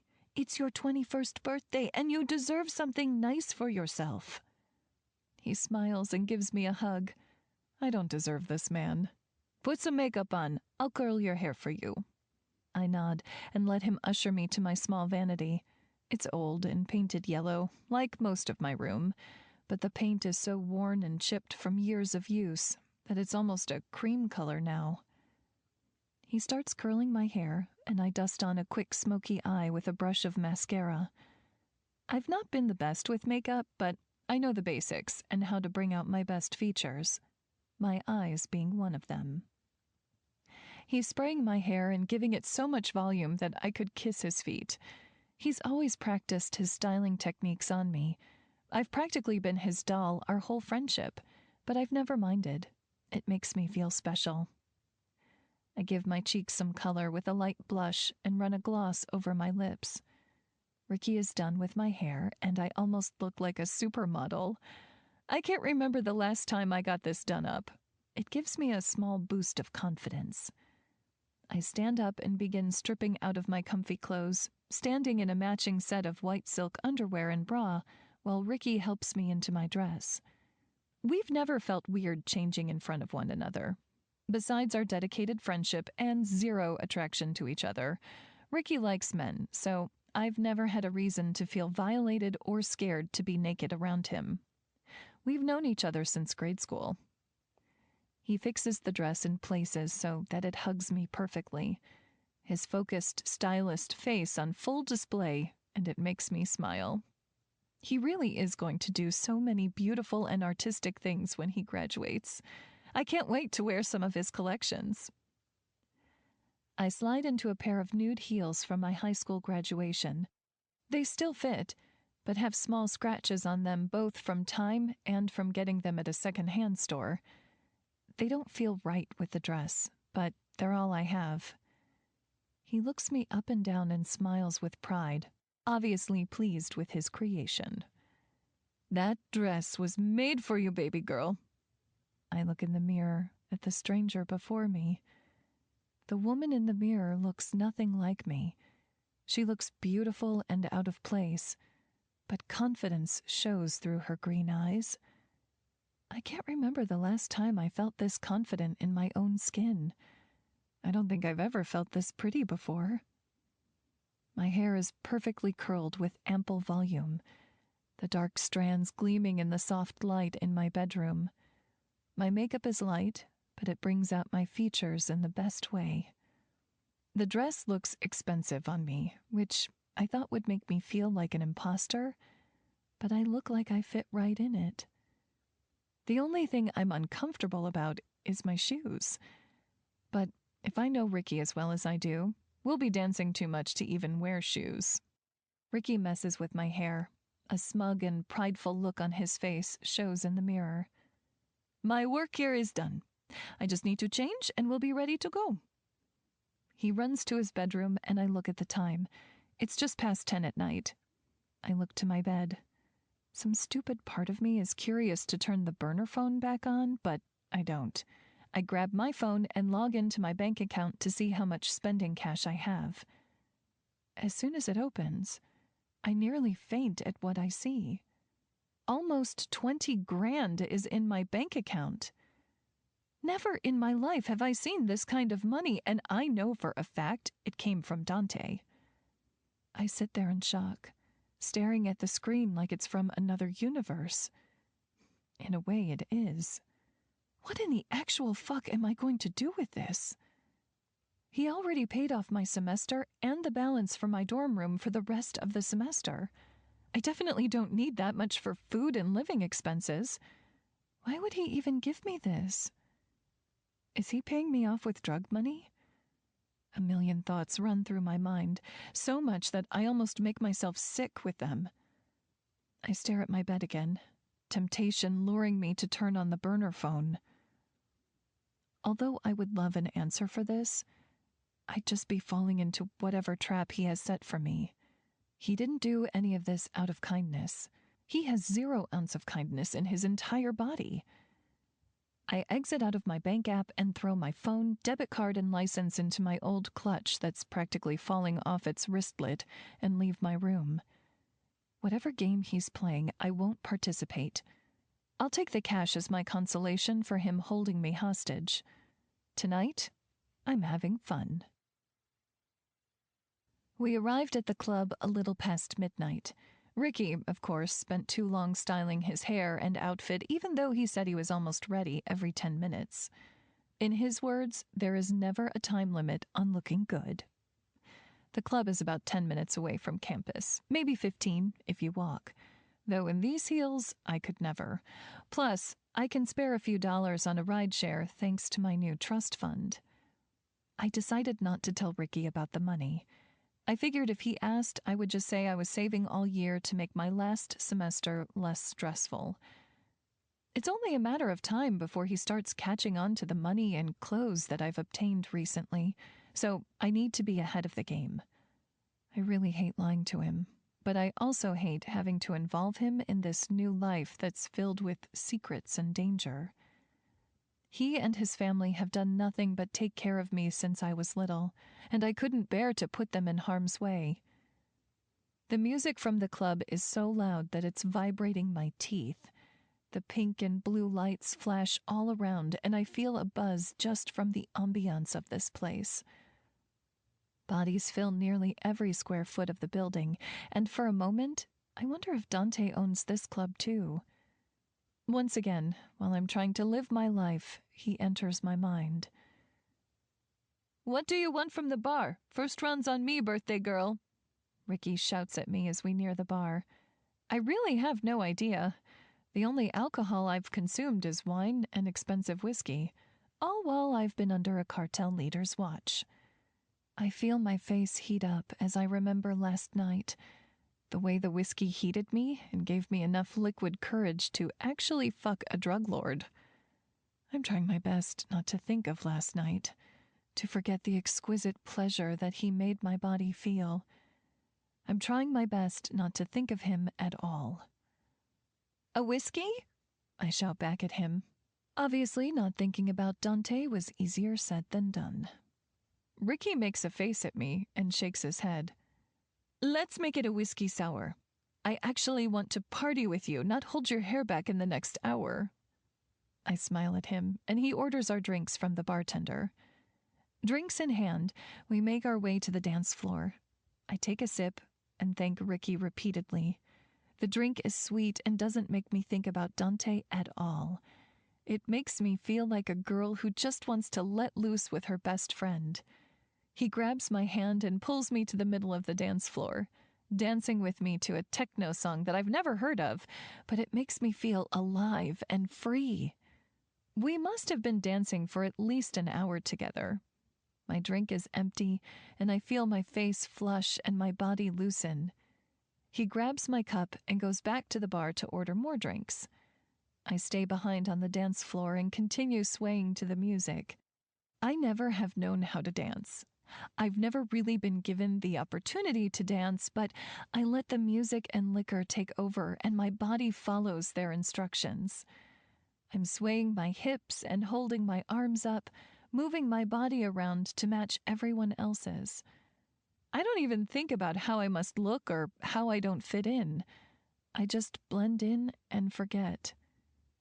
It's the most gratifying feeling I've felt in a while. I feel a hand on my back and I turn, expecting to see Ricky with our new drinks. Instead, I am greeted by a man who looks maybe a couple years older than me. His blonde hair is messy, and his blue eyes are kind. He asks me if I want to dance, and instead of overthinking, I nod eagerly and we begin to sway together. His hands are soft as they graze the bare skin of my thigh, traveling up and resting on my hip. He's moving my hips side to side behind me, but his touch is light and non-threatening. I shake my ass against him and continue to sway to the music. We stay like this for the rest of the song, and when it's over, he turns me around so that we face each other.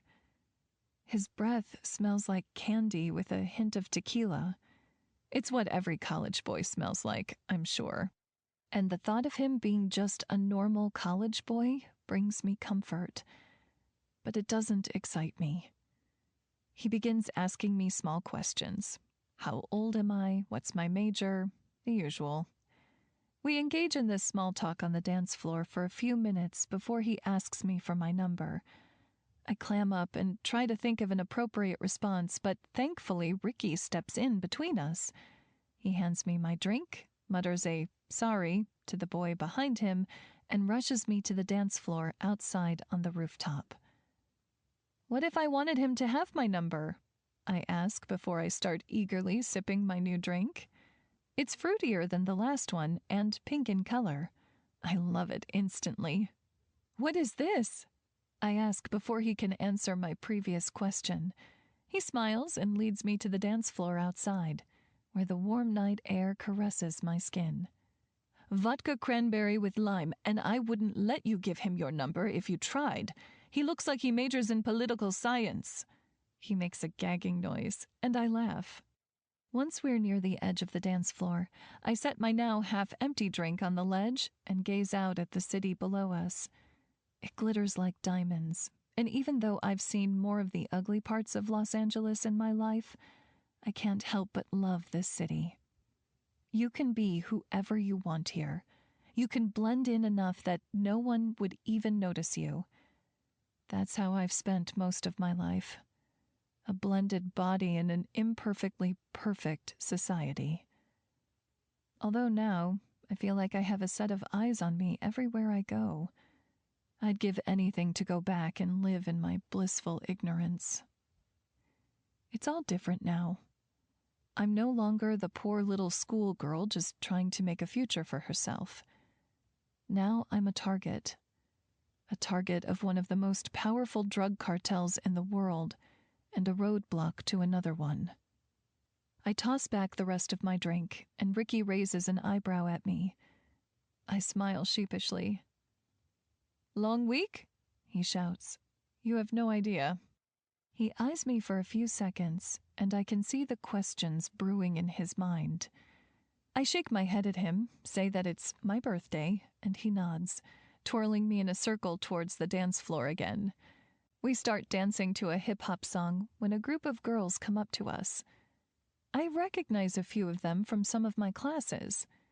Ricky hugs each and every one of them and starts gossiping about things that I have no desire to know about. I feel my face getting hot, and my head starts to spin a little bit. The drinks I rushed through creeping up on me like a freight train. I power through a few more dances before I turn to Ricky and let him know that I want to go home and sleep. He nods and tells me he's going to stay, and one of the girls offers me a ride home. "It's all good. I think I want to walk back home and enjoy the fresh air," I tell them. Ricky starts to protest, but I remind him that he has my location on his phone, and he lets up, the exhaustion on my face obviously showing a little more than I like. I hug him and say bye to his friends and walk into the club and back downstairs. Bodies are flopping against me as I brush my way through the crowds, finally exiting the club and walking into the night. I breathe in the fresh air and stand for a minute, trying to sober myself up. Once I feel like I can stand without swaying, I start walking towards my dorm. My cheap old heels dig into my feet for the first 5 minutes, and I get so frustrated that I end up taking them off and walking barefoot the rest of the way. I'd rather risk my chance of stepping on glass at this point. I'm only a block away when I notice a man trailing a few feet behind me. My hairs raise, and apprehension fills my gut. I look back for a second and see that he's in a suit, a black and expensive-looking suit, and I am immediately terrified. The only men I've seen in suits for the last week are criminals, and that's enough to have me on edge for a while. I pick up my pace and turn a few corners quickly, hoping that I'm just being paranoid, but growing more terrified when I see he's following every step I take. I can see my dorm building ahead of me, and I decide to make a run for it, not bothering to look back and see if he's chasing me.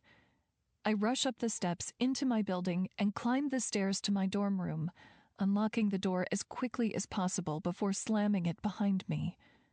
I lock the deadbolt and look out through the peephole, breathing a sigh of relief when I see no one outside of it. I walk into my dark apartment and set my keys down on the counter, tossing my shoes on the living room floor. My body is hot and sweaty from dancing and running, so I take my dress off and walk to my room to grab fresh clothes. I'm taking a shower and then going to bed for at least 10 hours. Once I enter my room, I don't bother turning on the light.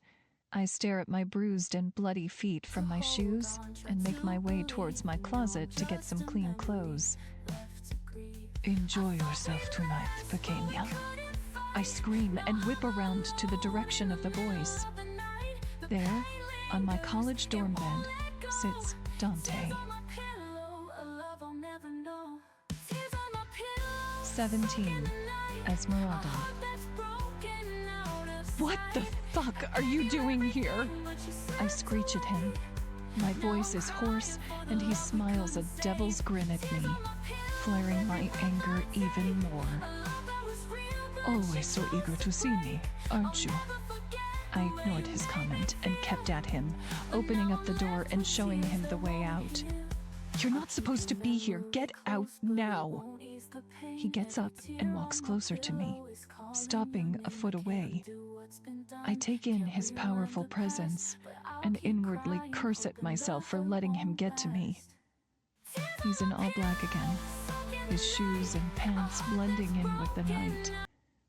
He's wearing a black button-down shirt that's tucked into his pants, his top buttons undone like always, showing the chain of his medallion nestled against his tan skin.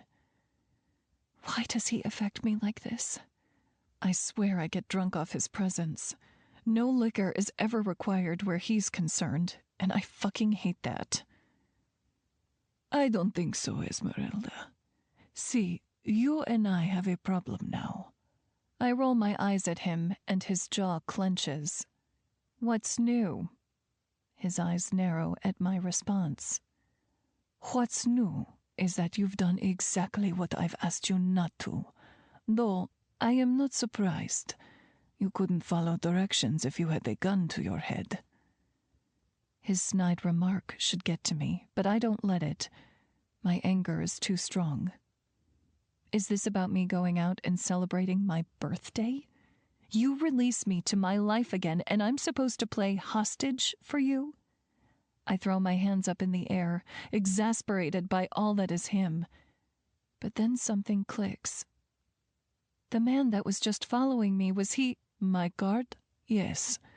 Although I'd say he's your guard now, since you can't do a single thing that you're told. I want to punch the snide look right off his beautiful face. I don't need a fucking guard, for Christ's sake, Dante. I'm a grown woman who can do what she damn well pleases. He takes a step forward, and his height makes him tower over me. Cuida tu lenguaje. Watch your mouth. I roll my eyes again and try to step back, but I whimper in pain. My heel is cut and burning from those stupid shoes.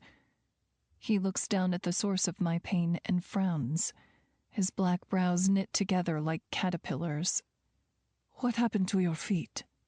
Now he's concerned about me? Not that it's any of your business, but the shoes I wore tonight were old and way past their expiration date. He looks up at my face and meets my gaze. I want to slap him myself for wishing that I could see his eyes better in the dark. You have more than enough money in your bank account. Why wouldn't you purchase new shoes? This sets me off, like a wild woman on a rampage. Because I don't need your fucking money. I especially don't need it when you decided to fuck me and then send me off without a word or notice. You made me feel like a whore. I'm shouting at him, and he's clenching his fists, his anger rising to the surface, but I don't care. I want to hurt him. I want to hurt him for hurting me. Which makes me even angrier because I allowed myself to be hurt by him in the first place. I told you to watch your fucking mouth, he shouts. Stop treating me like a child. Then stop acting like one. He roars at me before marching up closer, his face an inch away from mine. I can smell his alluring scent better like this. He smells like whiskey and wood right now. What do you want from me, Dante? You want me to be a good girl who stays home and does what she's told? You want me to keep living in a shell of a life after everything that's happened recently? I have news for you, El Oscuro. It's not going to fucking happen. He snaps and grabs my face, his rough hands on each of my cheeks. I hate that I feel more content when his skin is on mine, even if it's out of anger. Get your hands off of me. My voice is low and scratchy, making my request sound obsolete. Why? You liked it last night. Did that boy from the club make you forget my touch already? He says the word boy like it's acid on his tongue, and it makes me want to smile in some sort of sick victory. I shouldn't like that I've made him jealous, but I do. I like it a lot. I can let whoever I want touch me. It's my choice to make, and it's my body.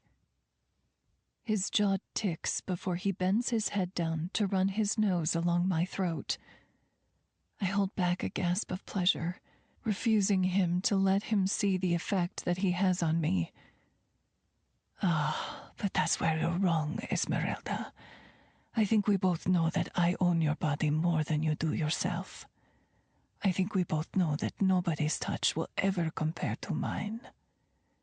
He licks the base of my throat, and my knees shake. Damn him.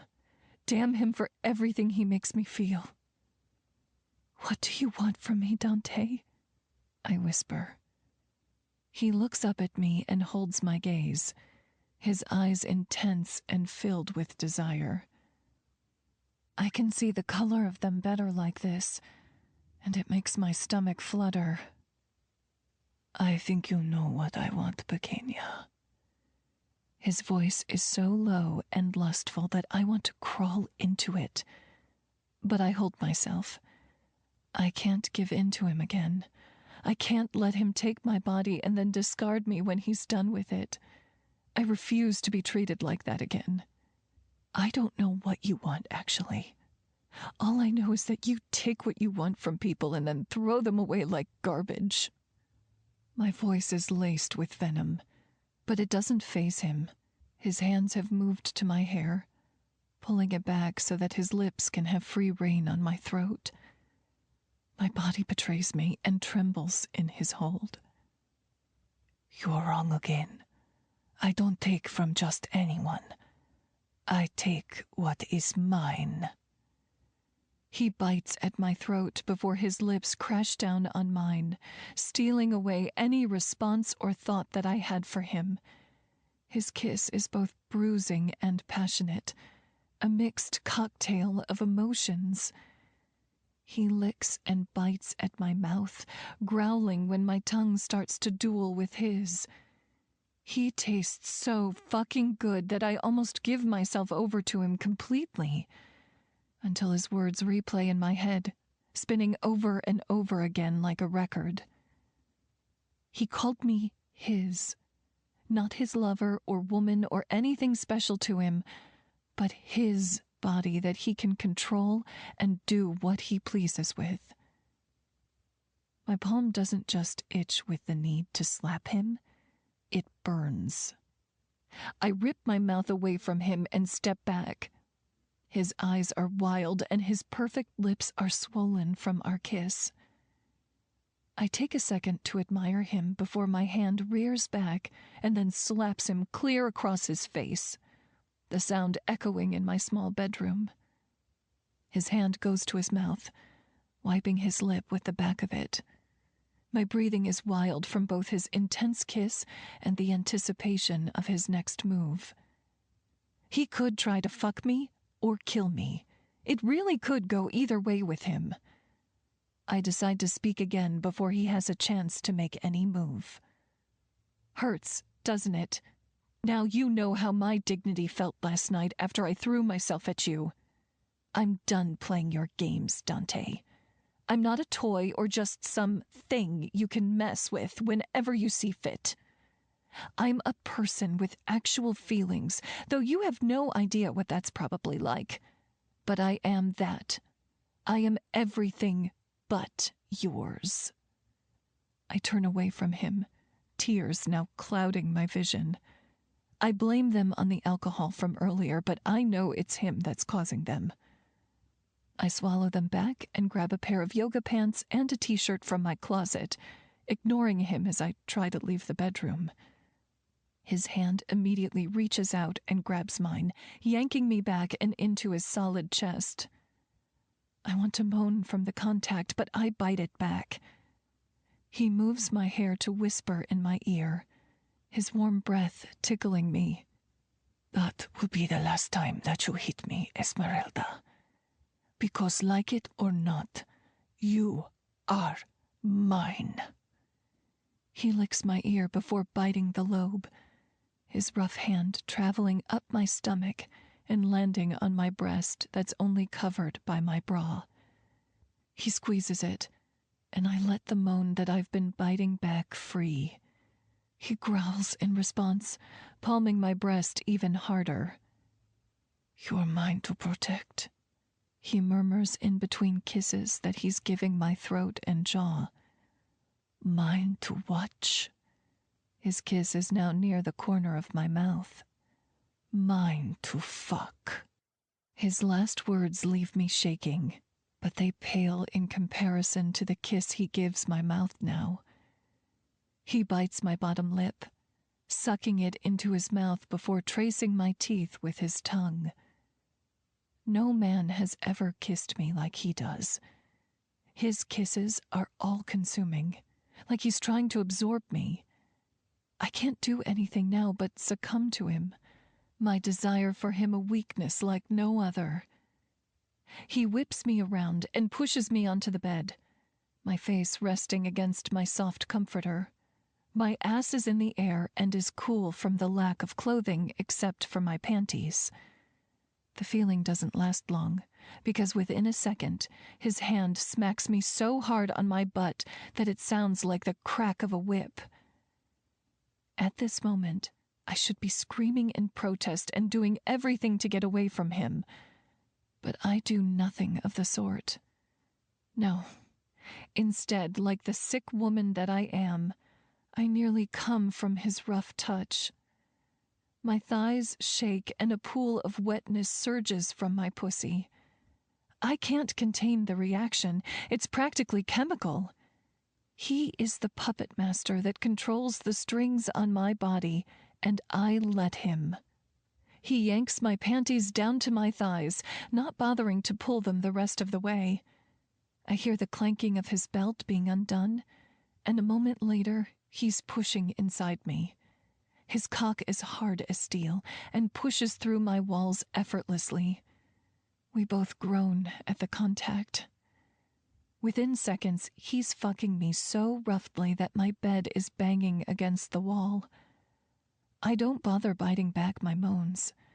It's too late to hide my desire from him. He feels it in the depth of my sex that he's fucking like a madman. He feels it in every quake of my body, in every flex of my hips, and in every grip that my womb gives him. It feels different this way, deeper than the last time. It feels like he's touching every single part inside of me, including my soul, and there's nothing I can do to stop it, because it feels too fucking good. My hands grab the comforter and I twist it with my fingers, screaming into the mattress, and my pussy shakes and convulses around him. He fucks me harder when I come, pounding into me at an Olympic speed. All I can do is take it and let my body give into the pleasure that it so desperately craves from him. I feel his breath between my shoulder blades as he lowers his mouth to speak, biting my skin directly after. Mierda mia. Fucking mine. I whimper through my next orgasm, and it rolls in waves and goes on for a millennium. As soon as I'm nearing the end of it, he comes. Only this time, he doesn't pull out.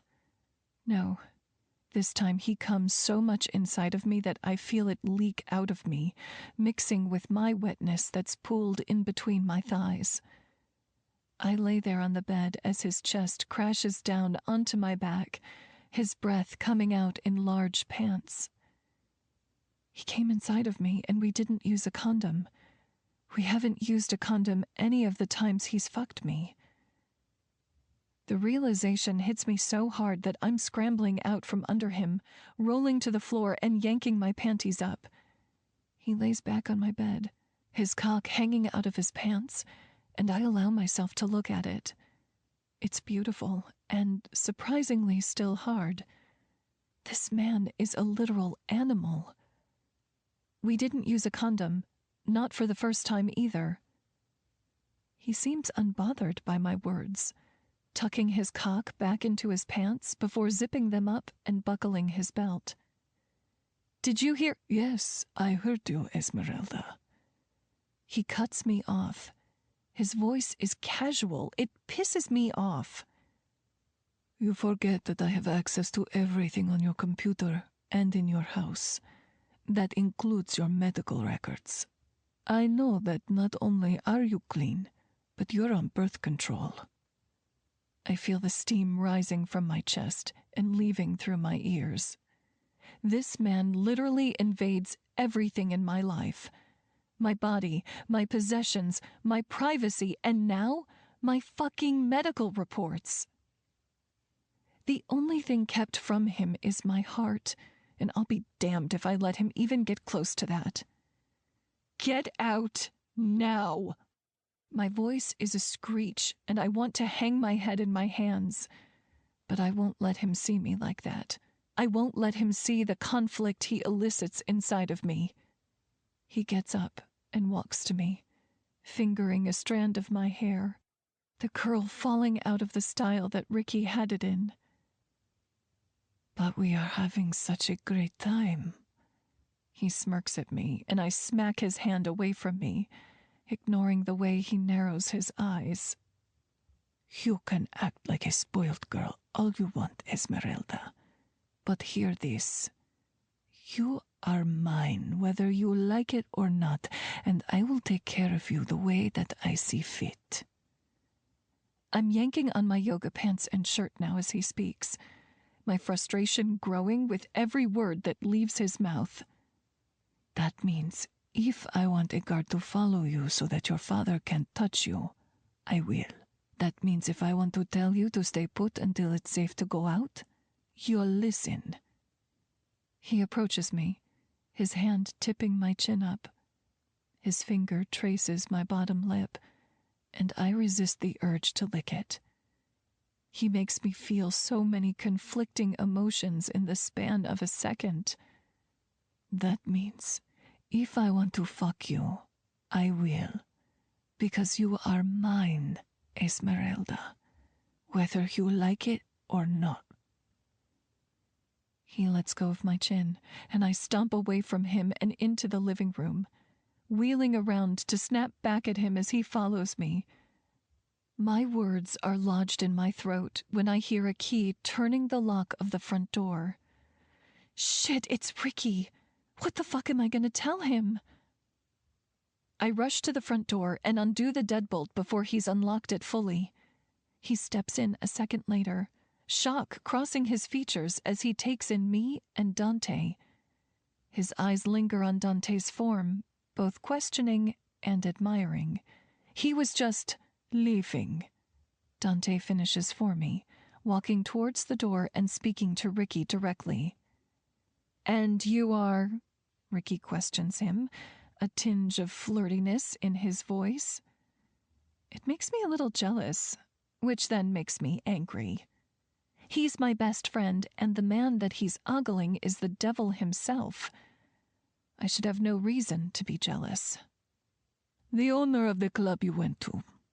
I found her stumbling out of it at a time and place where no man can be trusted. So I gave her a ride home. Make sure she gets some rest. He doesn't even acknowledge my presence anymore as he says goodbye to my friend and not me. I want to hit him all over again. Dante leaves without another word, and Ricky closes the door behind him, turning to me with both eyebrows raised. I give him a look that says, "Don't ask," and walk back towards my room. Clearly there was no shower in store for me tonight. Fine, but just know that if it doesn't work out, I'll definitely take him. Ricky calls after me, and I flip him off before shutting my bedroom door, hating the smile that's now covering my face. I lay on my bed and stare at the ceiling, trying to make even the slightest bit of sense of my life now. I feel something buzzing under my pillow, and I dig to see what it is. It's the burner phone Dante gave me, and it's lit up with a text from him. Stay inside for the rest of the night. I want to type a snide text to him in response, but I don't. Instead, I lay my head down on my pillow and close my eyes in hopes that I'll fall asleep, finally doing what he asks. 18. Esmeralda. I awake to the smell of bacon and smile. Somehow, Ricky is up earlier than I am to make breakfast, even though he stayed up much later than me last night. I heard him shuffling around in the living room close to 4 in the morning. He must not have slept at all, actually. I checked my phone and saw that it was just around 10 in the morning. I didn't get the full 10 hours I was hoping for, but it's been the most I've slept in the last week and a half, so I'll take it. I don't bother looking at the burner phone. I don't have it in me to deal with anything Dante-related this morning. I stretch my sore arms and legs like a cat and wince. No part of my body felt relaxed after a night of sleep. I groan and make my way out of bed, checking my reflection in the mirror. My hair was such a knotted mess that it looked like I was electrocuted in my sleep. I didn't bother washing my face last night, so my makeup was smudged around my eyes. I looked like a character out of a horror film, but I didn't have the energy to shower at this point in time. The bacon from the kitchen smelled more important. I tied my hair back in a messy bun and wiped at my eyes before walking away. I opened up my bedroom door and walked to the living room, holding back my gasp as Dante rounded the corner instead of Ricky, cup of coffee in hand. "Jesus!" I shrieked. Dante held up a finger to his lips, then pointed in the direction of Ricky's room, letting me know that he was still sleeping. He turned back around towards the kitchen, and I followed him, watching him as he set the coffee cup down on the counter next to creamer and sugar. His back was turned to me as he continued to fry bacon and crack eggs into a skillet. "How did you get into my apartment? Did Ricky let you in?" He doesn't look in my direction when I speak or even when he responds. He just continues to cook breakfast in my kitchen like it's some usual occurrence. "Good morning to you too, Sleeping Beauty. I was going to ask if you wanted cream or sugar in your coffee."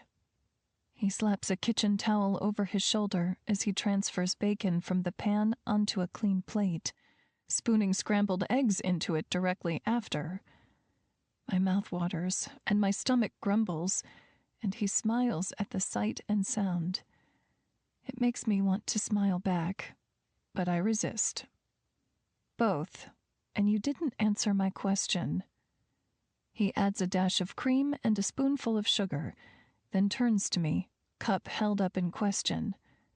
I nod my head and take a seat at the island as he places the cup in front of me.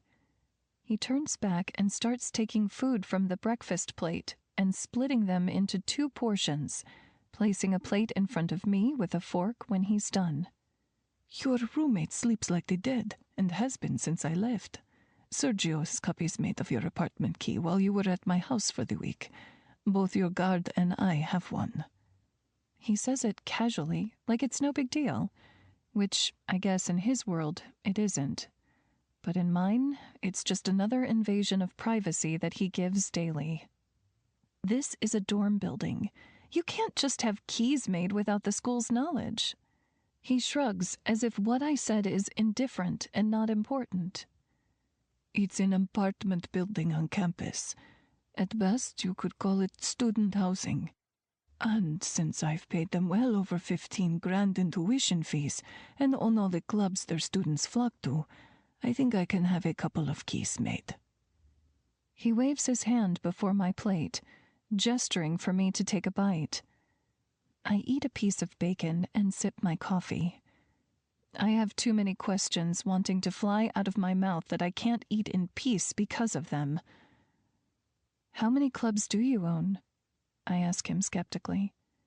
He washes his hands in the sink, looking much too comfortable in my house. I hate that I somewhat like the sight of it. Most of them are in California, but I own a few in most major cities: Chicago, Las Vegas, New York City, a couple in Florida and Mexico. His voice darkened when he mentioned the last place, and I decided not to ask any further questions in regards to that. This man really did have every connection everywhere. I started eating the food he made. It was perfectly cooked, the bacon crisp and eggs fluffy. It sparked another question in my head. If you're capable of making an edible meal, why do you have Javier cook for you? He raised an eyebrow at me, like I should know the answer to this already. Because I don't cook like Javier cooks. Quite frankly, I don't have the time. I guess he didn't, with all the club owning and gang activity. He looks at me as I sip more of my coffee. Finish your breakfast. We have a long day ahead of us.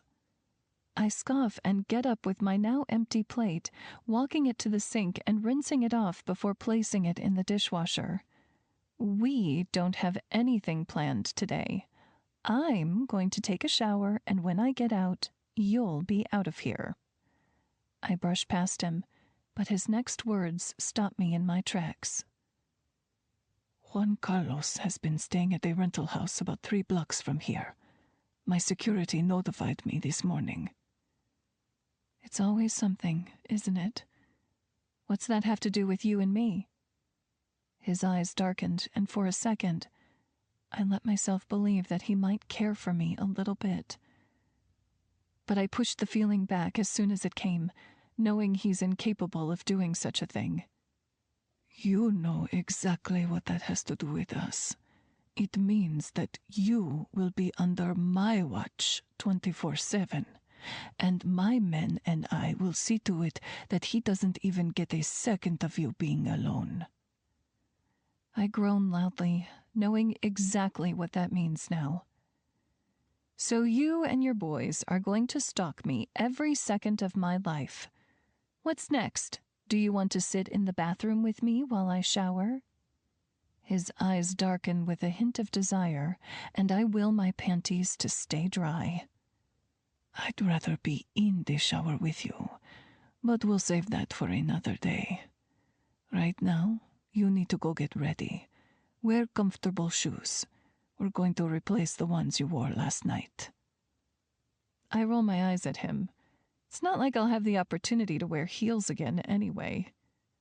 What else do you have planned? Going to my doctor's to find out my blood type? He's unfazed by my comment, and it makes me concerned. I already know that you're A negative. We're going to a couple stores and to meet with a hairstylist. This son of a bitch. Motherfuck. Boca. Mouth. Now go get ready. I want to get back before the evening. I don't move a muscle. Instead, I eye him through narrowed slits, confused by his plans. Why do we need to go shopping and to a hairstylist? I have plenty of clothes and my hair is fine. He walks to me, grabbing a strand and admiring it before leaning his nose down to sniff it. This should feel weird. This should definitely feel weird, but it doesn't. Your hair is one of the most alluring things about you, Pequeña. I will be sad to see it change, but I need you as disguised as possible. He doesn't know your exact location, just a picture of you and the college you attend. He's a whisper away, and we're not taking any chances. Not with what I have planned for him. He says the last part with a smirk, but his eyes are sinister. I don't want to delve deeper into that right now with him. Okay, so we're going shopping and getting my hair done.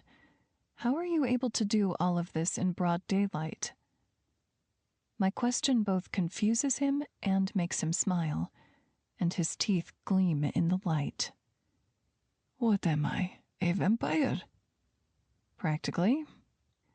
I just mean, don't you have to kind of hide out with your line of business? He laughs at me. Actually laughs at me. If I wasn't frustrated with him treating me like an imbecile once again, I'd find it cute. But he's too demeaning. The only thing the government or public eye has on me is that I'm a successful international club owner. I roll my eyes at him. He really does live in a fantasy world. I've seen news reports about the Border Patrol catching a group of traffickers that are linked to you. Your name is all over the media. I think you know from your little internet search the other day that no one knows my legal name or even what I look like. I'm not sure who El Oscuro even is. He grabs my empty plate and coffee mug, walks them to the sink to begin washing them. This is why you gave me the burner phone. He nodded slowly, his back still turned to me at the sink. I notice that his plate sits untouched on the counter. Are you not going to eat? He dries his hands, turning around and propping his back against the sink. His arms cross over his chest, and his expensive gold watch reflects off the overhead light. He looks so casual, a little carefree even. I don't think I've ever seen him completely relaxed. The food is for your friend. Go get dressed. Why is he being so nice all of a sudden? Well, nice in his way. He's still an arrogant asshole even when he's being kind. I eye him for a few moments before getting up and walking to my room. I change quickly into a black V-neck and jeans. I tied my hair back into a fresh ponytail and put a ball cap over it since it's such a mess. Once I feel decent enough to see the light of day, I run to the bathroom to brush my teeth and deodorize. Once I'm completely ready, I walk into the living room. Dante is trying to sit comfortably on my couch, but is struggling to find a suitable spot. It makes me laugh. He's so out of his element. His eyes snap to me when he hears my chuckle. A frown causes lines over his amber eyes. This is what you call a couch? It's practically slabs of wood with a torn cushion taped to it. I shrug at him. A couch is a couch. I'm sorry it's not the rich leather you're so accustomed to. His eyes travel from my face to my feet, lingering on every part of my body. It makes me feel hot all over, a blush forming on my exposed chest. He gets up from the couch and walks over to me, and his hand reaches out to grab a piece of lint off my shoulder. You should always be in silk. His voice is husky, and if I'm not careful, we'll both end up on my uncomfortable couch. I reach over past him and grab my keys from the kitchen counter. We should go now if you want to be back before the evening. I walk past him and out my front door, eliminating any possibility of ending up naked beneath him once more. We ended up at some high-end salon in the heart of downtown Los Angeles. The chandeliers are crystal, and I'm pretty sure the sinks are porcelain. In other words, I'm completely out of my element once again. Dante saunters in like a Greek god, and I follow suit like the frumpy maid. I protested the whole time, but, of course, he always has the upper hand. A woman greets us once I'm seated in a salon chair.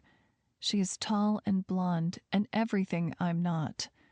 Dressed in a tight black power suit that accentuates her every curve and gives an eyeful of ample cleavage. She's a supermodel, and talking to Dante in a low, flirtatious voice as he tells her I need both a cut and color for today. She giggles at him, twirling her perfect blonde curls and eyeing him up and down. I feel a wave of jealousy crash against me like a hurricane, and I hate it. There should be no reason for me to be jealous. We're nothing to each other but two people out for the same man. We've just happened to fuck a couple of times.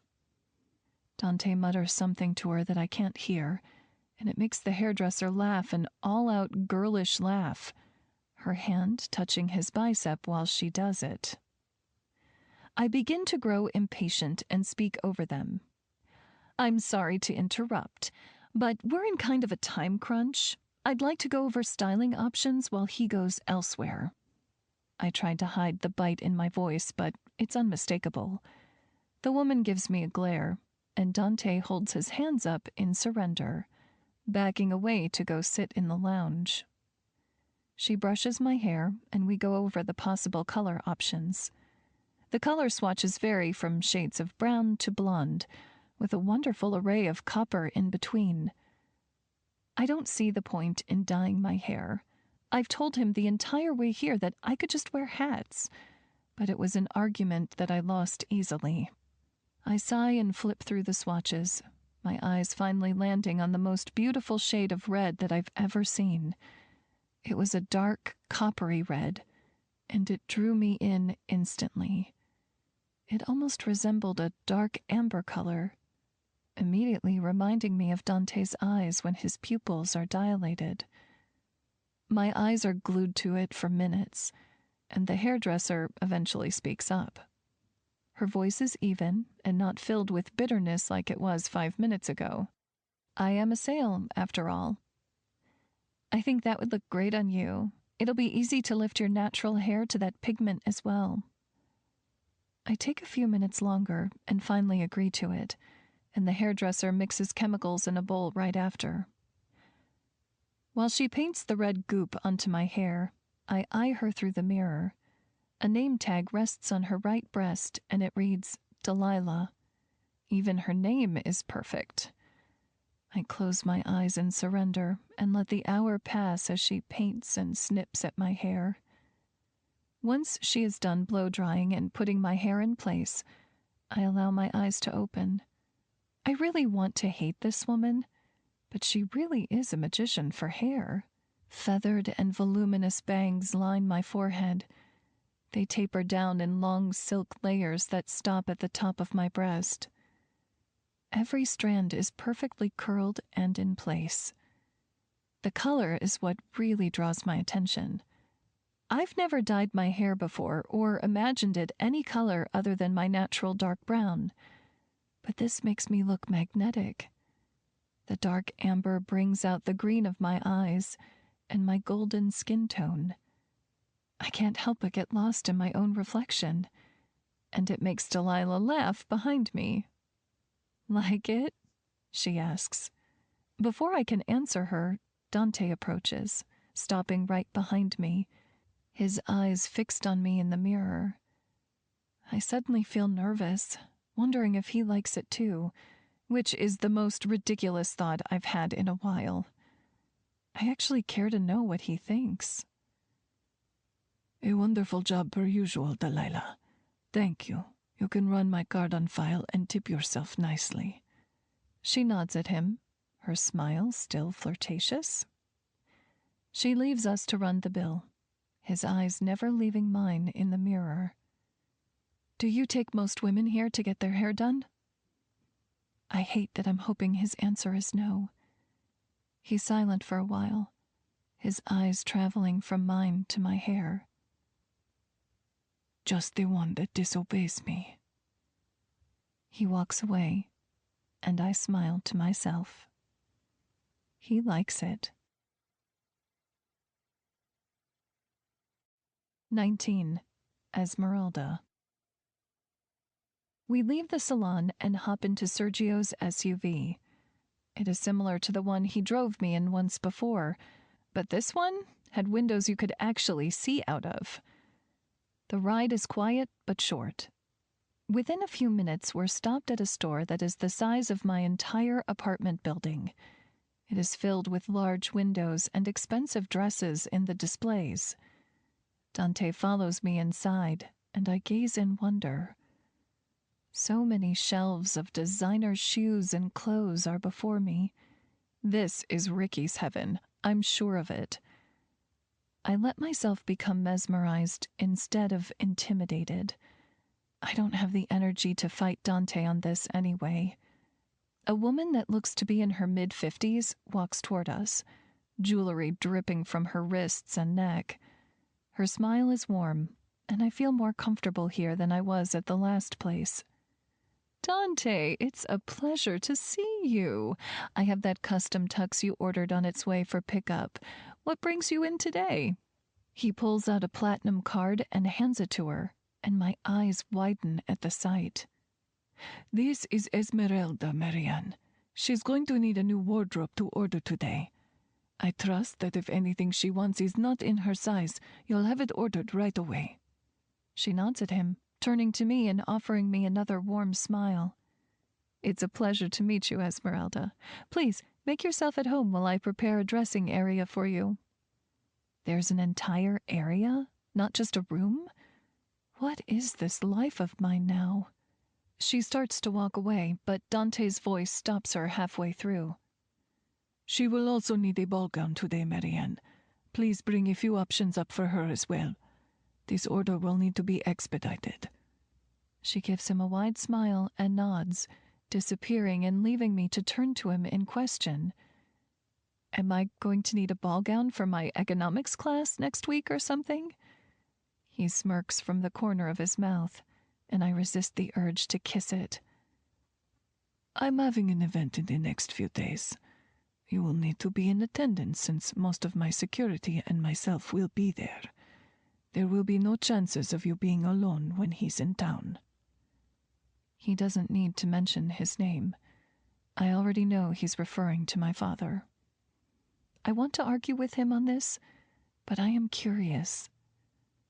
What kind of event needs that type of security clearance? He looks at me from the corner of his eye. The kind where it involves a lot of important people that require heavy security. He doesn't elaborate and walks to the sitting area, leaning back into a plush chair while flipping through his phone. Marianne approaches me, her kind smile never leaving her face. Everything is ready and set up for you in the back. Please, follow me. She leads me to the back of the store and through a set of gold doors. Everything is lavish here, and I feel so dressed down in my college logo hat and jeans. The room we enter is a large dressing area with mirrors and platforms, and it reminds me of a bridal show on TV. Several racks and displays of clothing, accessories, and shoes surround the main floor. She assures me that everything here is in my size and ready to try on. I get lost in the clothes and realize that I have no idea what I'm looking for. I don't wear these kinds of things, and I certainly don't know how to style myself. If I ever needed an opinion, I would just ask Ricky. What am I going to tell him when he sees me in all of this? I decide not to elaborate on that, though. Marianne is already sensing my struggle and guiding me through each rack, pulling things that she thinks would complement my skin tone or figure. I let her take the lead and follow suit, becoming overwhelmed when I look at the price tags on the items. She sends me behind the partition and has me try on at least 20 outfits, and by the end of it, I am exhausted. I did manage to select the clothes that I felt most comfortable in, trying to evolve my style to a more sophisticated and sexy look, rather than my usual comfortable loungewear. I feel confident in these new clothes, even though they are new and worth more than my college tuition. Marianne approves of all of them, but reminds me that I still have to decide on a ball gown. I groan, and she laughs, pulling my hand off the platform that I'm sitting on. She walks me through a rack of designer dresses. Some are lacy, some are filled with tulle, and most of them look like they belong to an exotic model on a runway, not on my body. I flip through more dresses when emerald silk catches my eye. I pull the long dress off the rack and my jaw drops.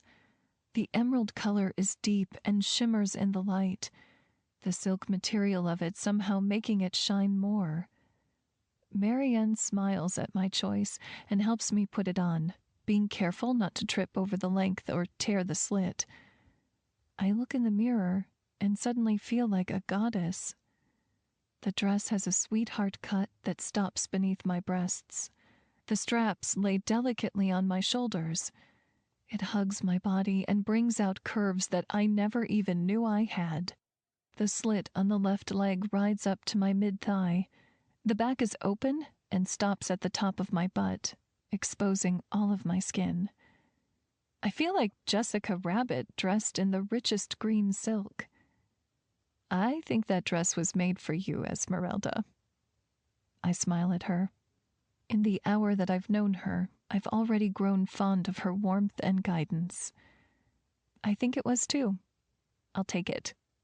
She nods and helps me out of it, insisting that I dress in a new outfit I picked today instead of my street clothes.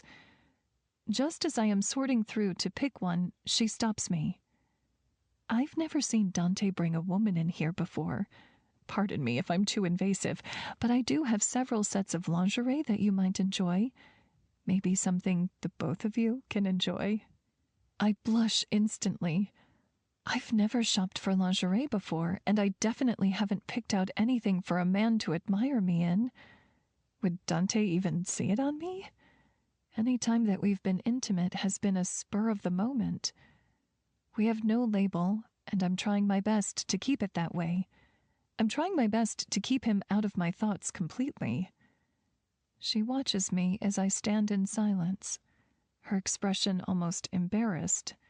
She's shown me so much kindness and obviously does major business with Dante, so I decide not to let her down. Do you have anything in silk that you would recommend? She nods and smiles at me, going to a rack a few feet away and coming back with a handful of silk garments. They look like something a royal would wear, and I can feel my skin getting hot as she hands them to me. You can change in the dressing room by the platform. If you have any questions, just call out for me, okay? I nod at her. Thank you, Marianne. I will. She smiles, and I walk into the changing room, closing the door behind me. It's more like a changing lounge. Every wall surface is covered in floor-length mirrors. A velvet love seat sits in the middle of the room. I set the pile of lingerie down and stare at it, my face flushed and hot. I strip out of my cotton bra and panties and try on a few sets. One is a red silk bralette with a matching red thong, and it makes me feel like a vixen. I smile at myself in the mirror, liking the vision before me. All of my butt is showing, and really the only thing this bra covers is my nipples.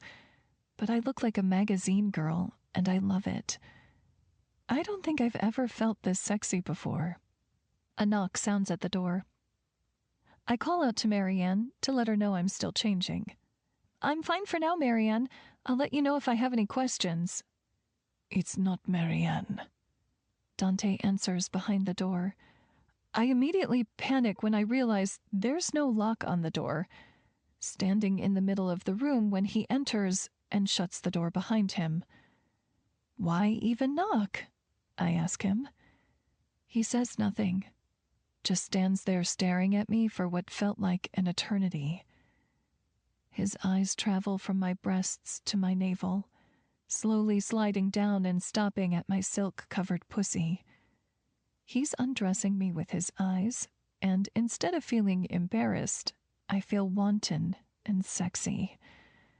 I feel like Aphrodite when he looks at me like this. No one has ever looked at me like this before. And seeing this look on Dante makes me want to melt right here in the middle of the changing room. Like what you see? I ask. My voice is barely above a whisper. His response is a growl. When he speaks, he doesn't look me in the eye, just continues staring at my sex. Gira para mí.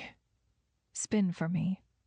His voice is dark and scratchy, and it makes me want to listen to him for once. I turn around slowly, showing him my ass. My hands caress my sides as I look at him over my shoulder. His eyes are wild, and he's stalking me like an animal. His rough hands grip my hips from behind. His lips are at my ear when he speaks. Don't make a sound. I hold in my gasp as he begins to slide the thong down my legs, the silk landing at my feet as he drops it. I look at him in the mirror before us, our reflection showing at every angle in the room.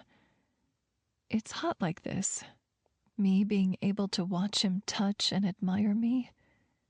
He pulls my dark copper hair from my shoulder, biting it sharply to test my response. I yelp at the contact, and his hand clamps down on my mouth, his eyes boring into mine. I feel wetness leak from my pussy and moan when the fingers of his other hand caress my nipple through the silk bralette. You're going to have to try harder with what I'm about to do to you, Esmeralda. His voice is so low that the bass of it vibrates against my throat. I close my eyes as his free hand pulls my breast from its silk confinement, my nipple puckering when the cool air hits it.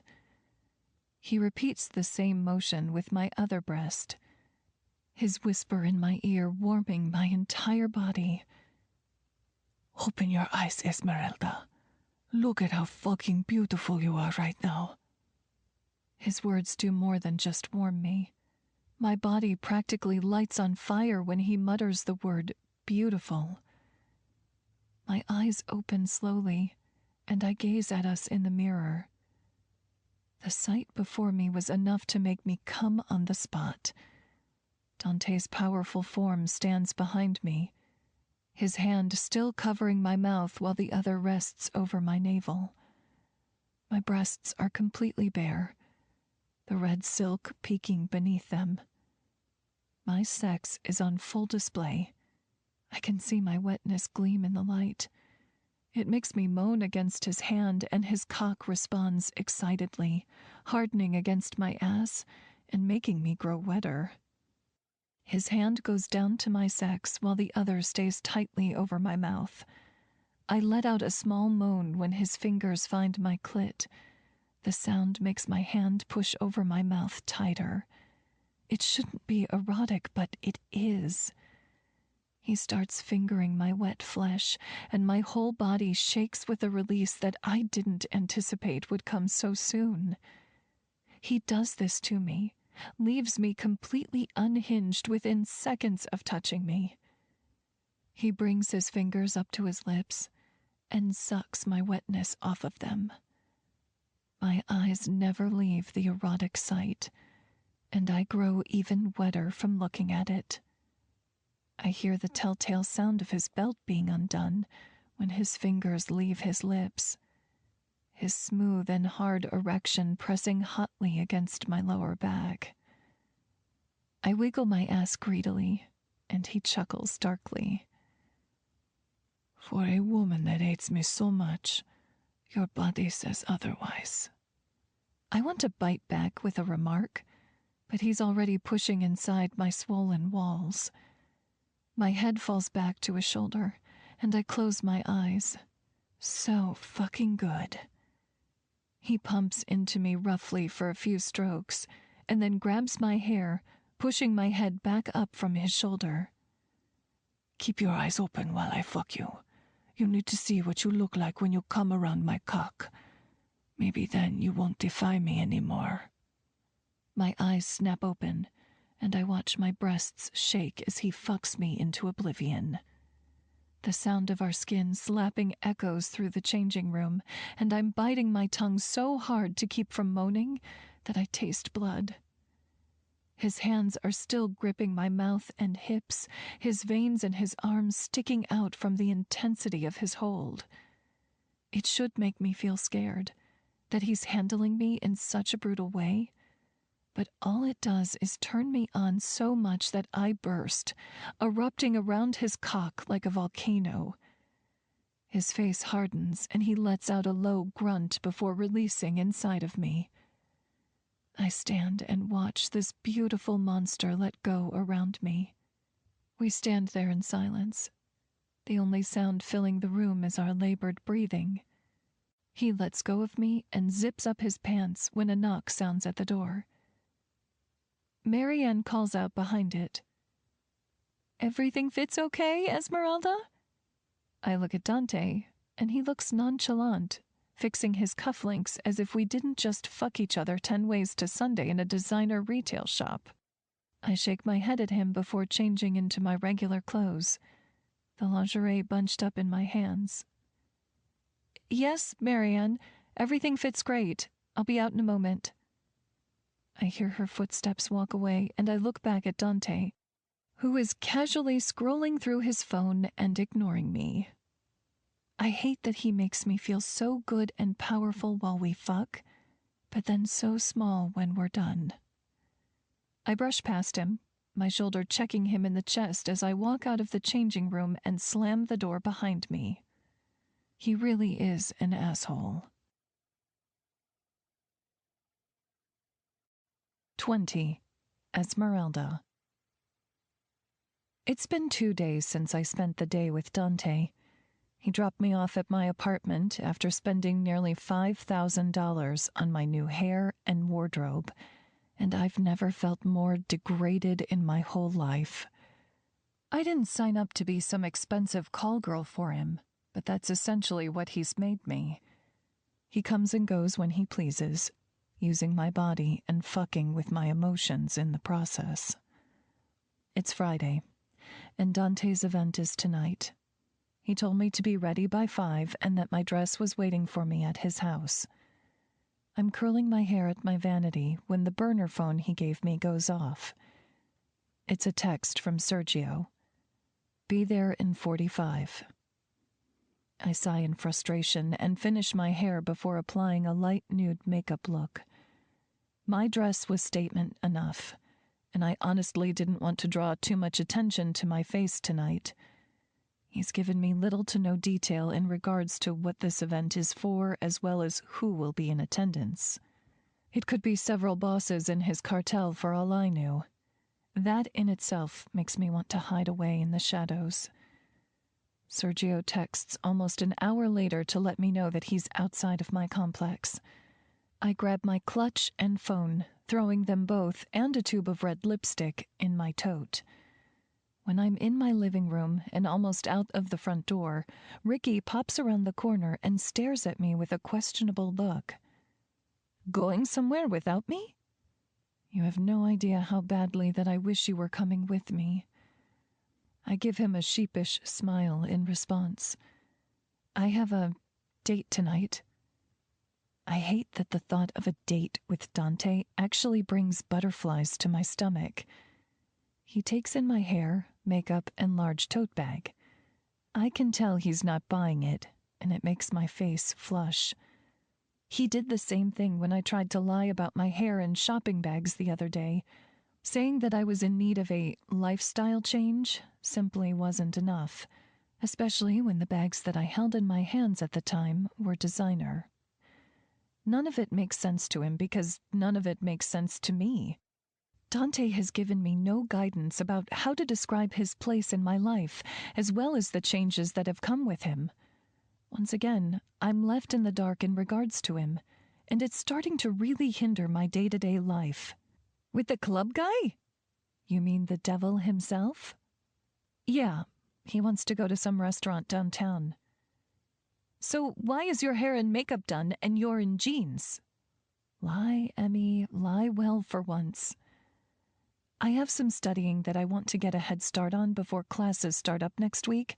I didn't want to wear a dress to the library, so I figured that I would change in the bathroom. It's almost a solid response, but his expression hasn't changed. He nods his head and tells me to have fun, stopping me again when I open the front door. I don't know what's going on in your life, Emmy, but I don't buy anything that you've been trying to sell me. Whatever the reason for your lying to me is, it must be big. Just know that I'm your teammate. You can always trust me. I thought this was something that we've understood since we were kids. My heart shatters into a million pieces. My best fucking friend is staring at me with hurt eyes after catching me in multiple lies, and still he loves me. This isn't who I am, and I'm beginning to hate myself because of it. because of every fucking thing Dante has brought into my life. I love you, Ricky. I love you forever. He nods at me in response, making himself a glass of water and turning his back to me. I love you too, babe. Always. I smile at him and close the door, wiping my fresh tears away as I walk towards Sergio's car. The car ride takes about an hour or so before we arrive at Dante's large mansion, looking haunted as usual. However, rose bushes now line the walkway to his set of double doors. Sergio drove me in the car with blacked-out windows again, not allowing me to see how we got here or where this place is even located. I just know that it's a castle of broken dreams an hour away from campus. Sergio grabs my tote from the back seat and hands it to me once we are walking towards the front door. Where's my mom? I ask. Cleaning in preparation for tonight. Dante has given strict instructions to go change and meet him in his office. There is no time for a family reunion tonight. I roll my eyes at him, and our distaste for one another is purely mutual at this point. I head up to my old room and close the door behind me. It looks just how I left it, except the bed is made. I really do love this room. I love so many rooms in this house, actually. I would just love them a lot more if they weren't owned by a man who manipulates every aspect of my life. My dress and shoes are laying on the bed. I slide out of my clothes and admire my gown once it's out of the bag. This dress is so beautiful that it continuously steals my breath away. I've never worn anything like this in my life, but I quickly fell in love with it once it hugged my body like a silk embrace. I set it down and looked at the shoes Marianne picked out for me at the store. They are strappy nude heels, and even though the heel is high, Marianne let me test them out to make sure that I could walk well in them. I slide them on and walk to the closet for another test run in them. I look in the mirror and allow myself a second of admiration. The silk lingerie is nude and accentuates my curves, the heels making me look tall and elegant. I brought my red lipstick with me so I could put it on in the mirror. I line my lips until they look plump and check myself in the mirror. I feel sexy, and I hate that at this moment. I wish Dante was here admiring me. I hate that I can't own my sexuality without thinking of him immediately when I feel good. Once I walk back into the bedroom, I grab my dress off the bed, and then a knock sounds at the door. Dante enters in and shuts the door behind him. Our eyes lock, and we are both caught in a trance. I want to take in his eyes right now, melt into the way they drift hot and lazily over my half-naked form. But I am breathless at the way he looks tonight. He is in a dark gray suit that hugs his muscular body. His pants taper at the end of his long, thick legs. His suit jacket is buttoned halfway up, the lapels making his chest look broader. He wears a black shirt underneath. The top 4 buttons or so are undone and give a full glimpse at his hanging medallion. A platinum watch adorns his wrist, and his hair is slicked back, a few strands lying lazily on his forehead. And his smell. God, his smell alone was enough to drive me wild. He smells of rich cologne and cigars, a combination that I never thought would attract me, but it does more than that. It makes me drunk off him. His smell makes me want to crawl into him and live inside of him forever. And I realize then that I more than desire this man. I realize this because at this moment, I actually missed him. In this moment, my stupid heart decides to win the battle over my mind and tell me that there is a large possibility that I am falling for this monster. He walks towards me, and his scent is so powerful that it clouds all of my senses like his body clouds my view of the door. He towers over me and dips his head, running his nose along my hair. He lifts my chin up with his finger and stares at my face for a long moment. I tell myself that I'm stupid, that I don't know what love is. I tell myself that this is just the psychological beginning of Stockholm Syndrome.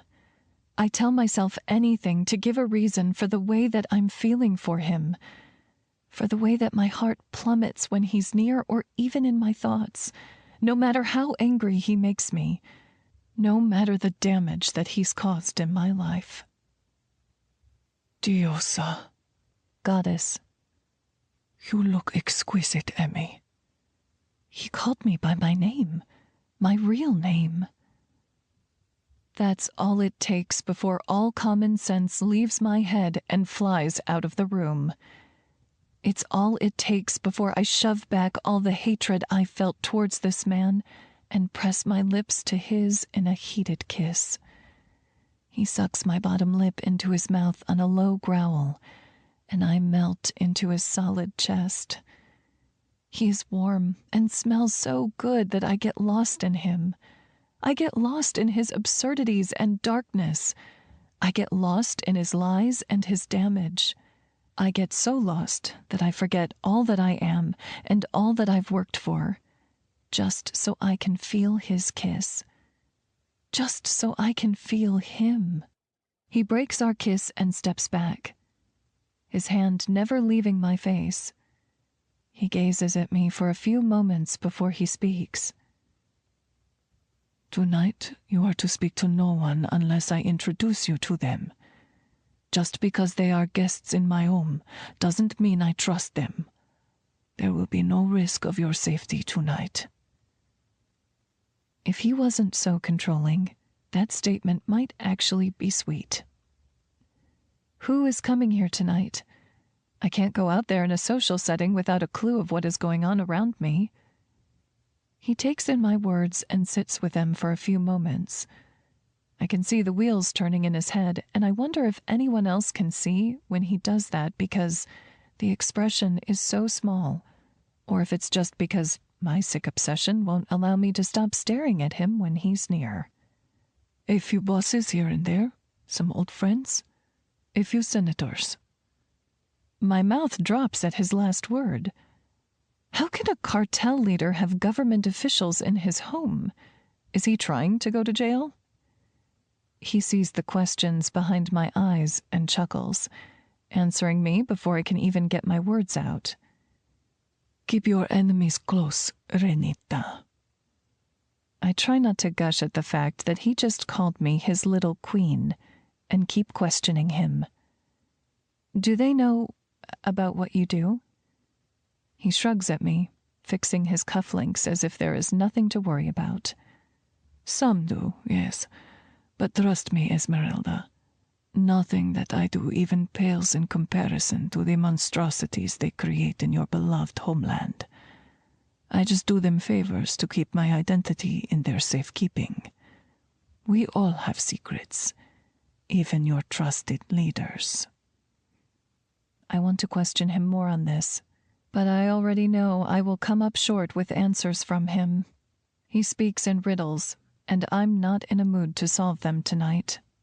So what, you will just introduce me as the daughter of your sworn enemy? Or will I be known as the girl you fuck when you feel lonely? His eyes narrow in anger, and I know I've struck a nerve. Good. I'm tired of living behind the scenes. If he's going to put me in this world of darkness, I need some way of seeing what's ahead of me. Neither. He couldn't elaborate a little more? Then what am I tonight, Dante? Your arm candy for the evening?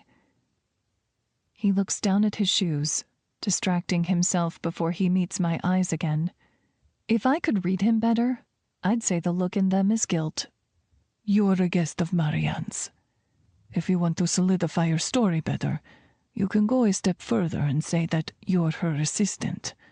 She's already been made aware of this and will go along smoothly if such questions arise. She's been here for the last hour. My stomach drops and I turn away from him. taking a deep breath before fidgeting with the material of my dress that still lay across my bed. Not only does he want me to lie about our entanglement, but he's already informed his stylist of said lie before me. I really am nothing but a notch in his bedpost for him, and it makes a wave of nausea hit me. His hand touches my shoulder from behind, and I flinch away, gathering my dress to put it on. It is for your safety, Esmeralda. I told you I can't risk anything nor trust anyone. I have to be alert and careful at all times. I nod at him, my back still turned as I slide my dress up my body and secure my straps. Look at me, he commands. I wave a hand up, silencing him. I can't do this right now, Dante. I want to finish getting ready and need to be clear-headed before I go downstairs. Please tell Marianne to come up here to help me finish and go over what we should say tonight. I walk past him and into my closet, grabbing a pair of silver dangling earrings and a matching necklace from the jewelry drawer. I walk back out and sit down on the bed to adjust my shoes. Dante stands in the same spot and eyes me the whole time, his gaze leaving trails of fire across my exposed skin. I'll go get her now, then. His voice is dark, frustrated, and I could honestly care less. Before he's completely out of the door, I fire one last question at him. What am I to you, Dante? My voice is barely above a whisper, and he turns his head to me, his stare boring into mine. You know what you are, Emmy. You're mine. His use of my name goes straight to my heart like an arrow, painful and beautiful all at once. It cracks me open before him. But you're not mine, are you? He stares at me for a moment before Sergio calls for him downstairs. He turns and shuts the door behind him, leaving me and my stupid heart cracked and bleeding all over the bedroom floor. 21. Esmeralda. Marianne adjusts my dress and hair for the 15th time in the entire hour that she's been in my room. I don't get frustrated with her. I love that she cares about my comfort and appearance. It makes me feel noticed in a time where I feel invisible. It almost makes me feel like how a daughter should feel with her mother. The feeling makes me miss my mom, which is strange beyond comparison. These last few weeks have made me see her in a new light, even with the years of trauma that trail behind us. I know tonight will be impossible to sneak away and speak to her, but I've made it a goal of mine to do so. Safety or not, she's my mother, and she still needs me as much as I need her. Do you feel comfortable about what we discussed tonight? She's referring to the giant lie that both of us have to tell. A lie that she agreed to tell without question, which confuses me even more than I already am. Yes, Marianne. Can I ask you something, though? She fixes her earring in the mirror before answering me. She's definitely in her mid-50s, but she can pass as a 40-year-old woman. Her youth radiates with her style and composition, her kindness matching her physical beauty. Why do you stick by him? He's making you lie to a group of important people about me, a total stranger to you. Are you more than just his stylist? The last question not only sounded bitchy, but also out of line. I immediately apologize for it, and she shrugs me off with a kind smile. This woman is literally an angel on earth, and neither of us deserve her. I've been working as Dante's personal stylist for over 10 years now. I have no idea of the line of work that he is in, but I know better than to ask too many questions. He keeps me in business and treats me well. I feel no obligation but to return that same kindness to him. She really is a saint. Has he even informed you of who I am? I search her eyes, and she smiles at me, almost in sympathy. He doesn't need to give me any information to know that you are someone he wants to keep safe. We both know he lives in a dark world, and his protection is his form of care. She's saying that he cares about me? Is she blind? It's not my safekeeping that he's protecting, it's his own. My voice is somewhat shaky, and she stares at me for a moment before moving a strand of hair from my eyes. The act is genuine, and it makes me adore her even more than I already do. He's not one to care for his own safety, Emmy. Look at his lifestyle. He puts himself in danger every single day. Trust that what I'm saying is the truth. I take in what she says and decide not to argue with her on this. I don't want to ruin our new and genuine relationship with the mistrust that I feel for Dante. She doesn't need to be caught in any more of his webs, including the one he's entangled me in. I let her fix my hair and touch up my makeup for the final time before I walked to the door with her arm in mine. "Ready?" she asks, a kind smile in her blue eyes. I offer a small one back. At least I'll have her with me tonight. "As I'll ever be," I say back before we walk out of the bedroom and down the stairs to the party. Once we are on the main floor of Dante's mansion, Marianne leads me to the backyard where the event is being held. I am awestruck by the sight. Canopies are set up all across the vast acreage of Dante's backyards, twinkling lights stretching from each one. There are fresh vases of flowers set all around, each one a different size vase and breed of flower. A violinist plays from the stage setup behind his pool, and the music echoing throughout the landscape sounds divine and elegant. I feel like I'm in a fairy tale. Everything looks so magical and alive before me. Several waiters in bow ties are going around to each guest, offering samples of food that make my mouth water. I spot Javier, and he smiles at me. It makes my stomach feel warm with comfort. I smile back and let Marianne guide me through the courtyard, my eyes bouncing from guest to guest. Every person here is either beautiful, intimidating, extremely rich, or a mix of all three.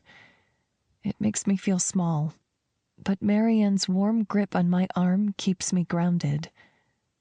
"How many of these events have you been to?" I ask. She shrugs and grabs a couple glasses of champagne for us. I take a sip and almost moan in pleasure. It's light, crisp, and a little sweet. Something I could dangerously get used to. Quite a few over the years. He hasn't had one for a while. It used to be a couple times a year for a minute, but his socializing has died down over the last couple of years. I want to ask why. Maybe try to gauge if it was because of his ties with my father or something else, but I don't. There are eyes and ears all around us, and I can almost agree with what Dante has been saying. They look exactly like people who cannot be trusted. After several minutes of scoping the crowd with Marianne, Javier comes to us with a tray of delicious appetizers. "So good to see you again, Miss Amy. Would you like to try a crostini? It's topped with cured chorizo and fig tapenade." My mouth is already watering as I take a bite. I am immediately in heaven. I would die to cook like Javier one day. I missed learning from him in the short time that we were together. His knowledge of taste is endless. "It tastes wonderful, Javier, thank you." He smiles a kind smile at me, and I wish Dante could learn from these two wonderful people before me. They are great at winning my trust with their kindness. "The pleasure is all mine, Emmy. Be sure to try out our tapas bar. Michael is a master, and you won't regret it." He winks at us and walks away. I spot Dante chatting with a group of men about 15 feet away from us, hating that he looks so dangerously handsome tonight. "Let's go see those tapas that Javier mentioned," Marianne says as she walks us through the crowd towards the canopy tent 20 feet away. We pass Dante and the group of men that he's conversing with. He stops us, prompting Marianne to turn around and smile at the men who greet us. They are old and chubby, and if I were to take a guess, these were the senators Dante mentioned earlier. I smile as I shake their hands, unable to help but notice how their grips lingered a little too long for my liking. Dante seemed to have noticed too, because I could feel his stare burning into my skin before he spoke again. "Senator Carson and Congressman Williams, I'd like you to meet my stylist and interior designer, Marianne, as well as her assistant, Emmy." I nearly flinch at his introduction, trying my hardest to stuff down the pain I feel from the cut of his knife. I rehearsed this, so I shouldn't feel the sting of his lie, but I can't help it. He says my name like his mouth is too full, the sound barely making it out. Probably because it's filled with bullshit instead of truth. I decide to take my part in this act, and the extra mile, acting as oblivious and impressionable as possible. I reach out and shake the men's hands again, this time on my own accord, fluttering my eyelashes slightly as I spoke. "It's so great to meet you both. Dante and Marianne never informed me that I would be in the presence of greatness tonight. Although I'm thrilled to be interning with Marianne, my final semester in fashion school, I did originally major in political science. It's not a complete lie. I did spend my freshman year aiming towards that major. Thank God Ricky was finally able to talk me out of it. The men laugh with me, sounding both narcissistic and misogynistic. But I keep smiling and nodding my head at what they had to say, catching Dante's glare in the corner of my eye. "Maybe we can change your major again for you, Emmy. There's a lot of work that needs to be done in the long road ahead, and we could use creative minds like yours to navigate it." I pretend to gush at their words, laughing over-enthusiastically now. Dante's stare is no longer a fire. It's hell itself. "I appreciate it, gentlemen, but for now I am beginning my passion with this wonderful woman's help. Thank you so much for your kind words. I hope you enjoy the rest of your evening." Marianne smiles at them, and I touch their arms softly before walking away with her towards the tapas bar. She's almost immediately ahead of me and down the line as Michael gives her recommendations, her head bobbing up and down eagerly as she licks her lips and listens to him with rapt attention. It makes me chuckle as I approach the waiter at the start of the bar, listening to the menu options. Before I can give the server an answer, Dante appears right beside me, acting as if he's waiting in line too. "You must know that you're a terrible actress," he whispers, only loud enough for us to hear. I ignored him and answered the waiter's question with my choice. "Shrimp, please." I smile at him, and he starts building my tapa on a bed of fresh vegetables. "I was only ensuring my safety, sir," I mutter back to Dante. I feel the heat radiating off of him from here. "Playing nice with the senator and congressman doesn't ensure your safety, Esmeralda. It just makes you look immature." I scoff at him, the waiter nearly done with my plate as he builds down the bar line of food. "Maybe it just makes you jealous. They clearly enjoy my presence more than you do." I feel his stare burning into me from the side. I want to smile in victory of getting under his skin. It's become my new favorite thing to do. "They just want to fuck you, Esmeralda." I grab the plate from the waiter as he hands it to me, smiling at him before he leaves us to go help the new guests a few feet away. "Should I just go tell them that you already beat them to it?" I hear his low growl and walk away, approaching Marianne as she leads us to a table under the canopy. I see Dante brush away quickly and back towards the crowd in the courtyard, smiling at myself before biting into the delicious tapa before me. Marianne and I walk around after eating our food, grabbing another flute of champagne on our route. I feel a slight buzz and am thankful for Marianne's consistent hold around my arm. We are nearing the stage when I notice a group of tall men standing off to the side, about 5 of them in total. Each of them is in an expensive-looking suit, and each of them look completely terrifying. I can feel the power radiating off of them, even though they are standing several feet away.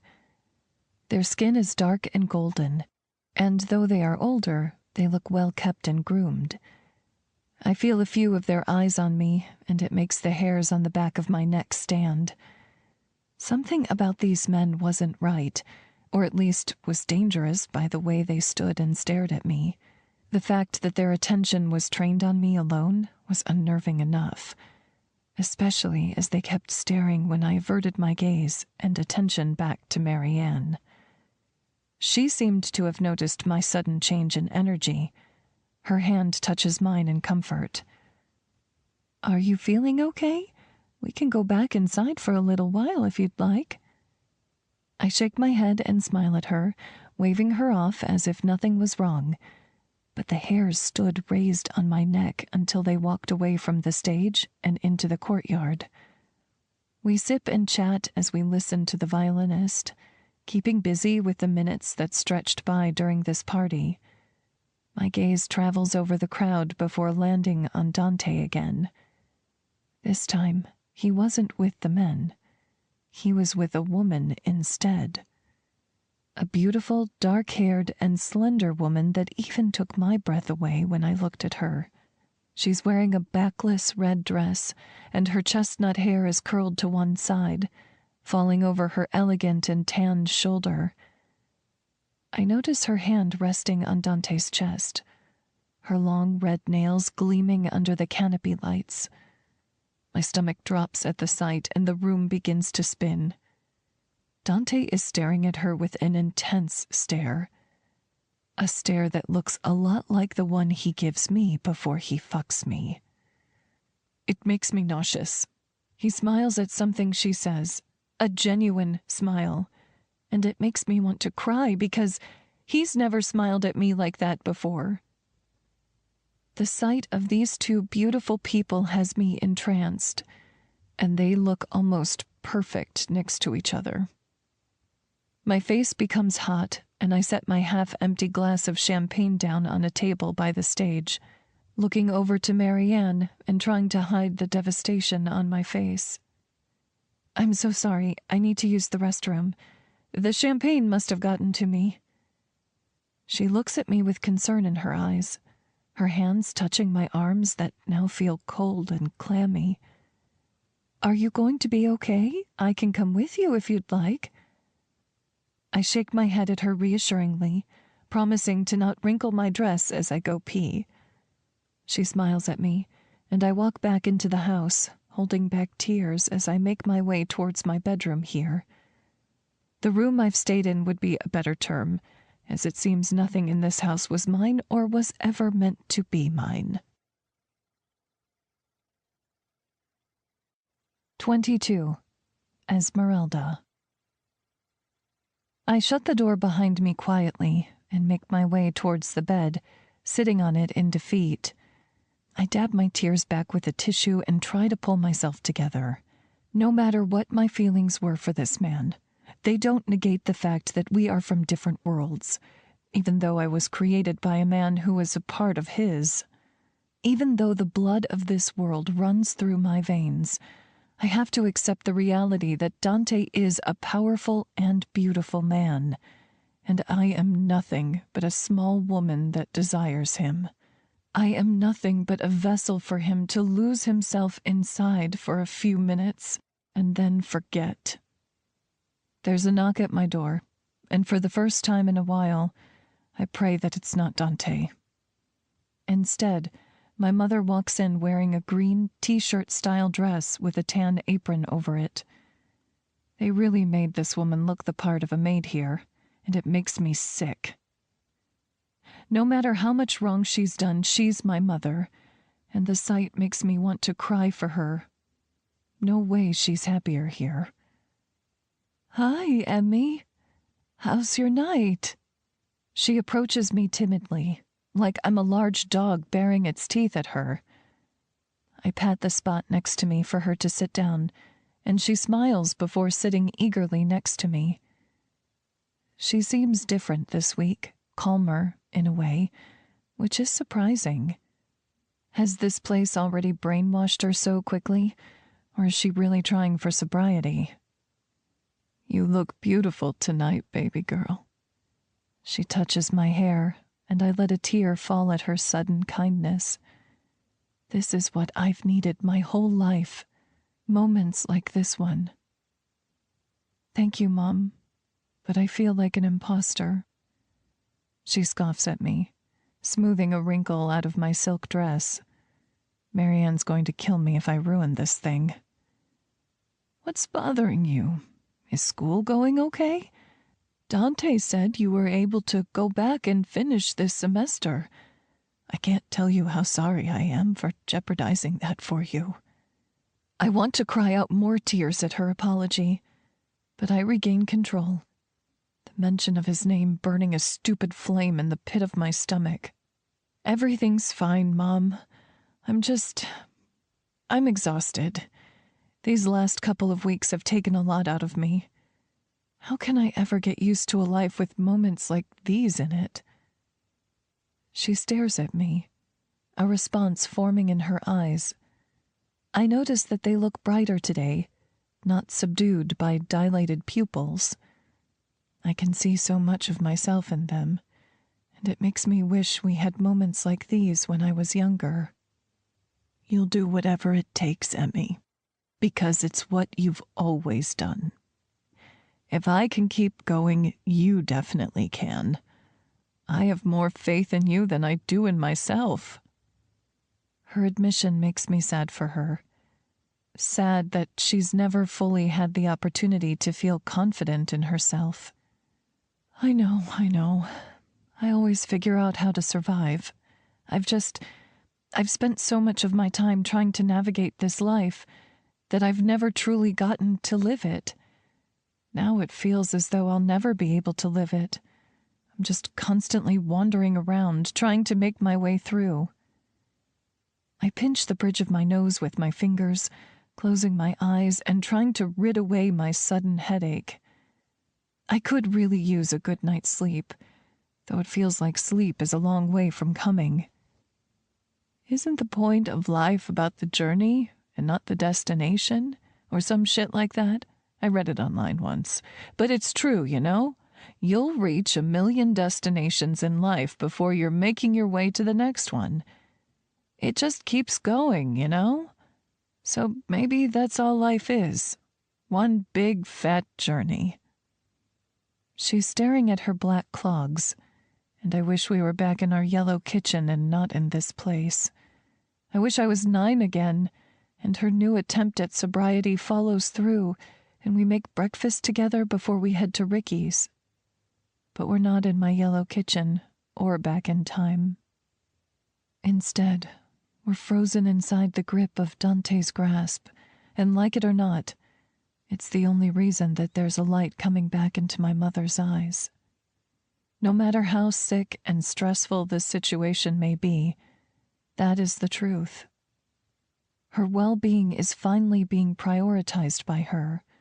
Her demons are being faced and hopefully put to rest. I hold her hand in mine, and we stay like that for several minutes, just enjoying the quiet and peaceful presence of one another. She gets up and hugs me before leaving to finish cleaning the kitchen.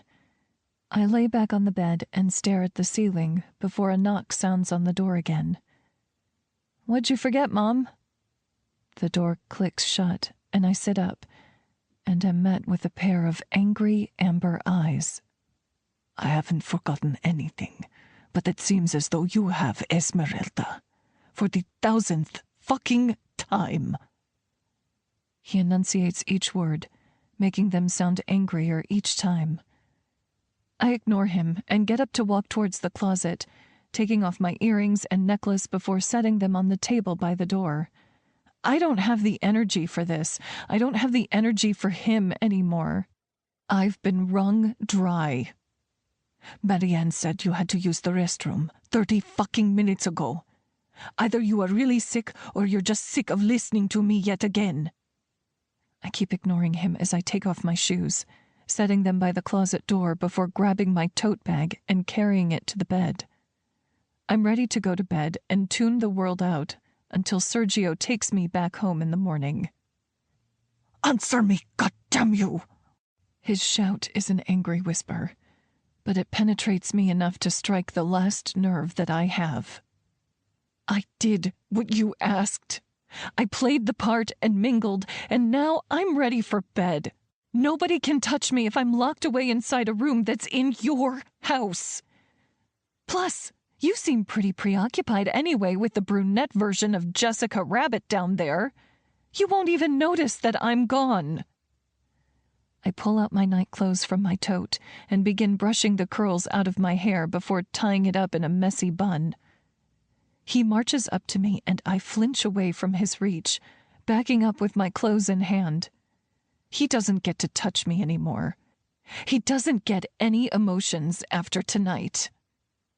She's an assistant on my team, Esmeralda. There's no need for you to act like a jealous little girl, especially after your shit performance with a congressman. I want to hit him, but I don't. I shove back all my anger and hurt and focus on preparing my nightly routine so that I can go to bed. He reaches for me again, and I turn away and begin taking off my dress, pulling my pajama pants and t-shirt on immediately after. I've never made any promise to you, Esmeralda. I've done everything I could to ensure your safety. I do not deserve to be treated with disrespect. You're my... I'm not yours, Dante. I cut him off. My voice is monotone and holds zero emotion. I feel like a robot. I'm nothing but a hindrance to you at some times, and a fleeting moment of pleasure for you at others. I appreciate you indulging my interests for the time being, but I don't think it's appropriate for us to continue the way we have been anymore. I won't cause anything to get in the way of the vengeance you seek from my father. I will comply until you see your mission through. I make my way towards the bathroom so that I can brush my teeth, but he orders me to stop. I tilt my head back towards the ceiling, sighing in pure exhaustion. I can't do this forever. I need to cut him off for the sake of my mental health. This isn't a fucking business deal, Emmy. My name sounds so good on his lips, but I don't give in. I've had enough after tonight. I can't be in the same room as him anymore. I can't even hear his voice anymore. But it is, Dante. It always has been. We both want the same man dead, and you'll see to it. I'll be of assistance in any way that I can, but I cannot continue the personal part of this with you anymore. You can because you're mine, Esmeralda. You can and you will. I want to cry, but I let my last bit of anger rush out, the wall I built up letting it through. I can't keep doing this back and forth with you. I can't keep lying and waiting for you to spend time with me, to actually smile at me like you do with other women. I can't keep craving to know you anymore, to want you to hold me after you fuck me. I can't be a secret to someone I'm falling for anymore. The last part came out completely on its own accord, and it took us both by surprise. The room now filled with heavy silence. I pinch my nose and speak for the last time of the night, my voice back to being robotic. I never want to see him after tonight. I need therapy and a heavy dose of reality away from him. Like I said, I will comply with everything when it comes to my father and your protection. This will be the last time that we speak. You can add another guard to watch me and communicate everything to Sergio. I'll be sure to always respond to him when prompted. I step into the bathroom and stop when I hear his voice whisper out, I never promised to be anything more than what I am, Emmy. I nod at him, a fresh wave of tears forming that I refuse to show him. I never asked you to. I just wanted to know what my place was in your world. Now I know completely. Good night, Dante. I close the bathroom door, willing my tears back as I brush my teeth. I walk into an empty bedroom several minutes later, locking the door before collapsing onto the bed and falling into a restless sleep. The house is practically empty when I wake up. I left the silk dress hanging in the closet and dressed in my clothes from the day before, leaving the bedroom and then wandering into the kitchen. Javier must have the day off, or at least I'd hope that he would after last night's festivities. I spot my mother on the way out of the kitchen, giving her a quick hug and informing her to reach out to Sergio if she wants to contact me. Are you sure you're going to be okay here, Mom? We can always find you a cheaper place near campus and look for better job opportunities. She smiles a sad smile at me, but there's a small flicker of hope in her green eyes. I'll be okay, Emmy. I'm better off here than out there. I'm going to see it through, or die trying. I wipe a lone tear from her eye before she pulls me in for a long and tight hug. For once in my life, I might actually miss my mother. These last 2 weeks have been such a shock to my system in so many ways. I tell her to say goodbye to Javier for me, because I have no intention of returning to this place at all, and I will miss him dearly. I get in Sergio's blacked-out car and buckle myself in. It's quiet and dark back here, but it brings me comfort in its solitude. Finally, I can think clearly without any interruption. I pull out my cell phone and power it on. A flood of text messages from Ricky come in as well as a voicemail. Before I can hit play, a phone call comes through and it's from him. Where the fuck have you been? I've been trying to reach you all night, Emmy. You didn't come home and you were out with a fucking stranger. His voice is filled with worry and frustration. I want to cry for making him feel this way, but nothing comes forth. I am devoid of all emotion. I'm sorry, Ricky. I didn't mean to worry you. I ended up drinking too much and had to crash at his place. Not one of my finest moments, Rick. Cut the bullshit already, Emmy. Something's up. Something's up with the clothes, with the cars hanging around outside our complex. Something's up with that fucking guy. I'm silent. Out of lies. Out of any excuse for this new, fucked up life I'm living. I can't talk about this right now, Ricky. You'll have to wait until I get home. Why? Are you still with him? I just want to understand why you're lying to me, Emmy. We've been friends since we were little. What have I done to— You haven't done anything. Things are they're complicated right now. Please wait until I get home and I'll explain everything. I sound tired because I am. I'm fucking exhausted and I just want to be alone for a while. Ricky is silent on the other end of the call for a few minutes, but I can hear his breathing. His frustrated, angry breathing. You fucking better. As soon as you walk in this door, you better explain everything. I sigh. I will, Ricky. I promise I will. I love you. He hangs up the call without another word. He's never been mad at me like this before. Not enough to not say, I love you. I throw my phone in my tote and close my eyes the entire ride home. Almost an hour later, Sergio stops and I know we are at my complex. Sergio's voice echoes over the intercom before I can get out of the car. I'll wait out front until your guard gets here. Please walk straight to your apartment. If I call with any new information or instruction from now on, you'll answer or respond immediately." I mutter my acknowledgement and hop out of the car, walking up the stairs to my complex and around the corner. It's hard to see my unit from the lot because the stairs cover the view. I dig in my bag for my keys, and as soon as I pull them out, I hear a voice behind me. "Hello, Mia. No. There's no need to make a sound. Stay right there, quietly." I turn around slowly, my lips shaking as I am face to face with Juan Carlos, my father, who is pointing his gun directly at me. 23. Dante. The morning stretches across the courtyard as I watch the cleaning crew wrap up last night's festivities. The coffee Javier made me is shit today, and I'm barely able to swallow it down.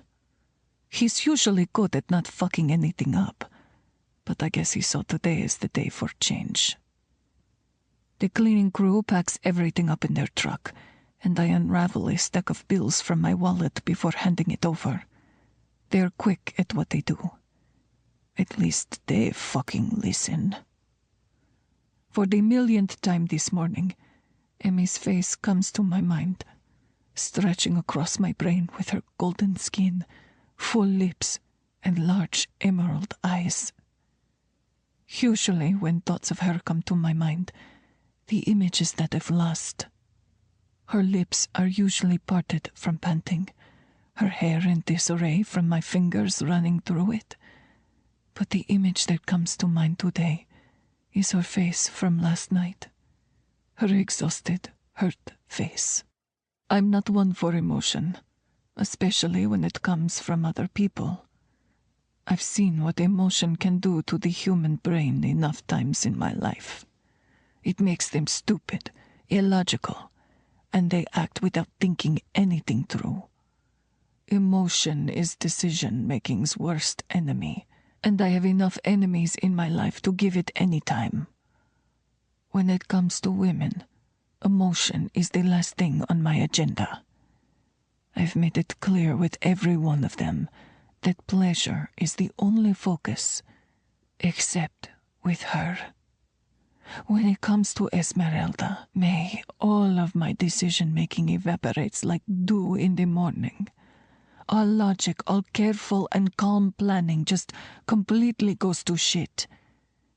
The only thing that rushes forth is irrational desire and this overwhelming need to protect at all costs. Protect her from the monster that took everything from me. Protect her from this world. Protect her from me. I have no reason to be attached to this woman. She's young and naive in her own right. There's no blueprint to navigating this world I live in, and I'm not trying to be her tour guide in it. I'm just trying to kill the bastard that made her. Unfortunately, for the both of us, I made the mistake of not being capable of keeping my dick in my pants when I'm around her. I set my coffee mug down and make my way back inside, passing by Javier on my way through the kitchen. He's chopping vegetables at the counter. I feel a small pang of want enter through my body, a want that craves the sight of her at my counter instead of him. It makes me immediately frustrated. The fact that even a small thought of her brings a wave of irrational emotion in me is alarming enough. It's best that we aren't in direct contact with one another. She was smart for once, even with my disapproval. "What's with the coffee today, Javier?" I ask, my voice barely above a growl. He doesn't miss a beat, but still continues with his chopping. "The coffee is as it should be, Dante. Think of it as a reflection of your more recent attitude." If my jaw could drop, it would. Javier and I had a close relationship since I hired him as my personal chef. He's never asked too many questions. Like most of my staff, he just follows orders and carries on with his day-to-day duties. It's unlike him to speak out of turn to me. Before I can even reprimand him for his inappropriate comment, he speaks again. The knife he's chopping with freezes over a pepper as he looks me in the eye. I don't ask much when it comes to your line of work, sir. Quite frankly, I keep my head down because you've given me a job and a roof over my head. But I will say that the way you've been treating that girl these last couple weeks has been completely immoral and unprofessional. He dumps the vegetables in a bowl and walks the dishes to the sink, continuing his words with his back turned to me as he washes dishes. You're a businessman, Dante, so act like one. For someone who doesn't want his emotions tangled in with his business, you've done a shit job with this one. You've done nothing but fuck with that poor girl since you've brought her here. And while I sit back and bite my tongue with most of your business adventures, I refuse to do that with this one. I narrow my eyes at him as he grabs a fresh cup of coffee and hands it over to me. Emmy is a bright woman, Dante, filled with potential and compassion. Don't suck it out of her. I take a sip of my coffee, the correct cup of coffee, and sit in silence as he gathers more ingredients and begins sifting flour into a bowl. I'm rendered speechless for the first time in a while. He's been watching me, us, this entire time. I should have known to be better at keeping quiet. I should have known not to get close to her to begin with. But when it comes to her, all logic in my brain has become obsolete. All reasonable thought leaves, so the overwhelming desire that I feel for her can take its place. I look at Javier, who is still busying himself with cooking. He's right. As much as I hate to admit it, he's right, and I have no reason to fight him on that. Let me know when dinner is ready. I grab my cup of coffee and walk out of the kitchen towards her bedroom. It's clean, per usual. Her mother has no errors when it comes to completing her tasks here. No more incidents in regards to getting fucked up either. For the most part, she stays out of my hair and keeps her head down when she passes me. I find that I can tolerate her the most that way, when her tongue's bit and her hands are kept to herself and not on my fucking contraband. I walk to the bed and set the coffee down on the nightstand, my hands resting on the duvet. I bend my head down and run my nose along the fabric, inhaling her lingering scent of flowers and vanilla. I shouldn't be in here right now. I should be in my office tracking Juan Carlos's location. I definitely shouldn't be on this bed, missing a woman that I shouldn't be missing. I shouldn't even be feeling this in the first place, especially in regards to the daughter of my sworn enemy. None of what's happened has been her fault, but I've made it appear that way. I've done everything possible to make her despise me, but still she craves me as I do her. Still, she is drawn to me the same way that I've been drawn to her. It's chemical, this attraction between us. It's a chemical imbalance that has nearly ruined everything for both of us. More so her, rather than me. I can't be a secret to someone I'm falling for anymore. She's fallen for me, that stupid girl. She defied all logic and let herself love a monster. Love. I can't recall the last time I've ever felt that emotion. Perhaps when I was young. Perhaps in regards to my sister or mother that are still back home. Maybe I felt it last when I held my father's dead body. His blood seeping through my shirt and staining the skin of my chest forever. Maybe that's why I've refused to ever let that emotion back in. It does nothing but cause turmoil. I could blame her turmoil on that, on the stupid decision she made to love me. I could blame everything horrible she's felt and endured on that one emotion. But I don't. The reason that she has faced all that she has is because I couldn't hold my desire away from her any longer. I couldn't control my need to be near her at all times. I get up and walk to her closet, where her green dress hangs on the door. She looked so beautiful last night, like a true goddess, beguiling and mesmerizing all at once. She's a witch that's had me under her spell since the first time I heard her voice. I touch the dress, and the silk fabric rubs against my rough fingertips. It makes me think of the first time that I fucked her. It makes me think of the way her soft skin feels against mine as I peel her underwear from her like the skin of a fruit. My dick becomes instantly hard, and I curse at myself for it. Nothing makes sense when it comes to this woman. I can't explain the deep hold that she has on me. I know if I am not careful, she has the ability to unman me, to strip down every barrier that I've built within myself in order to protect the lives of those I still care for. She has the capability to unravel every secret and lie within me. It's best that she has chosen to separate herself from me. Otherwise, a whole other world of shit would come barreling down on top of her. Shit that she doesn't need to know exists. I leave the closet and grab my cup while I make my way out of the bedroom and towards my office. I feel the energy shift as I walk further and further away from her room. She brings a light to this place, a light that this house has never seen before since it's constantly filled with such darkness. No extravagant party can mask the fact that a million little secrets lie in this castle.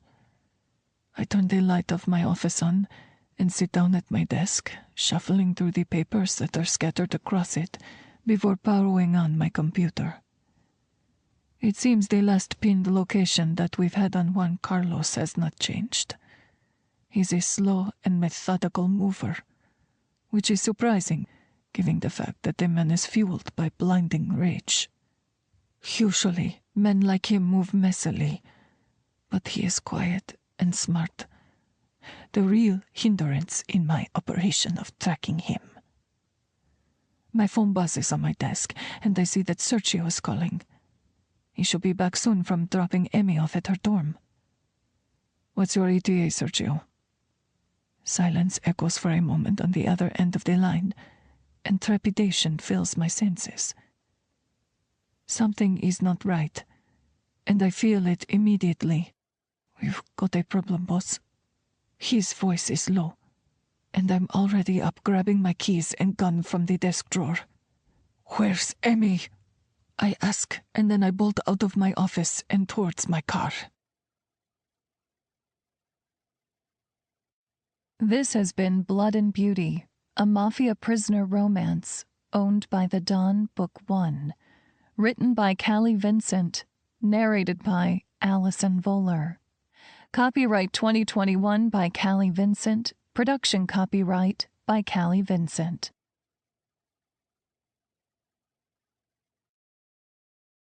Audible hopes you have enjoyed this program.